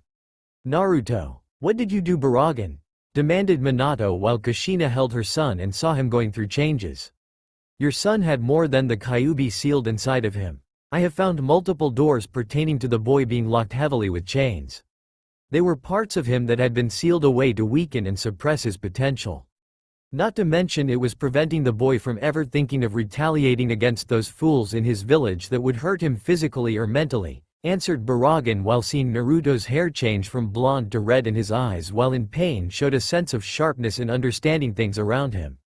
Baraggan also saw there was anger in those eyes. Lots of anger. I hate them, whispered Naruto furiously while Kushina held him tight. Naruto, said Kushina while feeling her son shaking now with more rage in his body than that of pain. I hate them. They beat me, poisoned me, starved me, and tried to kill me multiple times while those above I thought were trustworthy left me to rot. Well, I'm not going to let them win. I'm going to fight them with all my being and make them pay," exclaimed Naruto furiously while Kushina held him tightly. "And I'll help you for as long as I'm here, my son," answered Kushina while her son now looked up to stare with calculating eyes. "You mean it?" asked Naruto with Kushina crying harder. "Look into my eyes, Naruto. You mean more to me than this village ever could. I love you, my most precious of treasures. I gave my life to save you from Kyuubi's claws so that you could live. I would do it again and more if I could, so while I'm here I will help you learn what you were denied by those in Konoha. Everything I know, I will teach you, and help ensure you're the most power shinobi ever," whispered Kushina into his ear, and Naruto closed his eyes while tears left his eyes. "You promise?" asked Naruto with Kushina nodding. "Of course, and Uzumaki always keeps their promises," answered Kushina while Naruto smiled at her and returned the embrace she was giving him. "Hey, what about me? Can I get in on this promise? I may not be an Uzumaki like your mother here, but I would like to think a Namikaze can keep a promise too," stated Minato, walking over to them and hugged them too. Yes, you can," replied Naruto, as he held onto them tightly, his tears flowing freely, and the pain of never knowing his parents while wondering if they ever loved him had been washed away. "As touching as this moment is, we do have a considerable problem since you two were not meant to linger in his mind for long, and thus you will leave him eventually. The only reason you haven't left is because time moves differently here than it does in the outside world. You have actually been sustaining yourself here longer than usual due to the fact Naruto is unconscious within his own mind and thus focusing all his mental energies here that have kept you alive. If we are to have any chance of the two of you staying here for the need to time to teach the boy, I will have to take over and assert authority over the fools in this village. Though time is running short since even now, a few seconds here is minutes outside, and I'm currently keeping a large number of your village's shinobi in the surrounding at bay by using my power to cover the boy's body like a shield. As it stands, the shinobi are waiting for the large pillar of energy I have released to die down," said Baraggan while watching this drama scene play out before him. "They're not my shinobi. Not anymore. They betrayed my trust. They betrayed my wife. They betrayed my son. They betrayed the principles of the leaf in which this village was founded on," remarked Minato bitterly with the man looking at Baraggan, who nodded in agreement, and walked toward them while summoning a cane manifest into his right hand in the process. "I'm going to kill them. All of them. I don't care if I'm in the bingo book. I don't care if I'm feared or hated for all time for destroyed Konoha. It will all be worth it to watch them all die slowly," exclaimed Naruto, as he tried to move, but stopped when his mind began to throb, and fell to his knees again. "Easy boy. You are not ready for that just yet. 12 years worth of having your potential suppressed and removed is finally taking hold of you, while information that would have stumped your brain is now clicking into place. Furthermore, you will need to learn here what your parents are capable of teaching you, what they know, and there is also the matter of my memories you will be receiving from here on out while we merge together," reminded Baraggan while he stood in front of the boy and his parents. "What do you propose then, Baraggan-sama?" asked Minato while seeing the old man give him a smile. "Simple. I take charge of things until the boy is ready to awaken and we properly merge together as one being," answered Baraggan with Minato and Kushina looking at each other while Naruto just stared into the former Espada's eyes. "Agreed," was Naruto's reply. "Wait, Naruto. What's the catch?" questioned Minato with Baraggan shaking his head. "No catch. The two of us are going to get a new lease on life when we merge together, my dear boy. Strangely enough, that will only happen by our lives merging together, and we'll be starting off fresh with a clean slate. When we merge, all my knowledge, powers, and abilities I had before my death will be yours to command in the span of, say, 3 to 4 months depending on the absorption process. In short, you will become my heir to the throne of death. As I was once the former Hollow King, you will be the Hollow Prince, and like me you will be ruler over all things related to death itself," answered Baraggan with Naruto nodding since his mind was allowing him to understand this. "And those that betrayed my family? The Sandaime Hokage? My godparents? The leaf itself?" questioned Naruto with Baraggan smirking at him. "They will pay. All in due time. Whether by my hands, all yours. The point will be made not to mess with either of us, and understand that a price must be paid for their treachery," answered Baraggan with the boy nodding in agreement with his parents doing the same. There would be hell to pay for Konoha's betrayal. Konoha present day. Baraggan awoke from his slumber. Or rather, Naruto's body did, since it needed rest just like any other 12-year-old, and the former Espada had made sure to exercise it properly. The boy was still growing, so even with the body being physically enhanced beyond all normal means, it would be foolish of him to not give it the proper exercise required to keep everything in tip-top shape, and show any form of weakness. Baraggan wouldn't tolerate it, and neither would his heir. After going through his now becoming usual morning physical routine to keep it in top shape, the former Espada in a child's body headed out for the day to inspect Konoha, and see what else was going on in this cesspool of sorts that needed to be addressed. Tsunade was back, which was a plus for Naruto since the woman had no idea of the boy being alive until 2 days ago, and even now the newly minted 5th Hokage was cleaning house.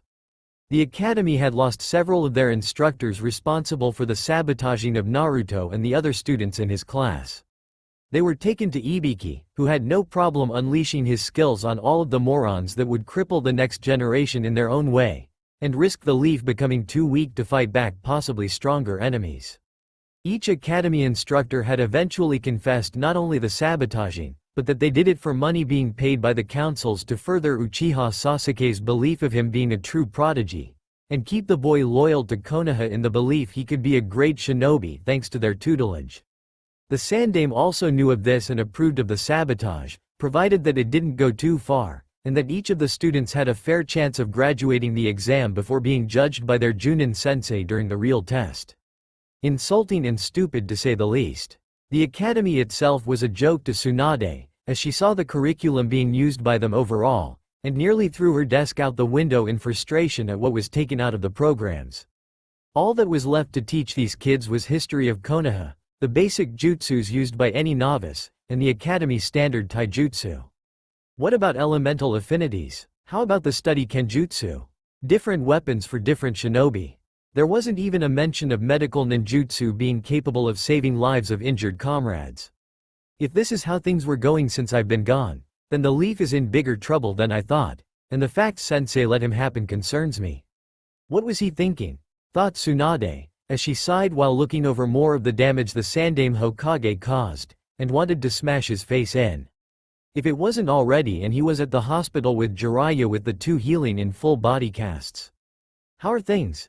Asked Baraggan after using Sonito to enter her office thanks to the open window. Bad. Everything sensei did since taking office again after the Yondaime died was just one bad decision after another. It's like he purposely weakened Konoha, but for what I don't know, answered Tsunade with Baraggan nodding. Did Jiraiya tell you anything about the account he and Hiruzen made to pilfer money from the Uzumaki and Namikaze accounts? Asked Baraggan with Tsunade shaking her head no. He wouldn't answer me. The man just looked away with a scowl on his face like I did something horrible in revealing that to the world. Like some big secret that shouldn't be made public was brought to light. Of course by that point I was upset with him to no end that I broke his jaw, which I just finished healing with a solid punch, and told him that I would get answers no matter what, replied Tsunade with Baraggan nodding. The account in question had quite the sum of money deposited in it from the pilfering, plus the interest it was given to grow made it even larger, and could nearly buy a whole village with it, remarked Baraggan with the woman nodding before frowning. Wait a minute. The total number in the account was, according to the bank manager, had grown to the sum of 3,050,000,000 ryo, stated Tsunade with Baraggan nodding. That was with the interest from the years it sat growing in secret under everyone's noses like it was some kind of nest egg of theirs, remarked Baraggan with Tsunade nodding. But the frown didn't leave, and pulled up some information she found that was in regards to land rights possibly being purchased. There is only one place where a sum of money that large could and would be used when it comes to purchasing something on a massive scale. My former sensei was going to buy land that once belonged to Whirlpool Country, answered Tsunade with Baraggan now frowning before she handed him the information. His mother's homeland and your grandmother's too. But why buy it? Said Baraggan with Tsunade sighing. After Whirlpool fell during the Second Shinobi War, it was believed with proof that there were other Uzumaki clan members, who had survived the fall, and would one day come back to reclaim the land when the time came.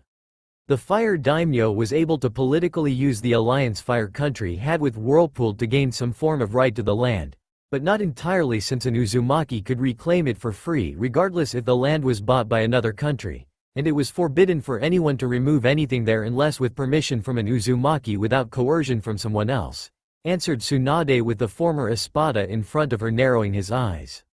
Unless someone like the Hokage bought the land using money in an account made using money from the Uzumaki account, and an overeager naive teenager for an Uzumaki that was currently living in Konoha changed things. 1. Who was curious about his family history on his mother's side, and wanted to know more about it. All he had to do was give permission, and the payment would just further enforce the claim over anyone else before the rights to such land was given to Fire Country, stated Baraggan, with Tsunade looking a bit confused.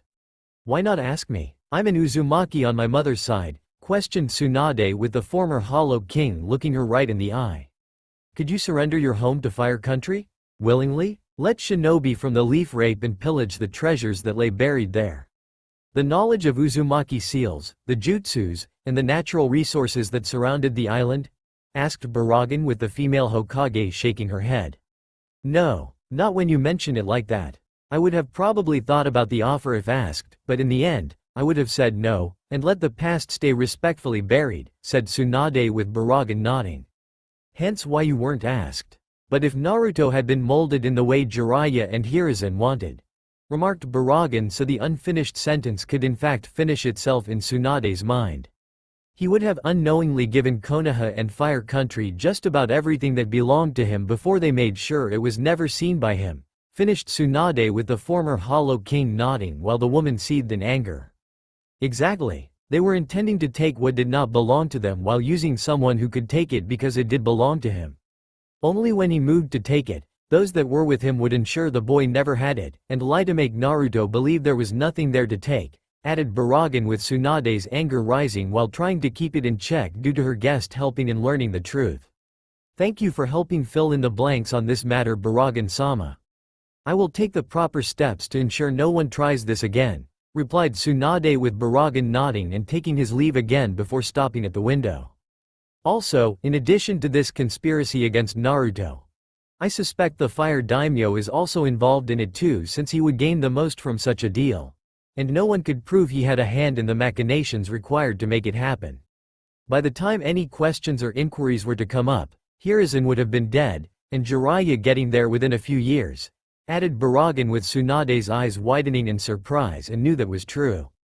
The natural resources within Whirlpool would make Fire Country financially richer than it had been in years, and the Fire Daimyo would be able to take credit for his country's newly found prosperity.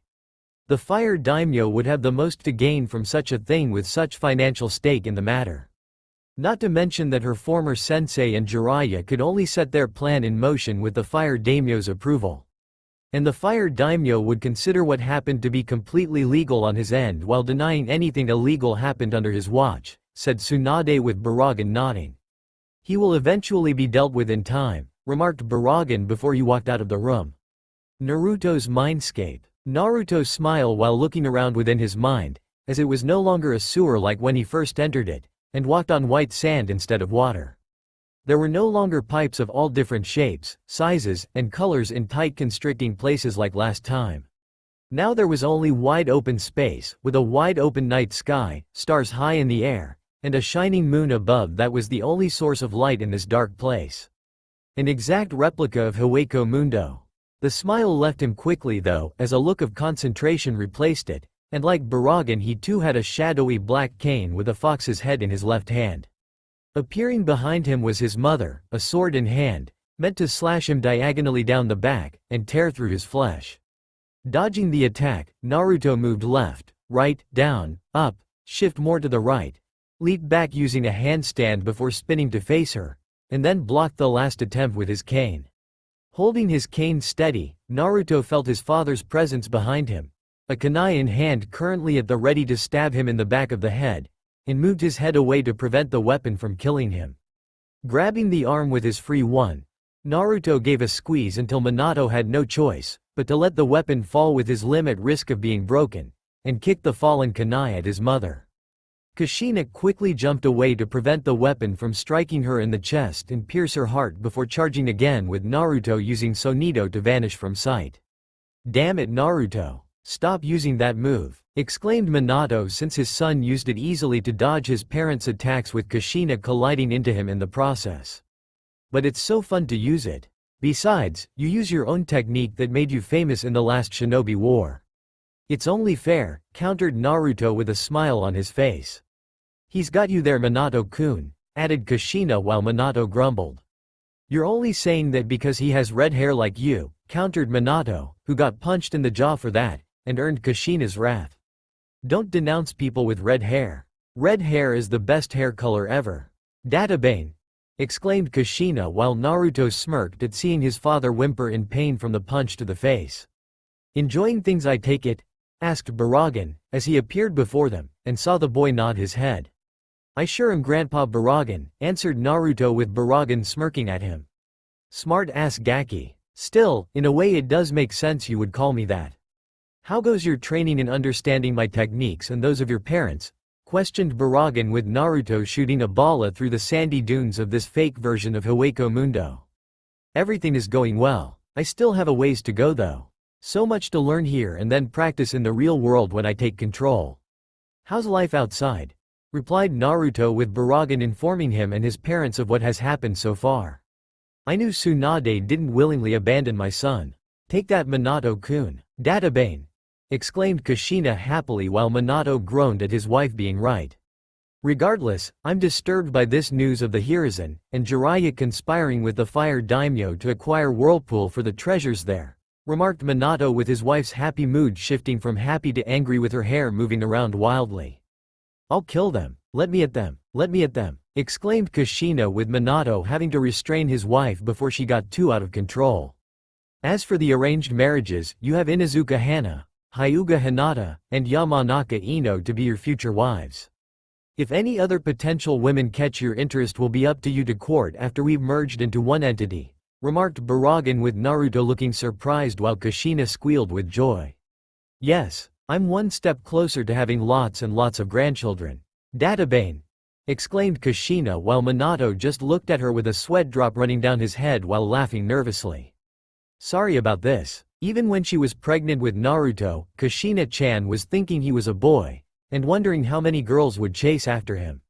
She kept saying he would grow up to be a handsome boy or overall a heartthrob with every girl wanting to marry him, replied Minato with Naruto shaking his head while Baraggan snorted in amusement. Women would always be strange to them no matter what. Real world with the rookies. Come on you maggots. Move it, move it, move it, exclaimed Anko, as she watched the group running around her obstacle course she created with the Hokage's approval, and saw how each of the rookie 9 that would have qualified to take the official graduation test that their Junin senseis would give them were now struggling to get through it. Were the academy's standards this low that they couldn't go through her version of an obstacle course?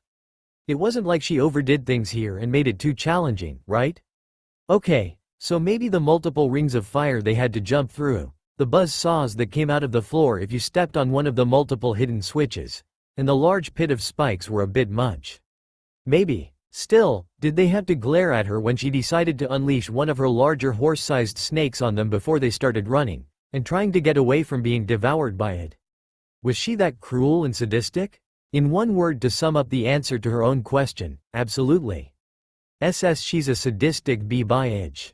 I think I'm GG going to pee puke, remarked Kiba, as he was panting, and taking this brief moment to crouch slightly with his hands on his knees to catch his breath after finally completing the course with a few others.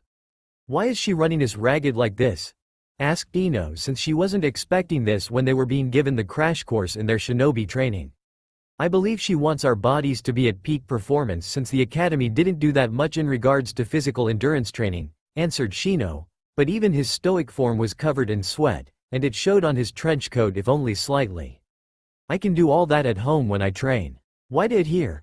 Challenged Kiba now on his ass and felt his breath get caught in his throat when he sensed a looming figure having moved to hover behind him. Because all of your parents want to make sure you get the maximum amount of physical training. Also, I had a talk with your mom last night about you slacking off at home, and she knows for a fact that a certain runt I'm talking to here hasn't been training that hard in his clan's style, replied Anko in a sweet yet evil voice while Kiba laughed nervously at her cruel-looking eyes. I'm pacing myself, answered Kiba with Anko picking him up by his jacket. Wrong answer Gaki. Do the course over again. If you die, remember it's not my fault you can't cut it, and considering your sister is going to eventually marry the family line isn't going to be lost.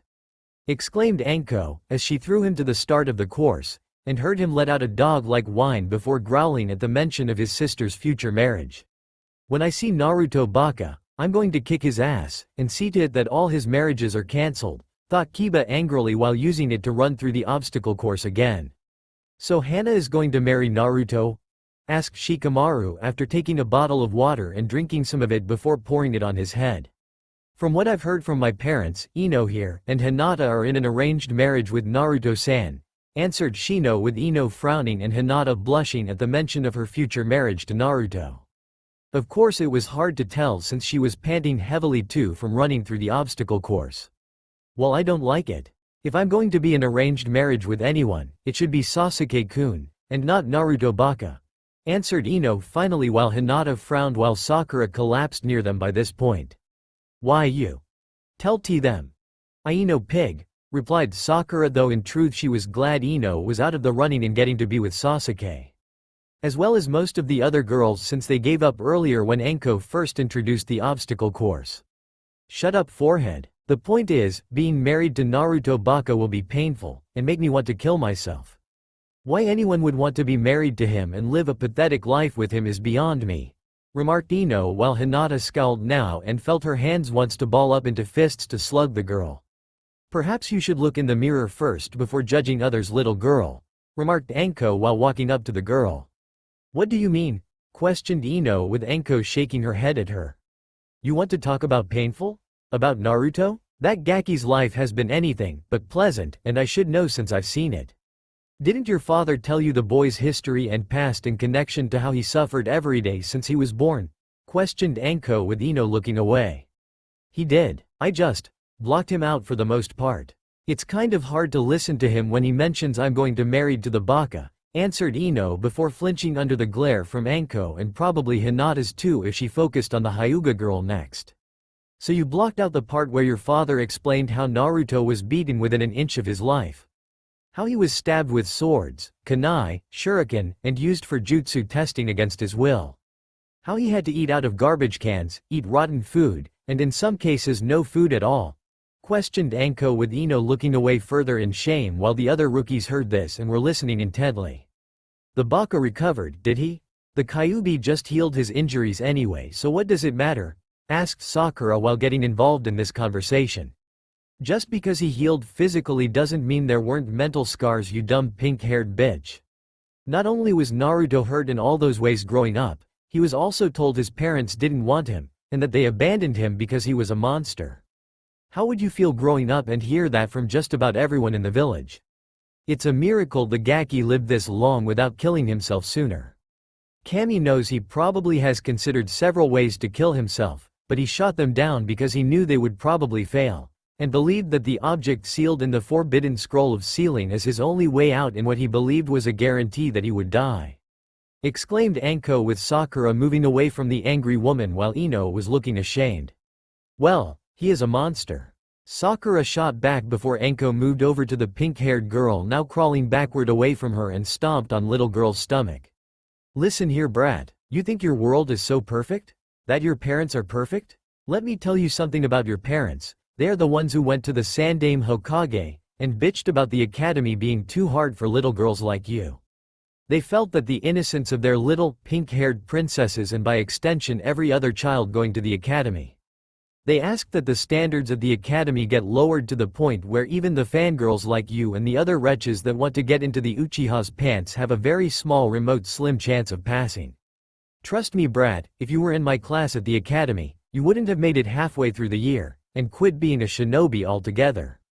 You lack the needed stamina, the necessary training, and your only real strength is book smarts that don't really help you out in the field. They might in a library, but in being a shinobi, and don't tell me that Suzume's flower class, and how to act like proper woman, counts since it doesn't, answered Anko while she glared at the pink-haired girl. And like Naruto Baka would have done any better? Challenged Sakura weakly with Anko barking out a laugh. Done better? The kid would have outshined everyone. But you'll see that soon enough when the kid awakens and is out in the field.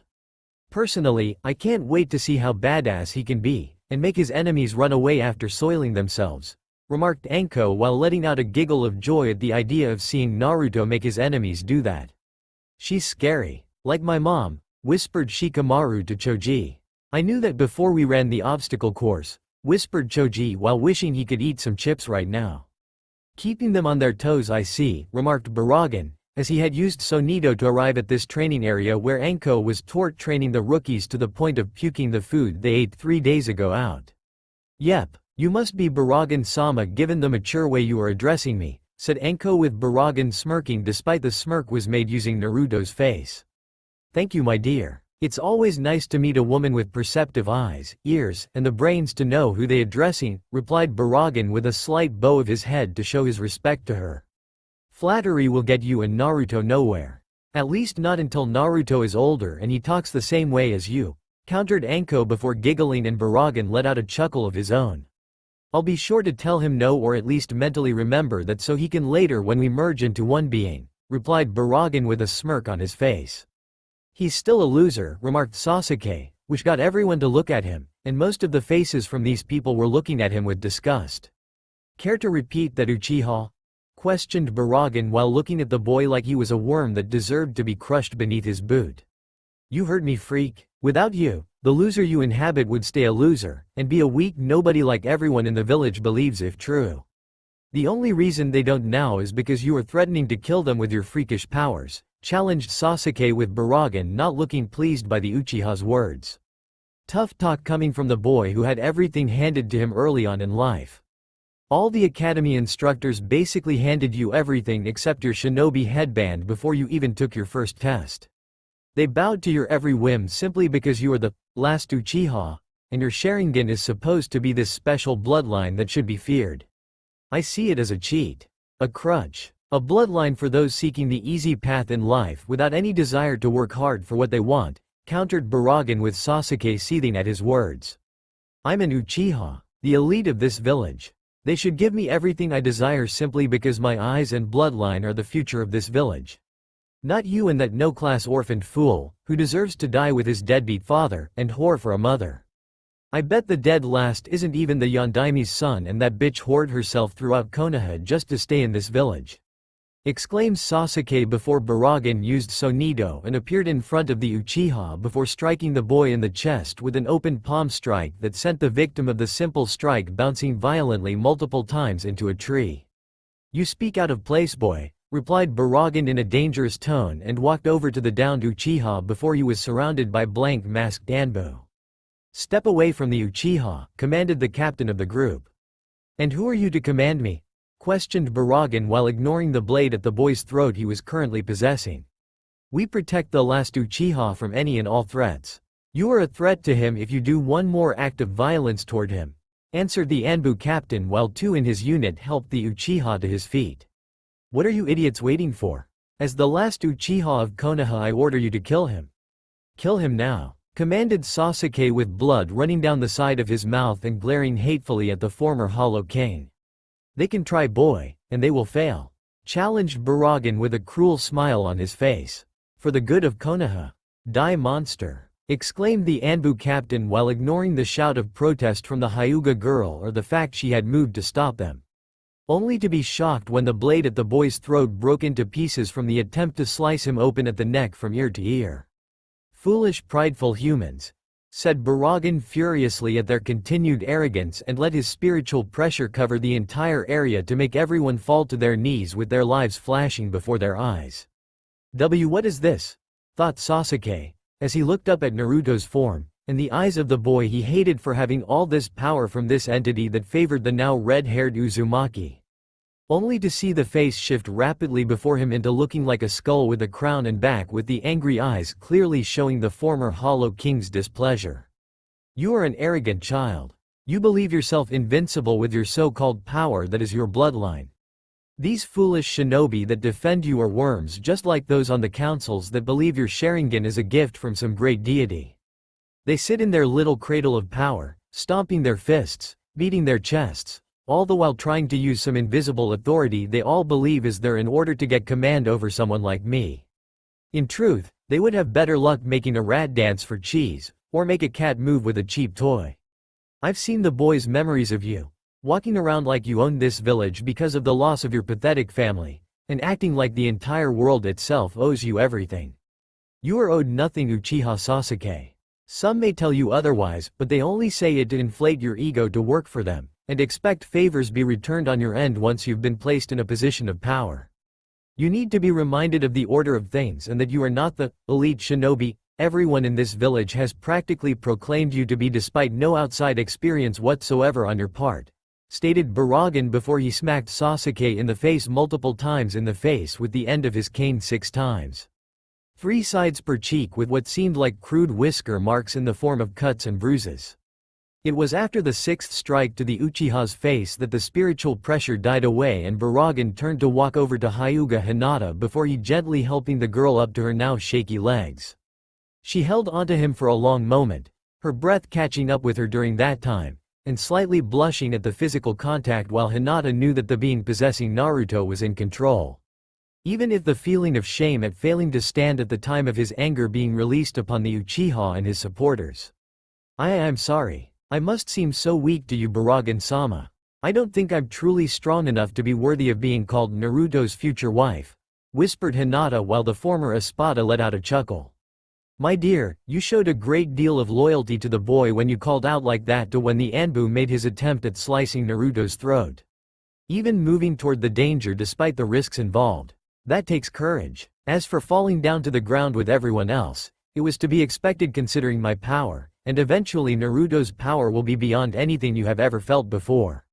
Hopefully, as time passes while you are in close contact with Naruto in the near future, you will develop some form of resistance to it, and be able to stand tall in the face of such power when it is unleashed, replied Baraggan gently with seeing Hinata nod while shying away at his words since she still didn't feel worthy of being Naruto's future wife. As for the shinobi behind him, they had managed to stand with weapons drawn, and were about to attack when Tsunade appeared with her own Anbu right behind her. What the hell is going on here? Demanded Tsunade since she had sensed the power that Baraggan had unleashed from the tower and knew it spelled trouble. This creature in Uzumaki Naruto hurt the last Uchiha. We were protecting the boy from harm, answered the Anbu captain with the blank Anbu mask on his face. Oh really? Who ordered you to be the Uchiha brat's bodyguards? I certainly didn't. None of my Anbu wear those masks, so take them off now so I can identify you, commanded Tsunade with none of them obeying and were instead moving slightly back to retreat. Bala, said Baraggan, as he blew the Anbu captain's leg out before he used Sonito to stand on the screaming man's chest to prevent any of his comrades from trying to silence him. Wow, I barely saw it, thought Anko while feeling a bit turned on by the sudden use of violence. Run away and you join this one on the ground only without either of your legs to stand on when I get through with you, literally. Stated Baraggan with the Anbu in front of him looking at each other before they surrendered one by one and Tsunade's Anbu had them restrained. Uchiha Sasuke had no intention of letting this insult slide. Throughout his whole life, Sasuke had been in the shadow of his brother, trying to fight his way to the level Itachi was at so he could kill the man, and avenge his family. Now this loser, who was supposed to be dead last among the other students at the academy, has this newfound power, and using it against him. Even worse, the people in the village, the councils, and even the Sandaime Hokage himself had been restrained by the freak in the dead last's body. With the Senju for a Hokage backing him, everything seemed to shift in a way that didn't suit the Uchiha in the slightest, and the throbbing painful strikes to his face just enforced the belief that something had to be done about this situation. This shift in his life had to be changed back, the Sandaime needed to come back, the authoritative power of the councils had to come back, and the position of Sasuke himself being the true elite of Konoha had to come back. The only way to do that was to kill the body of Uzumaki Naruto and thus kill the entity that possessed him while killing the dead last two in the process. Grabbing the tanto closest to him, Sasuke moved to stab Naruto's face in the belief that because he had scars there that it was somehow the weakest part, and that was the place to strike.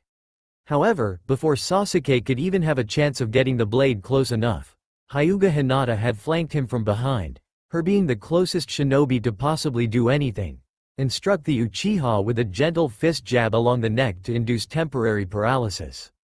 So the shy girl's got a fire in her after all. Not bad. With the proper sensei, she could be quite the juggernaut herself, and prove all those snooty Hyuga members in her clan wrong, thought Anko, as she had a clear view of Hinata moving around Sasuke when he first grabbed the weapon, and poised to strike with deadly precision when the Uchiha was angling the blade to stab Naruto in the face. For someone who believes they aren't strong enough to be Naruto's wife in the future, you're doing a good job in disproving that belief, remarked Baraggan with a smirk on his, Naruto's face, while Hinata herself found herself focusing on what she had done with the reality of the situation catching up to her. I reacted on instinct. I saw what he was planning to do with the weapon and I felt like I just had to move, exclaimed Hinata with Tsunade looking impressed while the other rookies were shocked she could move like that at all. Good instincts then, remarked Baraggan with Hinata blushing under his praise while wondering if Naruto would think the same thing. That, and I think she wants to prove herself worthy of being Naruto-kun's wife. Maybe scare away any of the competition or dominate it so they know who is the head female to Gaki's life? Added Anko with Hinata letting out an eep, and blushing heavier. Enough Anko. Hinata, I want you to come to my office later to talk about this after I finish handling this mess with these rogue Anbu, and the Uchiha here, said Tsunade, as she left with her own Anbu, who were taking away those that surrendered, and she was personally dragging the Uchiha by his shirt through the ground to the Hokage tower. Well, that was certainly interesting, remarked Baraggan with a chuckle before he was gone via Sonito. Monstrous freak of nature, mumbled Kiba before he was suddenly struck in the face by Hinata with a harsh open palm jab. Don't call him that, exclaimed Hinata while everyone was looking at her like she had grown two heads and a foxtail. Since when did the shy girl suddenly not, well, act so shy? What? He is a monstrous freak of nature. Did you see him? What he did? What he could do to all of us in an instant if we get out of line? Naruto will be the same way. He'll be a tyrant oppressing us with his power and won't care about how we feel. Challenged Kiba with Hinata looking livid for the first time in her life, and in a way it was frightening for the girl to feel like this. It was like a fire had suddenly risen in her that screamed to act in Baraggan's and, in the long run of things, Naruto's defense. Hadn't the persecution gone on long enough? It was the same thing over and over again since her childhood growing up while walking around Konoha. People whispering cruel things about Naruto, how they bragged about hurting him the other day, or how they witnessed it like it was their favorite pastime. How they had rewarded their kids for hurting him and told their kids to their friends to do the same. And now, because Naruto was going to have the pre-verbal fangs and claws to fight back against these abusers, a few of them were speaking out on how it was unfair. A tyrant to those that were tyrannical to him, countered Hinata with Kiba spitting out some blood in his mouth. He deserved every bit of it. If my mother had adopted him into our clan, I would have turned that loser into a stuffed chew toy. Exclaimed Kiba with Hinata finding herself moving to slug him, but was stopped by Shino, and Anko herself was between them. Okay, easy you two. Hinata, go see the Hokage's assistant, and cool off with her while you're at it. The rest of you can go home with the exception of the mutt here. I'm taking him to see his mother and discuss what he just said here, commanded Anko, as she summoned a snake from her sleeve, and wrapped it around Kiba to prevent him from running away. Don't need to tell me twice, mumbled Shikamaru, but the look Anko gave him seemed to double his speed in leaving with Choji right behind him, and Ino walking away with Shino per the Aburame's request that they talk further about this situation she had with Naruto. The Aburame clan was filled with masters of logic, and the Aburame heir also knew that helping Ino understand things would go a long way in her accepting Naruto as the end result. It would also help Naruto in terms of healing emotional scars from the past and thus make the boy that would be a potential shinobi comrade less likely to lash out at them with his deadly powers. Can we talk about this? Asked Kiba in nervous tone. Sure, we can talk about this. After I bring you to your mother and explain what you said about Baraggan-sama and by extension Naruto-kun too, answered Anko sweetly in a way that would make all Nara men shudder in fear since it would remind them of the women in their clan home.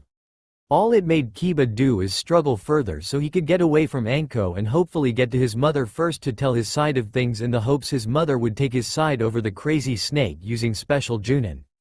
Alas, for the Inuzuka heir, his struggles were in vain and were a total failure.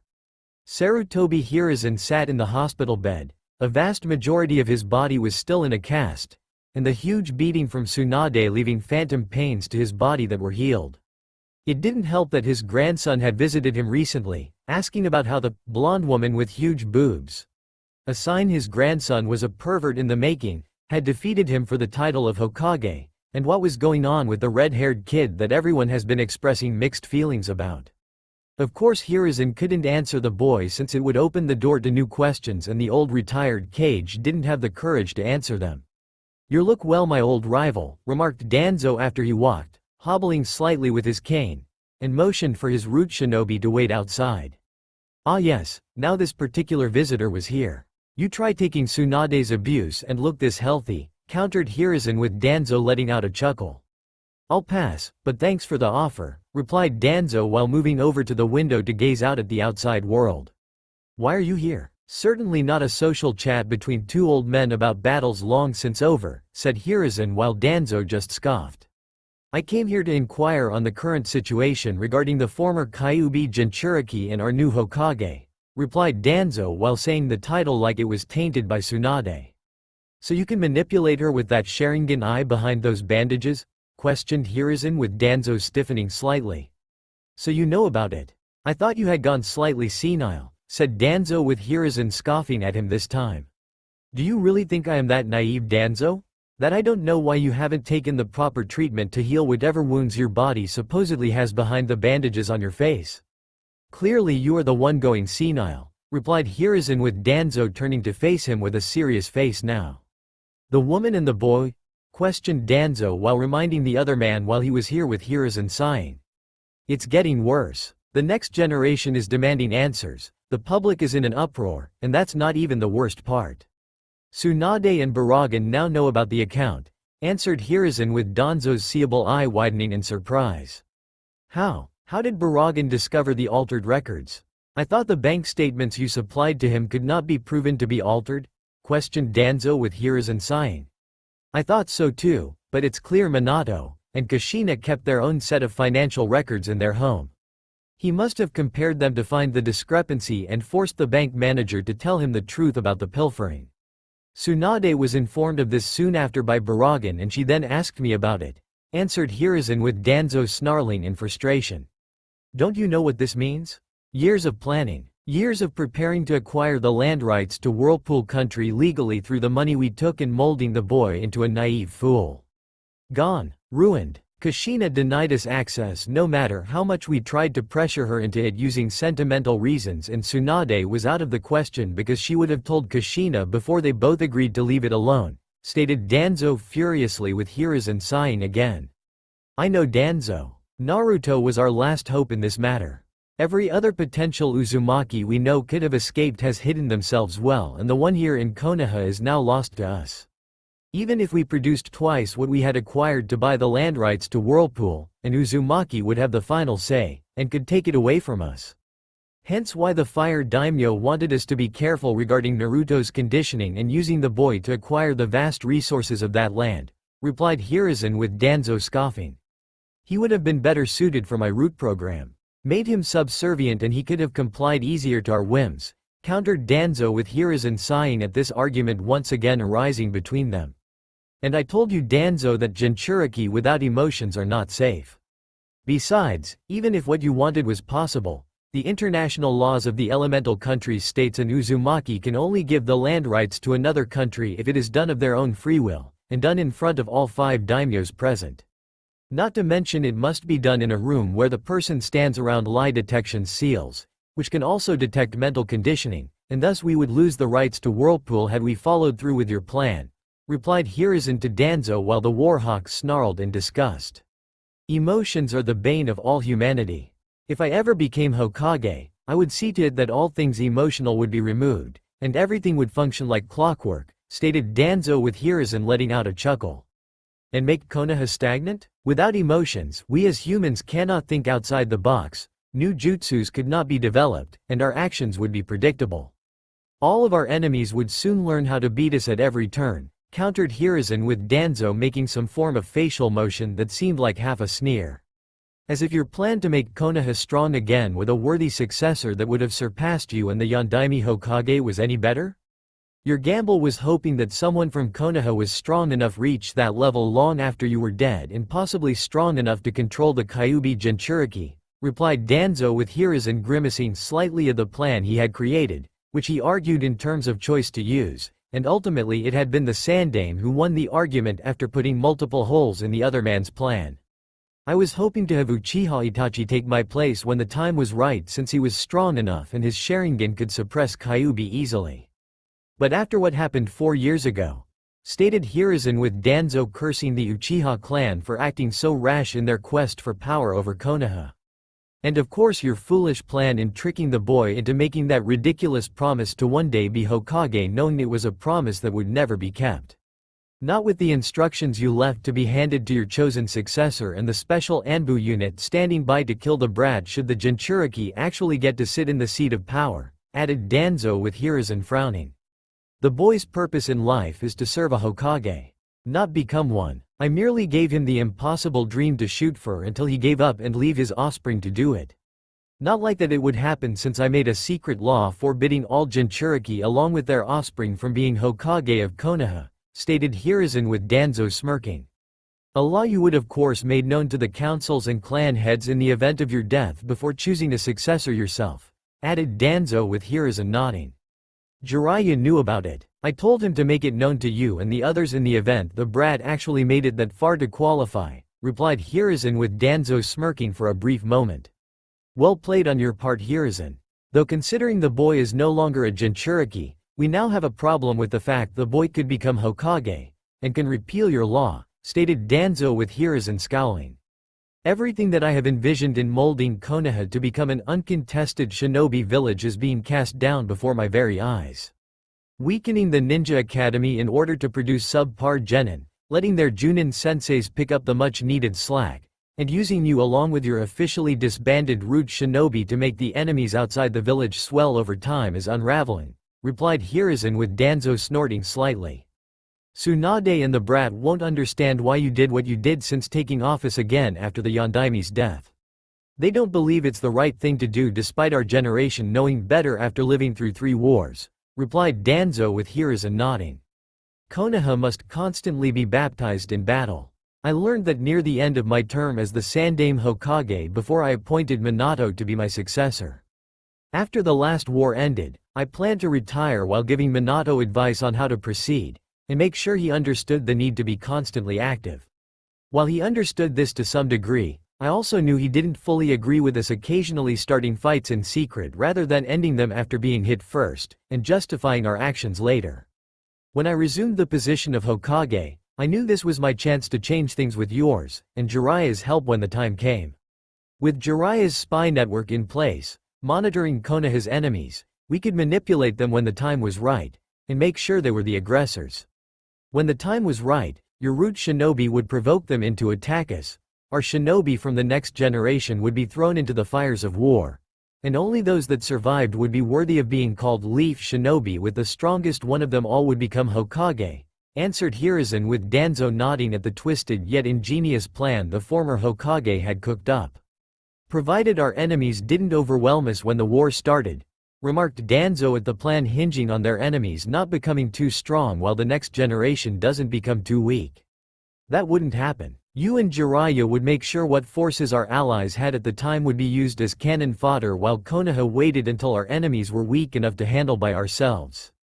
By that point, Naruto would have been the humble and a submissive Jinchuriki vessel we wanted, with his power wiping out any potential threats he was told about. By the time the smoke had cleared, Konoha would be on top. A true successor to the title of Hokage would have been chosen, and Naruto would be every bit the weapon we wanted him to be while finding his dream far out of reach, answered Hiruzen with Danzo smirking at him. By which point, mentioning of Whirlpool would have come along, and he would be too distracted by his mother's homeland to focus on being Hokage. Then, with some nudging by the right people, the brat is convinced to settle down, form a family with a few of our own well-placed female kunoichi I recommend to the councils to approve. And we now have a new line of potential Jinchuriki candidates with Uzumaki blood in them capable of holding the fox when its vessel became too old to hold the demon, added Danzo with his former rival nodding. It would have been glorious. The leaf would stand tall, strong, and the chosen Hokage would have eventually decided to destroy the other shinobi villages after a well-placed mental manipulation from one of the Yamanaka clan members you have en route. By the time anyone could even consider opposing the leaf, it would be too late, and history would only what Konoha did for the greater good, replied Hiruzen with Danzo nodding. Yes, it would be glorious. It still can if we play our cards right despite these setbacks, said Danzo with Hiruzen shaking his head. No, I received word from one of the Anbu still loyal to me currently watching Tsunade that she is punishing Uchiha Sasuke for his actions after meeting Baraggan.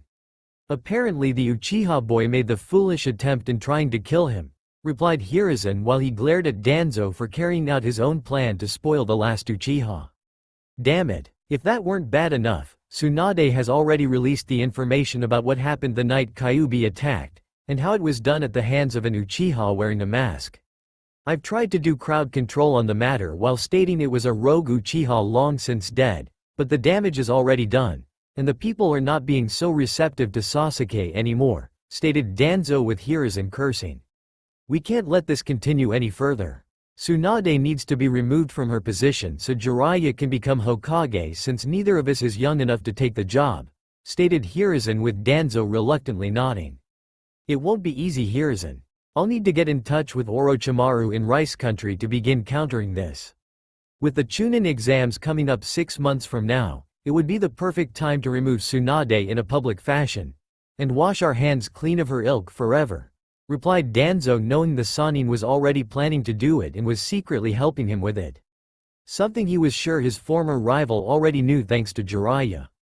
We can use it to have Naruto focus his attention on my old student and Jiraiya can string him along until the time is right where seals can be made to restrain him before altering his mind set the way we want, Hiruzen stated with Danzo nodding while making sure that when the mind of the brat was altered, it would make him loyal to the Warhawk, and not the former Hokage.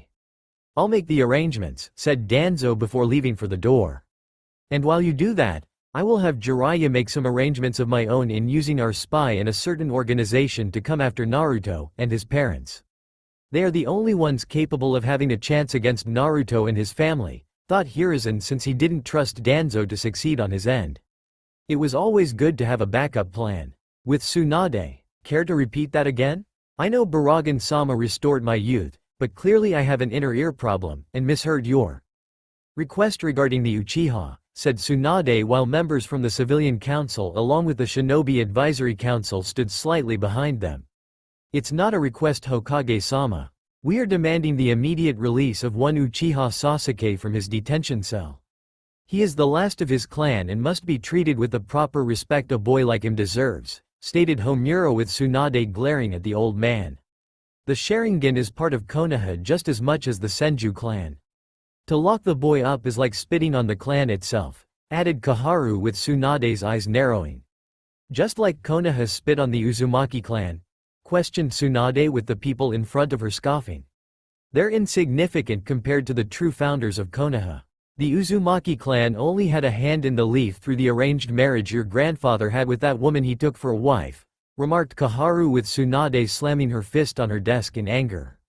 That woman was my grandmother and her name is Uzumaki Mito. Also, you seem to be forgetting the fact it was the Uzumaki clan that gave us the leaf symbol, and that some of the shinobi in this village still wear their whirlpool symbol on their uniforms. Yet this village treats the one here with Uzumaki blood like garbage. Exclaimed Tsunade with Homura and Kaharu wincing at their tactical error. That part of Konoha's history has long been forgotten by the populace and shall remain forgotten since no one cares about the Uzumaki clan. It's a waste of money to keep such memories of an insignificant clan alive, stated one civilian council member passionately while the others agreed with him. Just as it is to pamper the last Uchiha. I've had all the financial records from every store the boy visited since you started this little crusade to wipe his ass whenever he needed tissue paper, and my findings had me seeing red, stated Tsunade while pulling out all the financial records from key stores within the village. What are you talking about, Hokage-sama? Asked one of the now nervous civilian council members. Giving Sasuke free equipment, charging him next to nothing in terms of food when he is out shopping, covering his expenses when eating out, and giving him just about anything the brat could ever want with little to no money being returned in the effort. Did you put him on a tab you have yet to call in? Questioned Tsunade with the people in front of her now starting to sweat. We all believe Uchiha Sasuke would reimburse us once he killed his brother and became clan head after taking several wives chosen with our help so the clan could be rebuilt to its proper status in being a major clan of Konoha, answered Councilman Haruno with Tsunade narrowing her eyes at him. Really? Did he promise that to you? Do you know for a fact that the boy will return on your little investment? Questioned Tsunade with each of the council members looking at one another. We would remind him of it when the time came, answered Kaharu with Tsunade just giving her a, "Are you serious?" look. And you expect the Uchiha to honor it? To not say, "Fuck you, I'm not paying," when asked to financially reimburse for all the time you spent giving him just about everything he has ever demanded from Konoha? Questioned Tsunade with the council members looking at each other. No, was the simple reply from one of them. You are all bakas. Get out of my office, commanded Tsunade with the group in front of her leaving out the door in a rush. Again Tsunade-sama? Asked Shizune after walking into the room to see Tsunade was slouching against her chair. What do you think? They keep coming in every few hours making demands of me for the Uchiha. Ever since they heard I had him thrown in the cell for attacking Baraggan, they have been bitching and complaining about how unfair it is to lock away someone from the Uchiha clan because he is the last loyal one left. If it had been Naruto, they would be parading in the streets, and not raise a single fuss, answered Tsunade while wishing Baraggan or Naruto would come along to kill these fools. How long do you intend to keep him in one? Asked Shizune with Tsunade sighing. If I had my way, Uchiha Sasuke wouldn't leave that cell until the Yamanaka clan signs off that the boy is sane, which I highly doubt he is due to what his brother did to him, and no form of psychological counseling was done after it happened. Inoichi had expressed his concerns about the boy during a meeting, but my former sensei ignored him, and I suspect it was done for that reason to make the boy's sanity to be strained until a certain point in time where it would be broken. Though to what end, I have no idea, and part of me doesn't even want to know, answered Tsunade with Shizune nodding sadly. What is going to happen to him? Asked Shizune with Tsunade sighing again. The Fire Daimyo has an invested interest in Sasuke because someone told the man was told about how the Sharingan eyes of the Uchiha can suppress the power of a Biju and considering we don't have one of them anymore. Answered Tsunade with Shizune nodding. The Fire Daimyo wants Uchiha Sasuke to continue his path as a shinobi and to awaken his Sharingan eyes to further protect the country, Shizune filled in. Exactly. The Fire Daimyo also wasn't happy when I mentioned what happened with Naruto and how Baraggan killed the fox. He blames Naruto and Baraggan for the loss what he considers his weapon against Fire Country. I had to remind him that Baraggan was an entity stronger than Kyuubi and depending on Naruto's mood when awakening would determine whether the boy would lash out at Konoha, answered Tsunade while Shizune sighed and rubbed her temples in frustration. So the Uchiha get a free pass for now and the Fire Daimyo wants us to ensure Naruto doesn't go on a rampage, added Shizune with Tsunade nodding.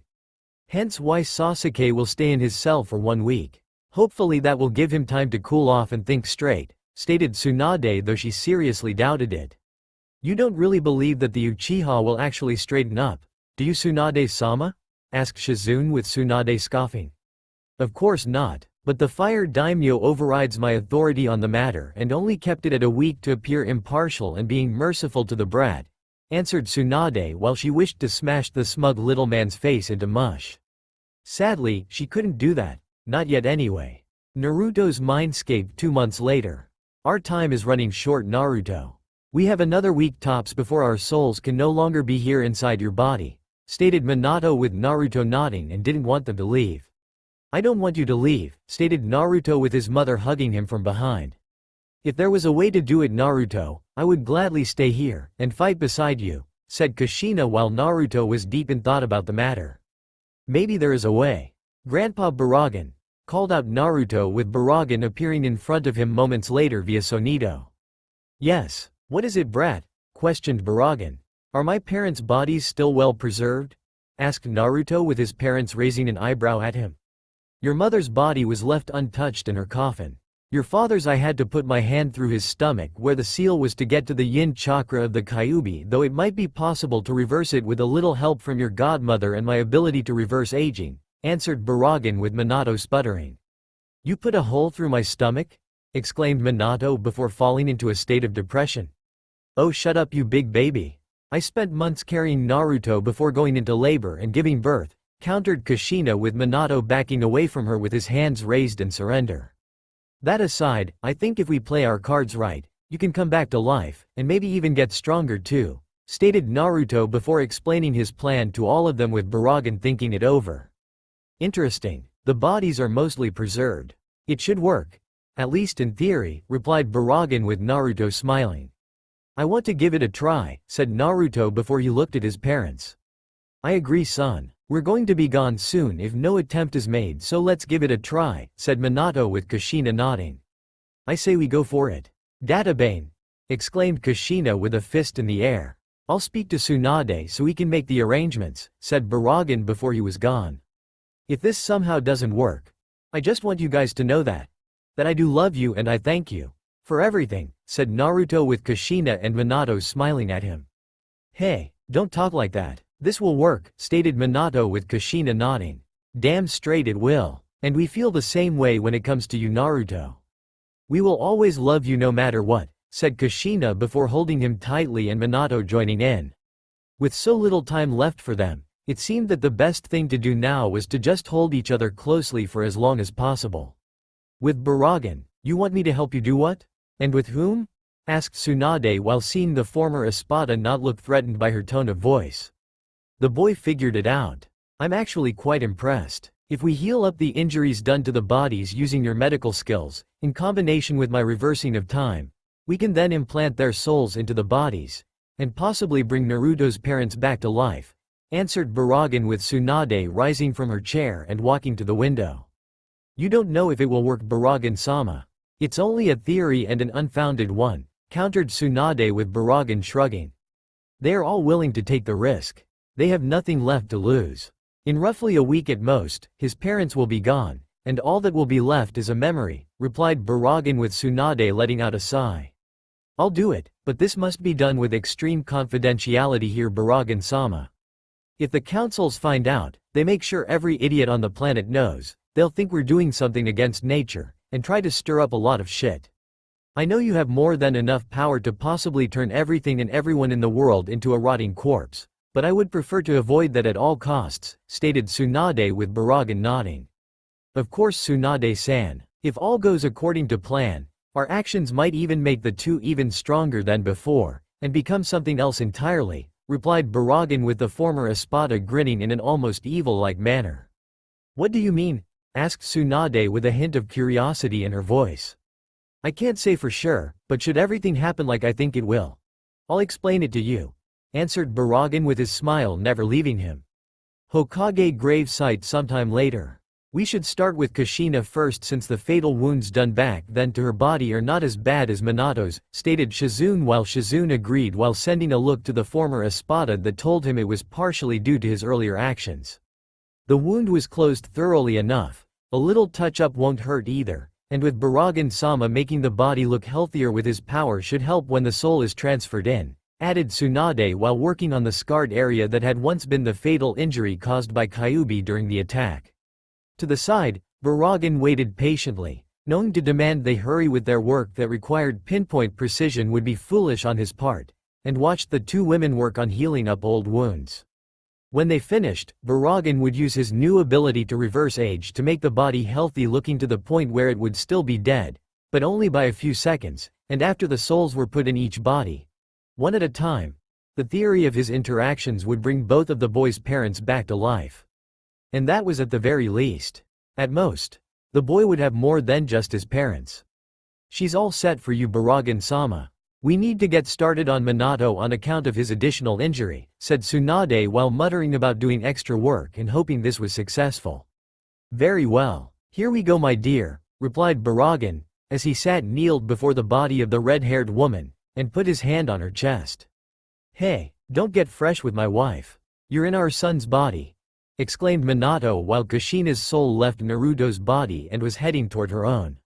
Shut up, you idiot. I require physical contact for this to work, and it must be close to the heart, thought Baraggan while Naruto had his eyes closed and trying to block out the fact his hand was touching his mom there even though it wasn't by his choice. As for Kushina herself, her body glowed crimson for a moment before a small hollow hole appeared, and a skeletal jaw of a canine-based animal appeared around Kushina's mouth with incredible spiritual pressure being generated from her. A Zanpakuto, in its sheath with a crimson wrapping at the bottom of black hilt, and a fox mouth at the top making it look like the blade was shooting out of it. Baraggan raised an eyebrow at the sight of this development. Kushina herself let out a gasp of air. A silent scream wanting to escape her mouth that reminded the former Espada of one Tia Haribel, with both representing how a human can die via sacrifice, and used more of his strength to keep the woman down when she arched her back while moving her limbs wildly for a moment. "Kushina!" exclaimed Shizune worriedly while seeing the event unfold before her. "Focus, Shizune. Once we are done here with Minato, we'll give Kushina a once-over, and then focus on Minato again when Baraggan does the same to him," commanded Tsunade with her assistant nodding, and the two went back to patching up Minato's various wounds on his body from what he suffered during the Kyuubi's attack, along with the large fist-size hole Baraggan made to the torso where the seal had been. She was certain Minato would have some phantom pains from a while. By the time they finished with Minato, they were able to see Kushina had stopped her wild thrashing movements, and was looking around at the area around them. Breathing a little heavily, but for the most part she seemed to have calmed down, and Baraggan had explained the reason for the new additions to her form. While initially freaked out by the hollow mask around her mouth, screaming soon after feeling it with her hands, and the sound being muffled in the process. The former number 2 Espada calmed the woman down, explaining that if she focused on the mask, and commanded it to retreat into her skin, that it would obey for a time. The more she did it, the longer the act would be sustained, like a muscle being worked repeatedly until becoming second nature, and the additional powers that came with this change. Changes Minato would also go through, and that Baraggan would spend his remaining time before the merger with Naruto to teach them how to control their hollow powers. Their Zanpakutos and using them would be another matter, since no Arrancar had the exact same power when it came to unleashing such things. "We need to hurry. While my own power is keeping hers from oppressing you both, it will be enough to make certain worms in this village take notice of our actions, and send their mindless drones to discover what we've done," said Baraggan, knowing any use of such spiritual pressure for even a few seconds would be enough for agents of his enemies to see the need to spy on them. "We're just about done here. We'll give Kushina a once-over while you focus on Minato," replied Tsunade with the trio switching position where they were kneeling.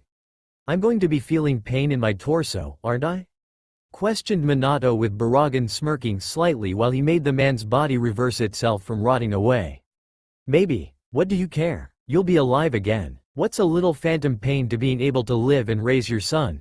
stated Baraggan while Minato sighed within his son's body before the former Espada put a hand on the dead man's chest to begin the transfer. And just as Baraggan predicted, Konoha shinobi appeared, some loyal to Tsunade while others were loyal to Danzo, and the councils due most of them being en route. Those that weren't en route were loyal to the councils because they had long since hated Naruto and believed that his position as Jinchuriki was meant to be subservient to everyone in the village. Not to mention the councils paid them more and with incentives that were far greater than what the current or even previous Hokage gave out at the moment. "Tsunade, what is the meaning of this?" demanded Kaharu, as she saw Baraggan doing something to the late Yondaimi's corpse, and was shocked to see Uzumaki Kushina rise from the ground with the bone-like canine-shaped mask covering her mouth. "It's none of your business," Tsunade shot back while helping Kushina up while Shizune handed the redhead her Zanpakuto. "I think it is. This experiment you've been performing here is worse than Orochimaru's own handiwork. You've toyed with the dead, made them into abominations, and you used the Yondaime Hokage along with his wife. This is grounds to have you removed from your position as Hokage and be charged for treason," exclaimed Homura while neither person on the Shinobi Council saw Danzo smirking slightly, since he could use this to nominate Jiraiya to take over for Tsunade. Granted, he could nominate himself, but that would put him under the watchful eyes of Baraggan and Naruto later on when the boy had awakened. Danzo was actually surprised this was happening, since this wasn't the Edo Tensei, which was a forbidden jutsu made by the second Hokage years ago, and the fact that Kushina was sporting a strange bone-like structure similar to Baraggan meant the former Espada gave Kushina that power. If she could get it, as well as Minato from the looks of things, that meant his rude shinobi, and possibly himself, could be given that kind of power. It seemed to extend life, maybe even cheat death itself, and with Danzo's own additional powers surgically put in place would make him unbeatable. The question was how to subdue the trio with this power so he could take it from them? Before any further pondering could be done on the situation at hand, more spiritual pressure was released, only this time from Minato, as he arched his body, a piece of hollow mask forming over the top right side of his face that down to one of his eyes with black tribal marks covering the bone structure, and new eye glowed slightly crimson inside. A Zanpakuto materialized next to the once dead man, in a sheath. The hilt was standard Japanese style with the bottom being slightly spiky shape like his special kunai he used for the flying thunder god technique with the same seal formula engraved into the entire hilt design. It worked. It actually worked. I'm alive. I'm alive. Take that Shinigami Baka. Take that you stupid ineffective deity.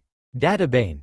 Exclaimed Kushina happily while dancing around happily now while Tsunade and Shizune's sweat dropped at the sight of the woman acting this way. Only she would act like this in a situation like this, thought Tsunade and Shizune before they moved over to Minato with the man having calmed down from his own body spasms to receive a proper medical checkup. Holy crap, I never want to do that again, stated Minato, as he was slowly helped to his feet, and let out a groan while being examined. Sensei? Asked Kakashi, as he appeared on the scene.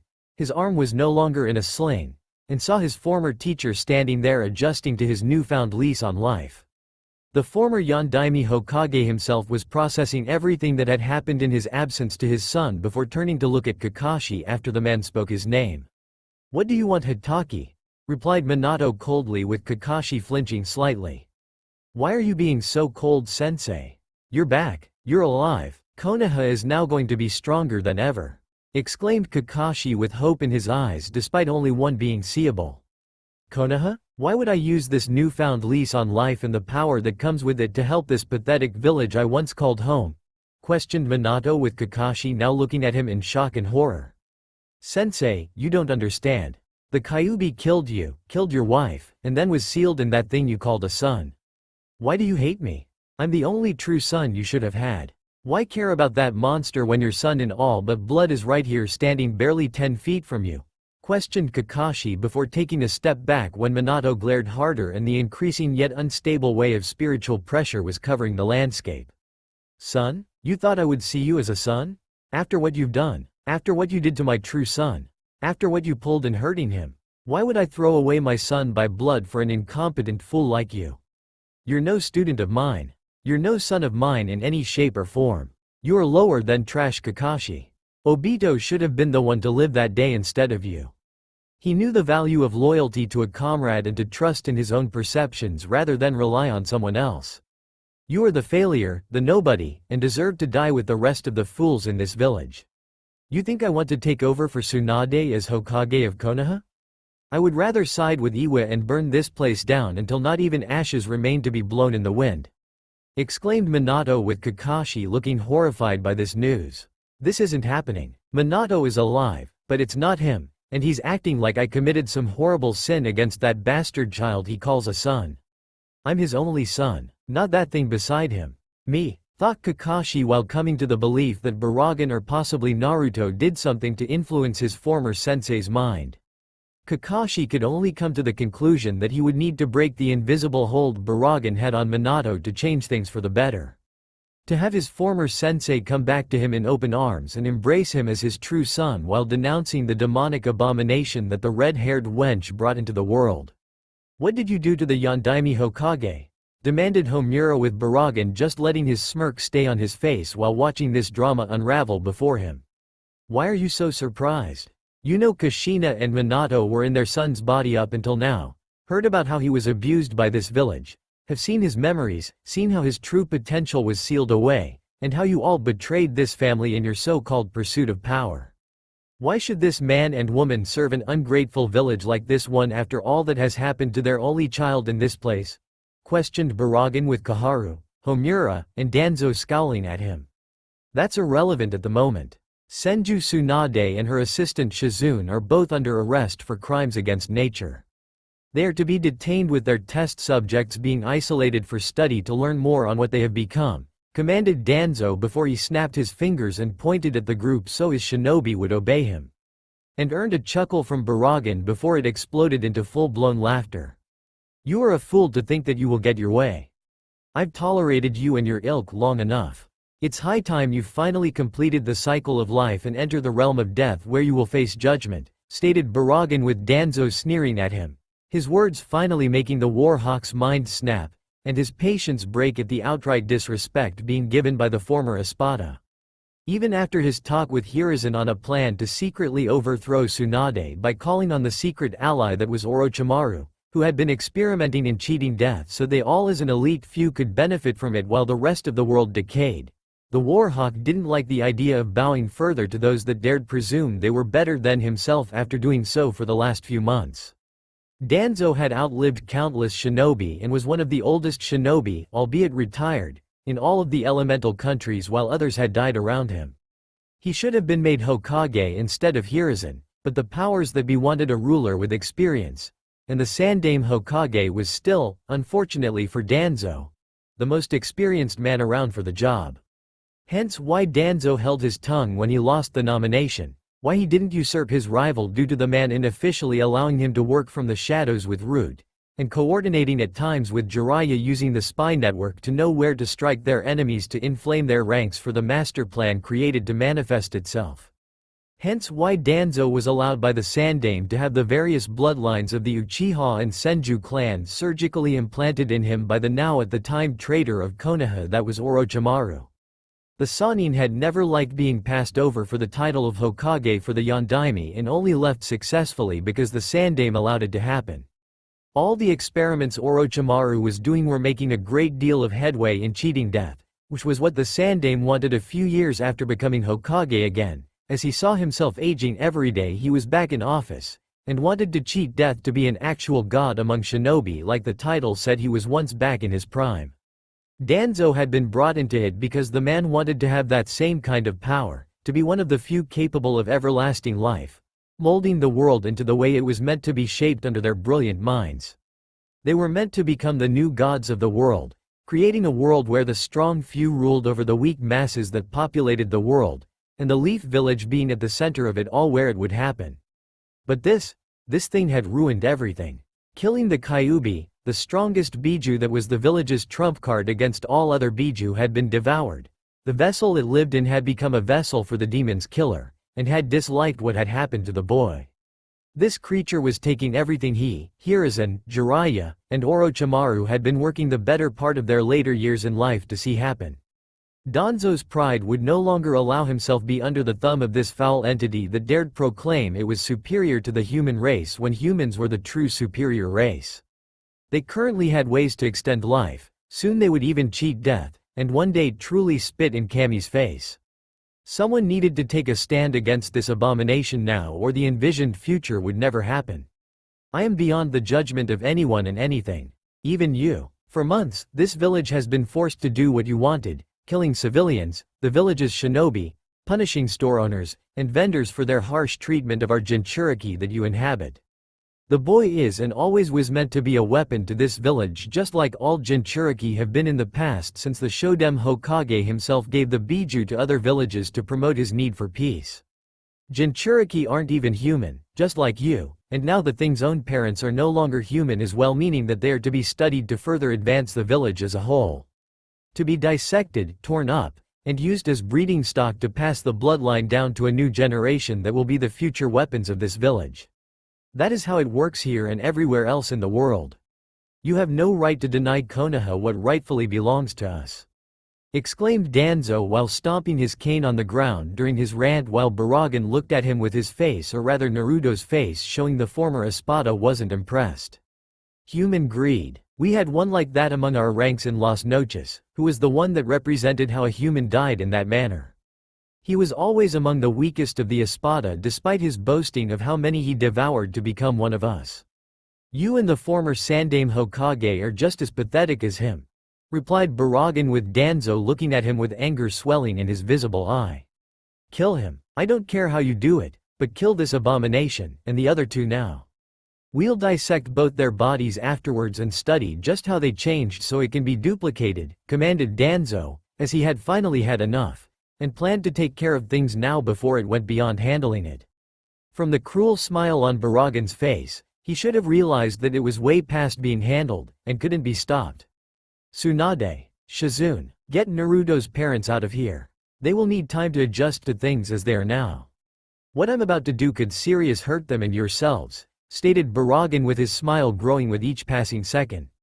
Right, let's go, commanded Tsunade, as she along with Shizune left with Minato and Kushina quickly to the Hokage tower, where the office of the Hokage would be perfect to wait things out with the shinobi there that were loyal to her now quickly leaving. Within seconds of leaving though, Kakashi did as well, and it was clear to Baraggan that the foolish Junin was determined to do something to reach the boy's parents in order to convince them he was not the piece of trash Minato accused him of being. No sooner had he left, Baraggan noticed more rude shinobi, and more on the council payroll that were loyal to them over Tsunade had appeared ready for a fight while surrounding the former Espada. Is this how you intend to fight me? Sending so many of your pawns here to kill me while you watch from the sidelines? Questioned Baraggan in a mocking tone to Danzo. I'm a leader through and through, just as I am a true patriot of Konoha. Through my own actions I have led Konoha to victory from the shadows. I have outlived other shinobi in the village and even their descendants. I have watched the young grow old and the old become weak before they die. You want to see my power? I'll make you regret this when I break you and forever make you the servant of this village for all eternity. Declared Danzo, as he revealed his Sharingan behind his bandages, and the sealed arm with the combined bloodline of the Senju and Uchiha clan.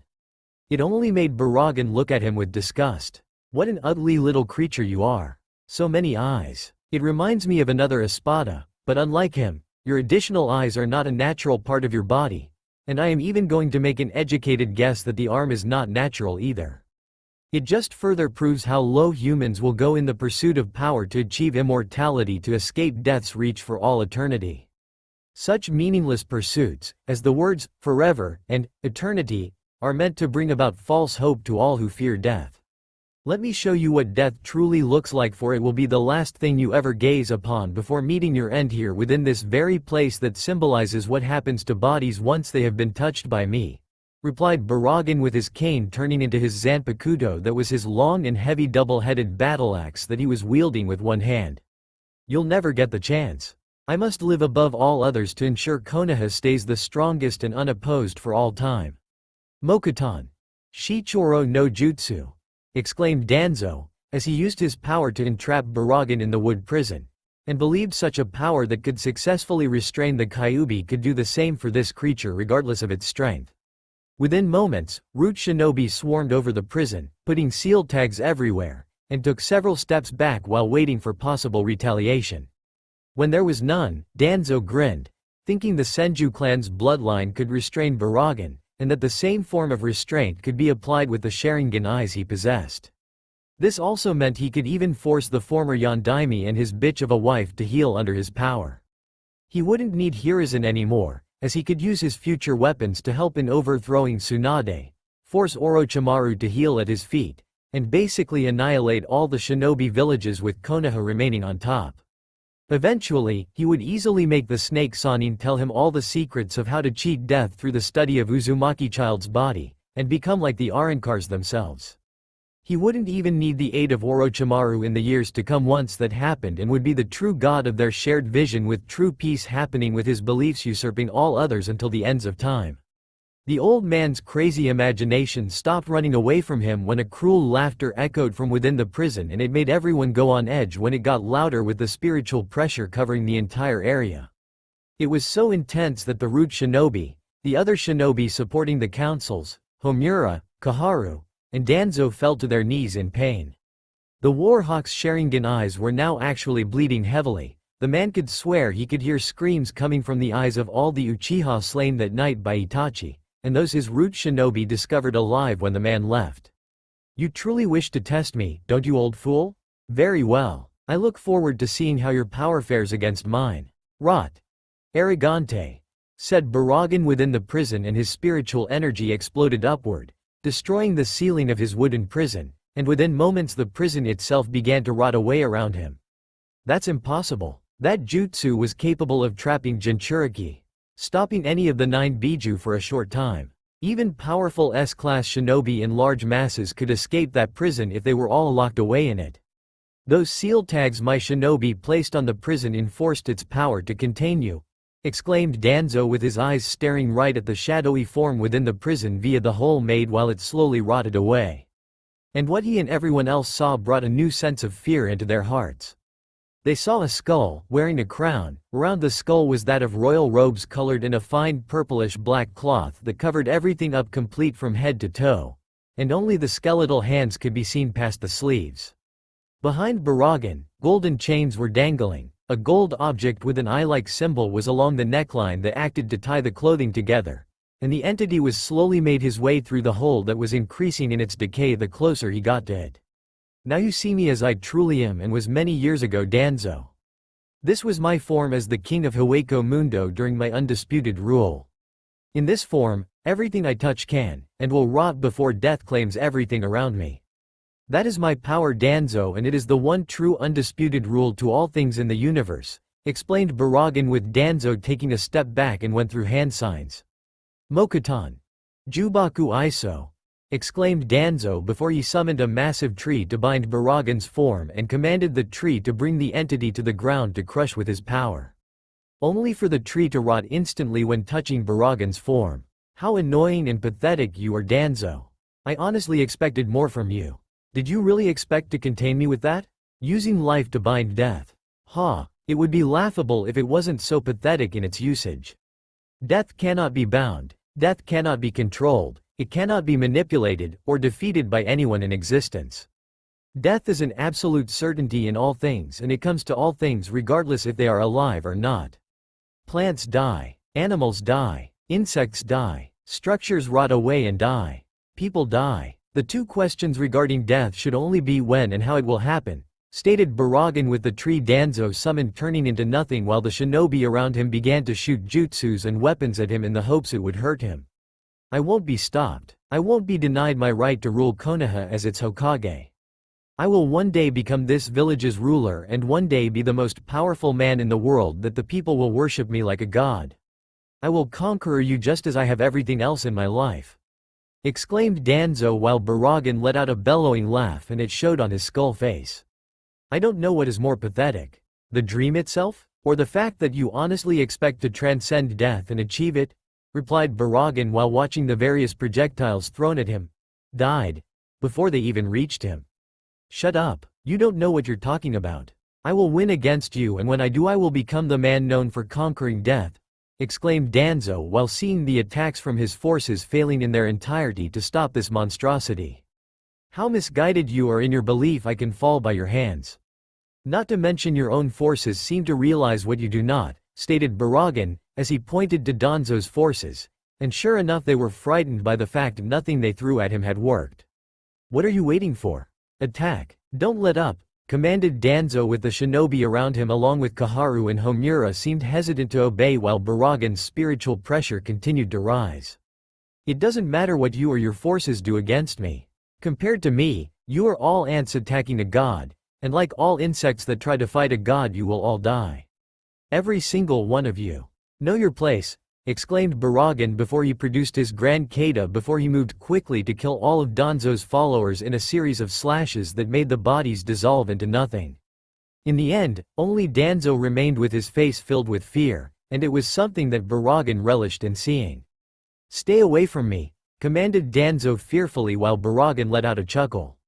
Oh, I have no intention of killing you with my Grand Kata.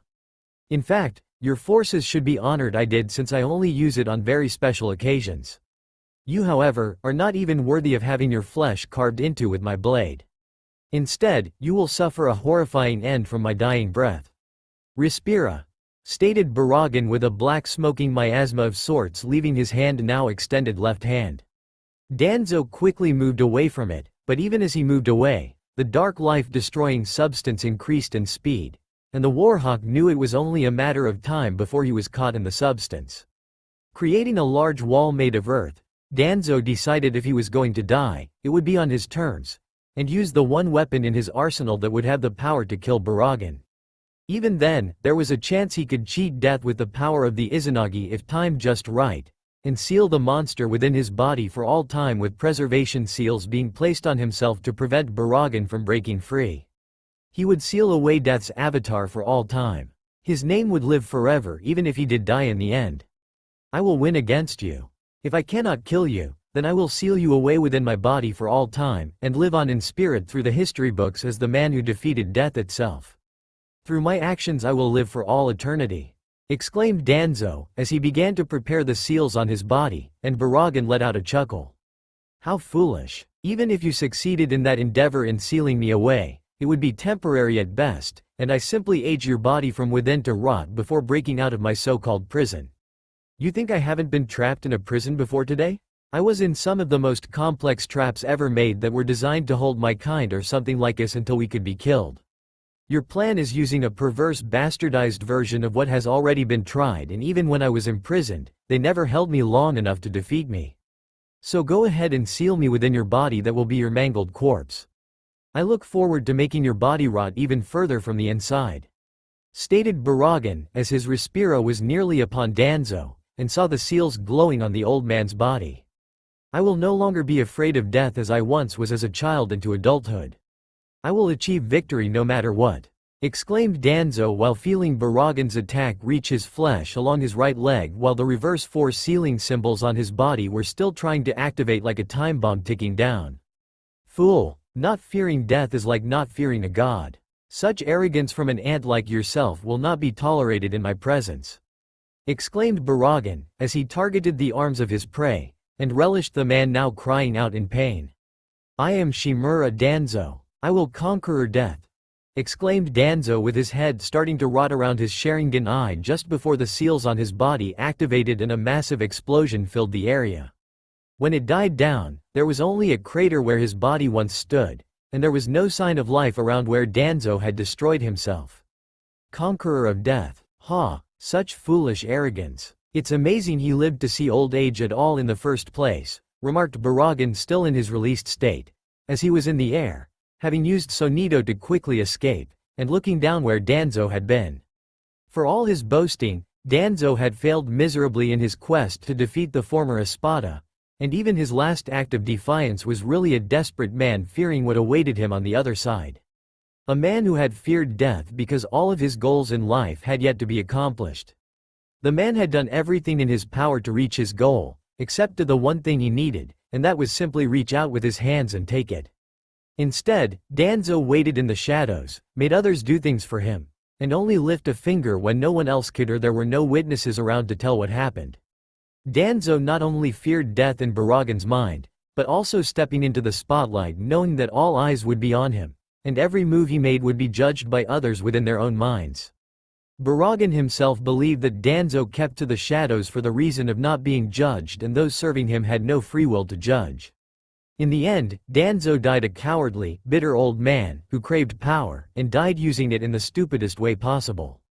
Turning back into his normal form that was Naruto's body, Baraggan used Sonido to enter the Hokage tower, walking to Tsunade's office, and wasn't surprised to see the foolish Hitaki Kakashi standing there trying to plead his case to his former sensei. It was clear though that Minato wouldn't hear Kakashi's words, calling him a traitor to all he stood for, how Rin and Obito would be ashamed of him. Kakashi kept on pleading for Minato to listen to reason, how Baraggan had poisoned his mind into believing Naruto was still there, and worthy of being his son. Seconds later, Kakashi was sent flying out of the room, right past Baraggan, and out of the Hokage tower itself. "The nerve of that baka!" exclaimed Kushina, who from what Baraggan saw of her stance with her right hand in a fist had been the one to punch Kakashi, and saw her hair waving around like tails like the Kyuubi. "Now calm down, Kushina-chan. We're still adjusting to our bodies. Don't push yourself," stated Minato with Kushina slowly calming down though she let out a huff in the process. "Fine, though I'm still angry," replied Kushina before seeing Baraggan in her son's body walk into the room. "Our enemies have been significantly thinned," stated Baraggan with the 4 in the room understanding what he meant right off the bat. "Thank you for everything you have done for our son Baraggan-sama. All of us here owe you a debt that none of us can possibly repay. All we can do is say thank you with our deepest respects," said Minato, as he bowed respectfully to the former Espada, and the others doing the same. Baraggan merely smiled, as he had nearly forgotten what it was like to be treated with the respect, and dignity someone of his position rightfully deserved. Aizen never respected him in the slightest. His offering of power beyond what the former king of Hueco Mundo had when they first met was an insult, and while it was true that Baraggan became even stronger, the former Hollow King saw the insult lying behind it. When a king is serving someone else, it means he is no longer a king, but a servant, and Baraggan had sworn he would have his revenge one day. While that chance for revenge was lost to him given the current situation of things, he had a feeling deep within himself, or rather Naruto's body with that Uzumaki intuition that Aizen had failed in his plan to conquer a soul society. That was revenge enough for Baraggan. You fought with honor, facing certain death while bringing a child into the world. That takes courage, and as a being of death I respect what you did, replied Baraggan with his smile fading slightly before he sat in a nearby chair. Something is on your mind, stated Kushina, as she saw him nod and look at the top of his cane with the fox head. The merger is nearly upon me. Soon, because I used my power in my true form, I will become one with the boy ahead of schedule, and Uzumaki Naruto will awaken, stated Baraggan with the group looking shocked by this. That's good news. I mean, said Kushina, as she didn't wish to offend Baraggan, and the former Hollow King and the boy just let out a small chuckle. It's all right, my dear. I'm not at all upset with your words. It's only natural that you would wish your son to awaken and be in control. As for your own powers, I will help you with what time I have left before the merger, and Naruto himself will too afterwards. As it currently stands, the two of you are now both Arankars, and are technically Naruto's Fraction, replied Baraggan with Minato and Kushina looking at him in surprise. Fraction? Questioned Shizune. Other Arankar that act as loyal subordinates. Several of the Espada had them, including myself under our command, answered Baraggan with the group nodding. What happened to them? Asked Shizune with Baraggan looking at her for a moment in silence. They died in battle, answered Baraggan, but his tone told Shizune not to pry and stay silent on the matter. How long do you have before the merger commences? Asked Tsunade with Baraggan thinking for a moment. 2 more weeks. Maybe less, answered Baraggan with Tsunade nodding. I see. This actually works well for Naruto. The graduation exam won't happen until the week after you merge with our son. That will give him time to test out what we taught him and attend some of the classes with the kids his age to bond with them, said Minato with Baraggan nodding. Come, we are going home. I have much to teach the two of you about your different hollow powers and how to control them while I still exist, commanded Baraggan, as he got up from the chair, grabbed the two, and was gone mere moments later with them via Sonido. With the rookies' training grounds 3 weeks later. You've all done well in making it this far in such little time. This was your last day of being tested here on all aspects of being a shinobi that you can't learn in a classroom, so I want all of you to be proud of yourselves in making it count. All of you worked hard to get here, announced Iruka with most of the rookies nodding eagerly since they wanted to graduate correctly without any buts to counter it. They had gone through quite the pre-verbal ringer to earn the right to graduate, with Kurenai teaching them about genjutsu, exposing them to various genjutsus, and the various ways to break them. Maida Guy came around to teach them about taijutsu, but kept the whole flames of youth down since Tsunade didn't wanted them to be that mentally scarred before graduating, and had Guy bring Lee with him to show how strong the boy was with taijutsu alone given his handicap. Anko had been the most cruel in terms of teaching since she had them go through survival training with emphasis on the word survival. The obstacle courses she had them go through were minor when compared to having them spend 2 weeks in the forest of death with what supplies they brought to that particular class and the clothing they wore. Of course, Anbu were watching them to ensure no deaths were recorded, but they were well hidden so the rookies wouldn't know of their presence, and actually try their hardest to survive. Today, however, was the last day where they would receive their headbands after they completed their testing, which they did just a few hours ago, and was glad that today was such a good day outside to present them. A bit unorthodox given how graduations are done inside the academy classroom, but considering they were being used right now made that impossible, and if Iruka was honest with himself, the room he taught in brought about bad memories. The rookies in front of him smiled, a few cheering a bit at their own accomplishments in reaching their full potential while being taught within the walls of Konoha on what it meant to be a shinobi, and were now ready for it.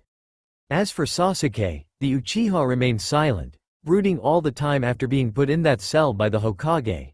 His more influential supporters on the councils had been reduced dramatically, and the civilian council had become spineless against the Senju.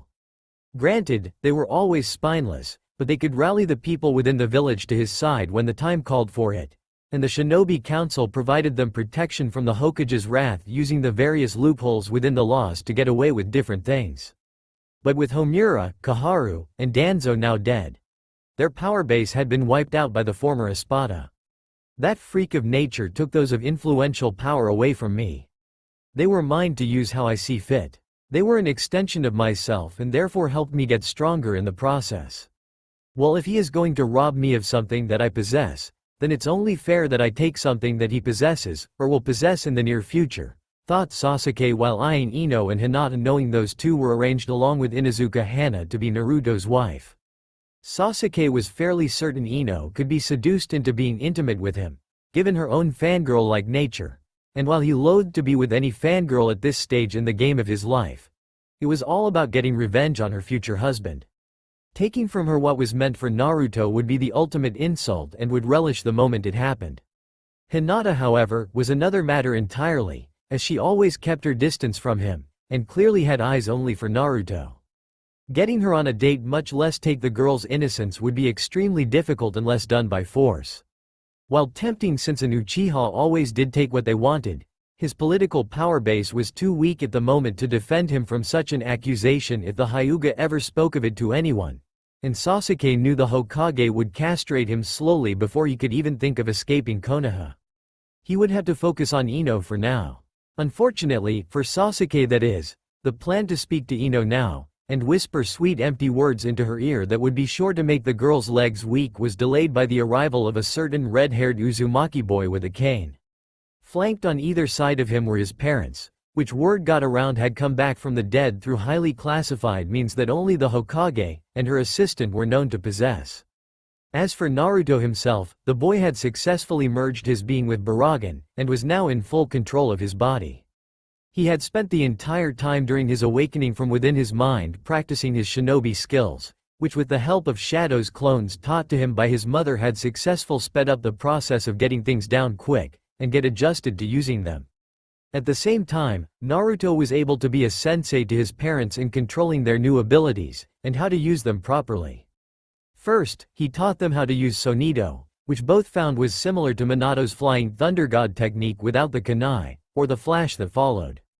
Kushina didn't mind since she thought it was awesome and was actually faster than her husband.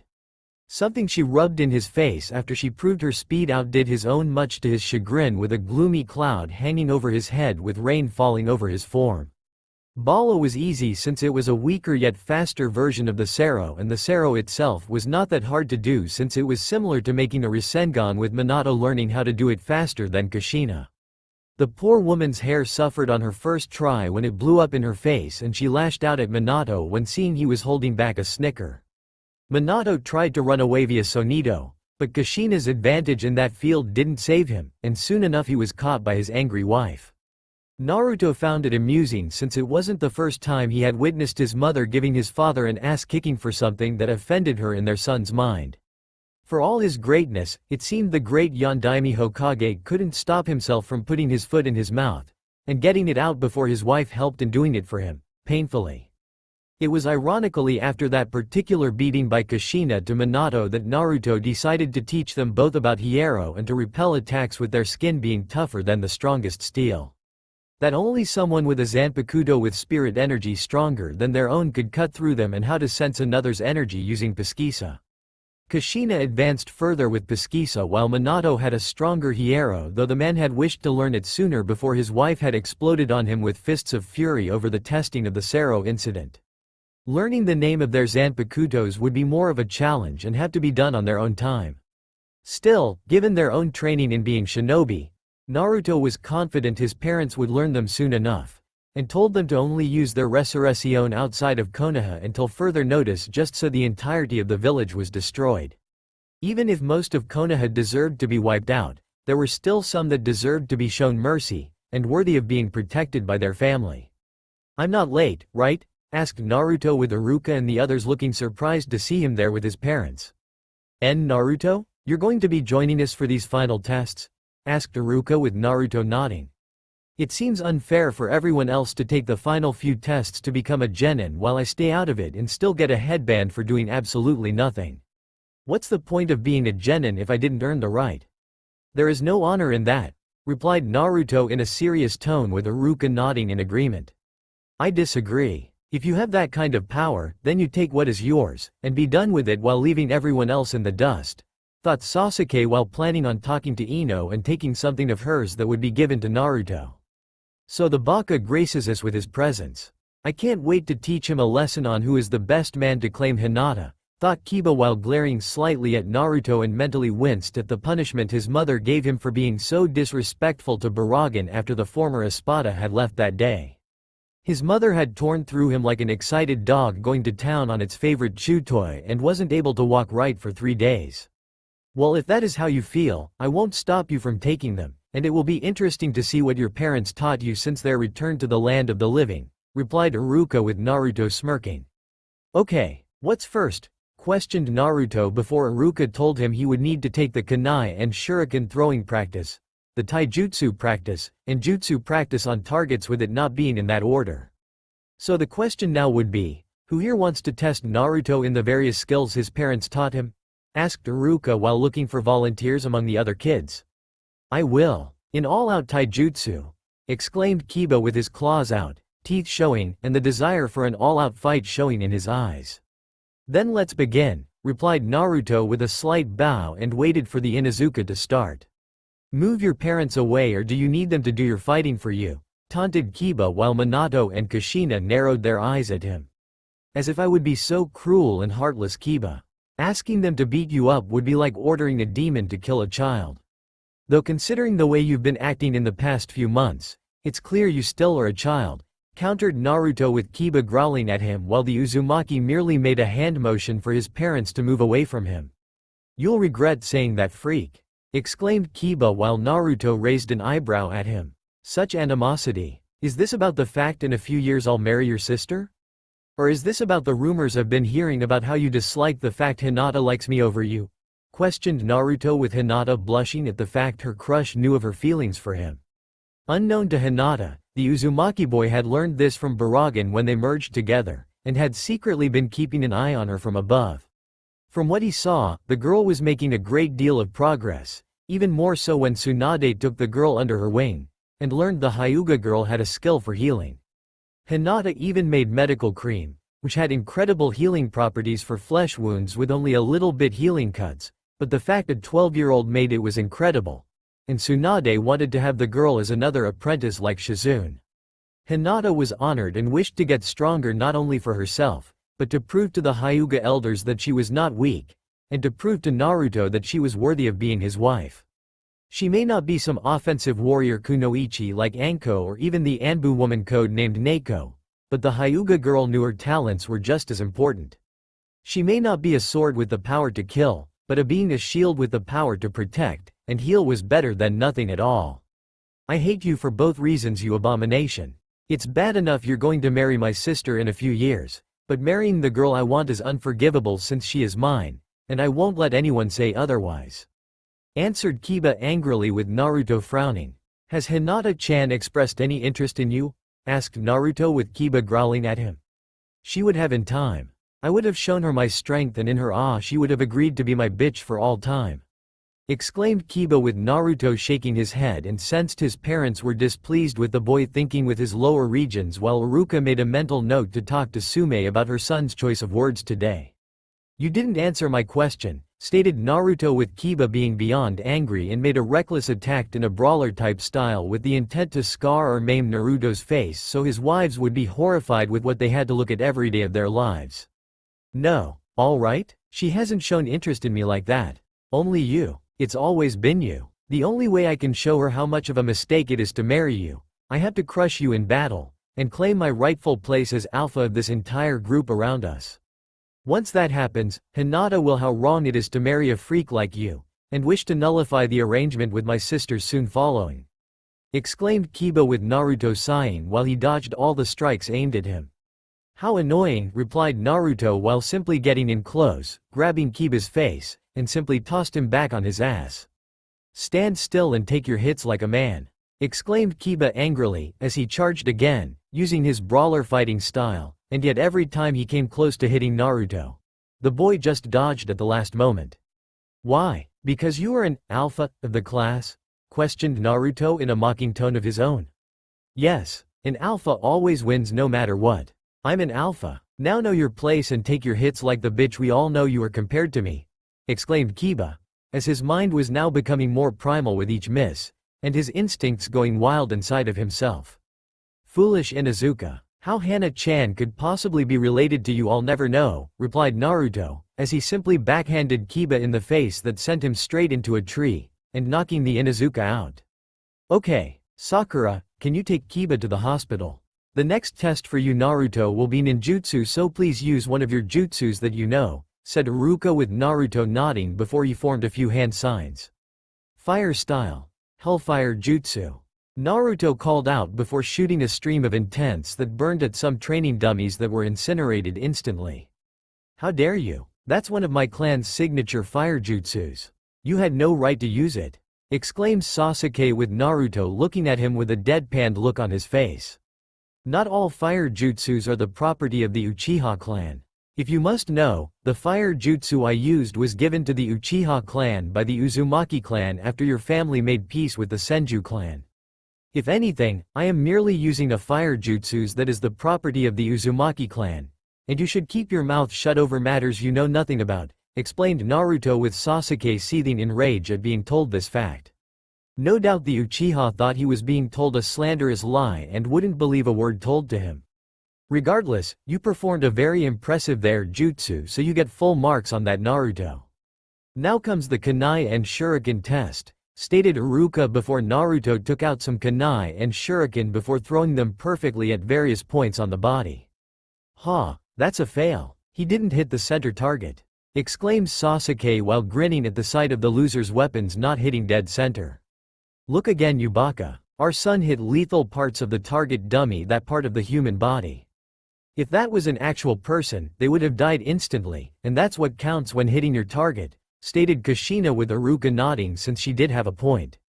Kushina-san is correct. Not only that, but Naruto hit the center targets multiple times too with both types of weapons, and he's earned bonus points for it, stated Iruka with Sasuke looking livid at seeing Naruto come out on top.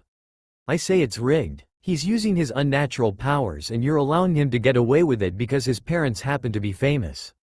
Challenged Sasuke with Naruto letting out a tired sigh. Cheating? You think I need to cheat to do this? Questioned Naruto with Sasuke glaring at him like he was all-seeing and somehow saw through the supposed cheat used to have the high score. How else could you have done it? Countered Sasuke before stepping up to the Uzumaki boy. The old-fashioned way. Through hard work and training, replied Naruto with Sasuke just scoffing at him. I doubt that, stated Sasuke with Naruto sighing again before walking away from the Uchiha. I honestly don't care for your opinion Sasuke nor for the lies and empty accusations you have spewing from your mouth. Anyone here has the ability to see or sense if I was cheating, yet not a single potential graduate here has stepped forward to support your claim, said Naruto while Sasuke growled angrily at him. That's because they all too afraid, too lazy, or too in love with you to say anything. But I see the truth because the Uchiha clan has the blood of elites in their veins and only an Uchiha can see what the other fools here cannot see, replied Sasuke with Naruto having this bored look on his face. Then how did I cheat Sasuke? What powers and abilities have I used to cheat with when I took the tests? Challenged Naruto with Sasuke remaining silent for a moment while he grit his teeth. I don't know, answered Sasuke at last. You don't know? You've accused a fellow student of cheating, yet you don't know how, or have any proof of it outside of you having blood of elites in your veins to enforce it. That's just pathetic, replied Naruto Sasuke taking out a kunai and charging toward the red-haired Uzumaki. Don't you turn your back on me freak. I'm an Uchiha. That means I own this village. I own its people. And it means I own you, exclaimed Sasuke, who now sounded like an irrational person, and it was clear to the adults watching that the boy had been denied the much-needed psychiatric help after Itachi had messed with the boy's mind years ago. Sasuke never reached Naruto however, as Hinata moved quickly to intercept the boy with her Byakugan active while Shikamaru used his clan's shadow possession jutsu to trap the Uchiha, and only disconnected moments before the Hyuga girl struck the Uchiha in the stomach. The impact of the blow made Sasuke fall to the ground. The weapon he brought out had fallen from his hands, and was kicked away from him. Glaring up at the girl, Sasuke vowed to make her, and the Nara boy pay for this outrage while trying to stand before a foot on his back by a pissed-off Kushina found its place in keeping the Uchiha flat on his stomach. "Give me one good reason why I shouldn't break you right now?" questioned Kushina with a growl and glared at the boy. "I'm an Uchiha, the last one loyal to Konoha. You kill me, the village will turn against you, and your bastard child," answered Sasuke before crying out in pain when pressure from Kushina's foot was applied to his spine. "I don't give a damn about Konoha's overall populace. Especially those that would still favor you and wish to kiss your ass all day in hopes their daughters would marry into your bastard clan," replied Kushina with Inuzuka deciding to step in before things became worse. "Unfortunately Kushina-san, I have to pass him despite his actions," stated Inuzuka while Kushina glared at him with Minato doing the same. "After what he pulled, the brat should be locked away with his bloodline, and chakras sealed off until his death," countered Kushina with Inuzuka raising his hands up. "It's my call. Tsunade gave me a message that came from the fire daimyo himself just yesterday. The feudal lord of Fire Country wants the Sharingan to come back and wants the boy to be a genin so he can get strong enough to activate them," replied Inuzuka with Kushina and Minato looking displeased by this news while Sasuke smirked at his victory over them. "Then I request he be made dead last of the current graduating class here as punishment for his actions as of late," stated Naruto with Inuzuka looking at Minato, Kushina, and then the boy himself before nodding. "Done," answered Inuzuka with Sasuke's smirk of victory gone and his face livid with rage. "You can't do this to me. I'm an Uchiha, the elite, the rookie of the year," exclaimed Sasuke while trying to get up, but Kushina wouldn't let him, and kept her foot on his back to keep the boy down. "No, it's more than fair, Sasuke. You have attacked multiple people at the smallest hint of provocation and spoke in a way that is unbecoming of a Konoha shinobi. Your ranking in this class is at the bottom because it more than warrants the act, and it's only because of the fire daimyo that I don't fail you outright," explained Inuzuka with Sasuke growling angrily at him. "This is the guy the first fawned over? What was I thinking?" thought Ino, as she saw Sasuke acting so irrationally, and like a spoiled brat with his actions causing a revelation to hit the girl hard in the head. Growling heavily, the Uchiha had no choice in this matter, but to accept this for now, and silently vowed to make everyone around him pay for this insolence. He would get them all back soon enough, and his target was the platinum blonde girl that once wanted to go on a date with him. "Fine, but I only accept it under protest," replied Sasuke with Inuzuka sighing and Kushina smirked behind the lower half of her hollow mask. "Very well, Naruto, you graduated with high marks. However, because you came to this class just today, I can't give you the title of Rookie of the Year. But given how impressive you were just now, I'm still going to rate you around the top of the class." "Congratulations on passing the tests," stated Inuzuka, as he handed Naruto a headband, and the boy took it with pride. "Thank you, Inuzuka-sensei. I'll try to make you, my parents, and my godmother proud," stated Naruto before tying it around his forehead. He still resents the village as a whole. The fact he mentioned so few means his heart is not so forgiving, Inuzuka thought sadly, knowing it would be a long time if ever before the boy accepted Konoha with open arms. "Congratulations, son," said Minato with a grin on his face. "Thanks, Dad," replied Naruto while walking over to the other rookies and began talking to them. "His heart still suffers," whispered Kushina with Minato nodding while they watched their son interact with the children. "Yeah, but he's making progress. The others don't hate him with the exception of the pink-haired girl, the Inuzuka, and the Uchiha brat. There is light at the end of the tunnel, Kushina. It's far away and it's a long road to reach, but it is there," replied Minato in the same whispered tone while Naruto let out a small chuckle over something Choji said involving Shikamaru being chased once by his mom over an incident that earned her wrath and how learning Sonito would be a good way to escape it in the future. Sadly for Shikamaru, the Uzumaki boy had told him that Sonito was a family thing, and only family could learn it. As for Ino, she apologized to him in front of the others about how cruel she had been to him when growing up, and that they could get to know each other with a clean slate. Naruto accepted since it would only be fair since they would be a married couple in a few years and didn't want them to be together if all they brought to the table was anger mixed with resentment. Choji then decided they should all go to the Akamichi barbecue restaurant to celebrate their graduation together to further solidify their unity as comrades. Naruto agreed and so did the others. Well, almost everyone. Sasuke left with snort, mentioning it was a waste of time, and went to brood while massage his bruised ego along with the other parts of his body hurt today. Should we join them? Asked Kushina seeing Minato nod. Of course. In fact, you go with them while I go round up the parents since they won't know about the news yet, and they can join their kids in celebrating, answered Minato with Kushina giggling.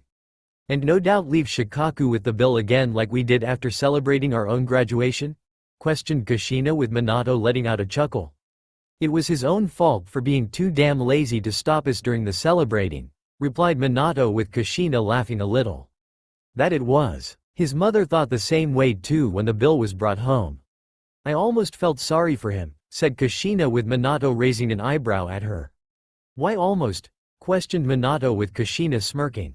He made a remark earlier that week about how my temper would possibly make me the most troublesome woman in all of Konoha in the future, answered Kushina in a slightly sweet tone that told Minato it was a tone that could make even the most fear men shake with dread. Really? Can't imagine why he would say that, replied Minato with a nervous laugh before he left via Sonido with Kushina letting out another chuckle. Oh, I think you do know Minato-kun, and you're going to find out how troublesome I can be tonight behind closed bedroom doors tonight, said Kushina to herself with a semi-evil smile on her face and the devious plan she had to trap her husband already created. Her husband was going to need that hero ability tonight when she got through with him. That's all for now. If you enjoy this video, then please like, share and do comments.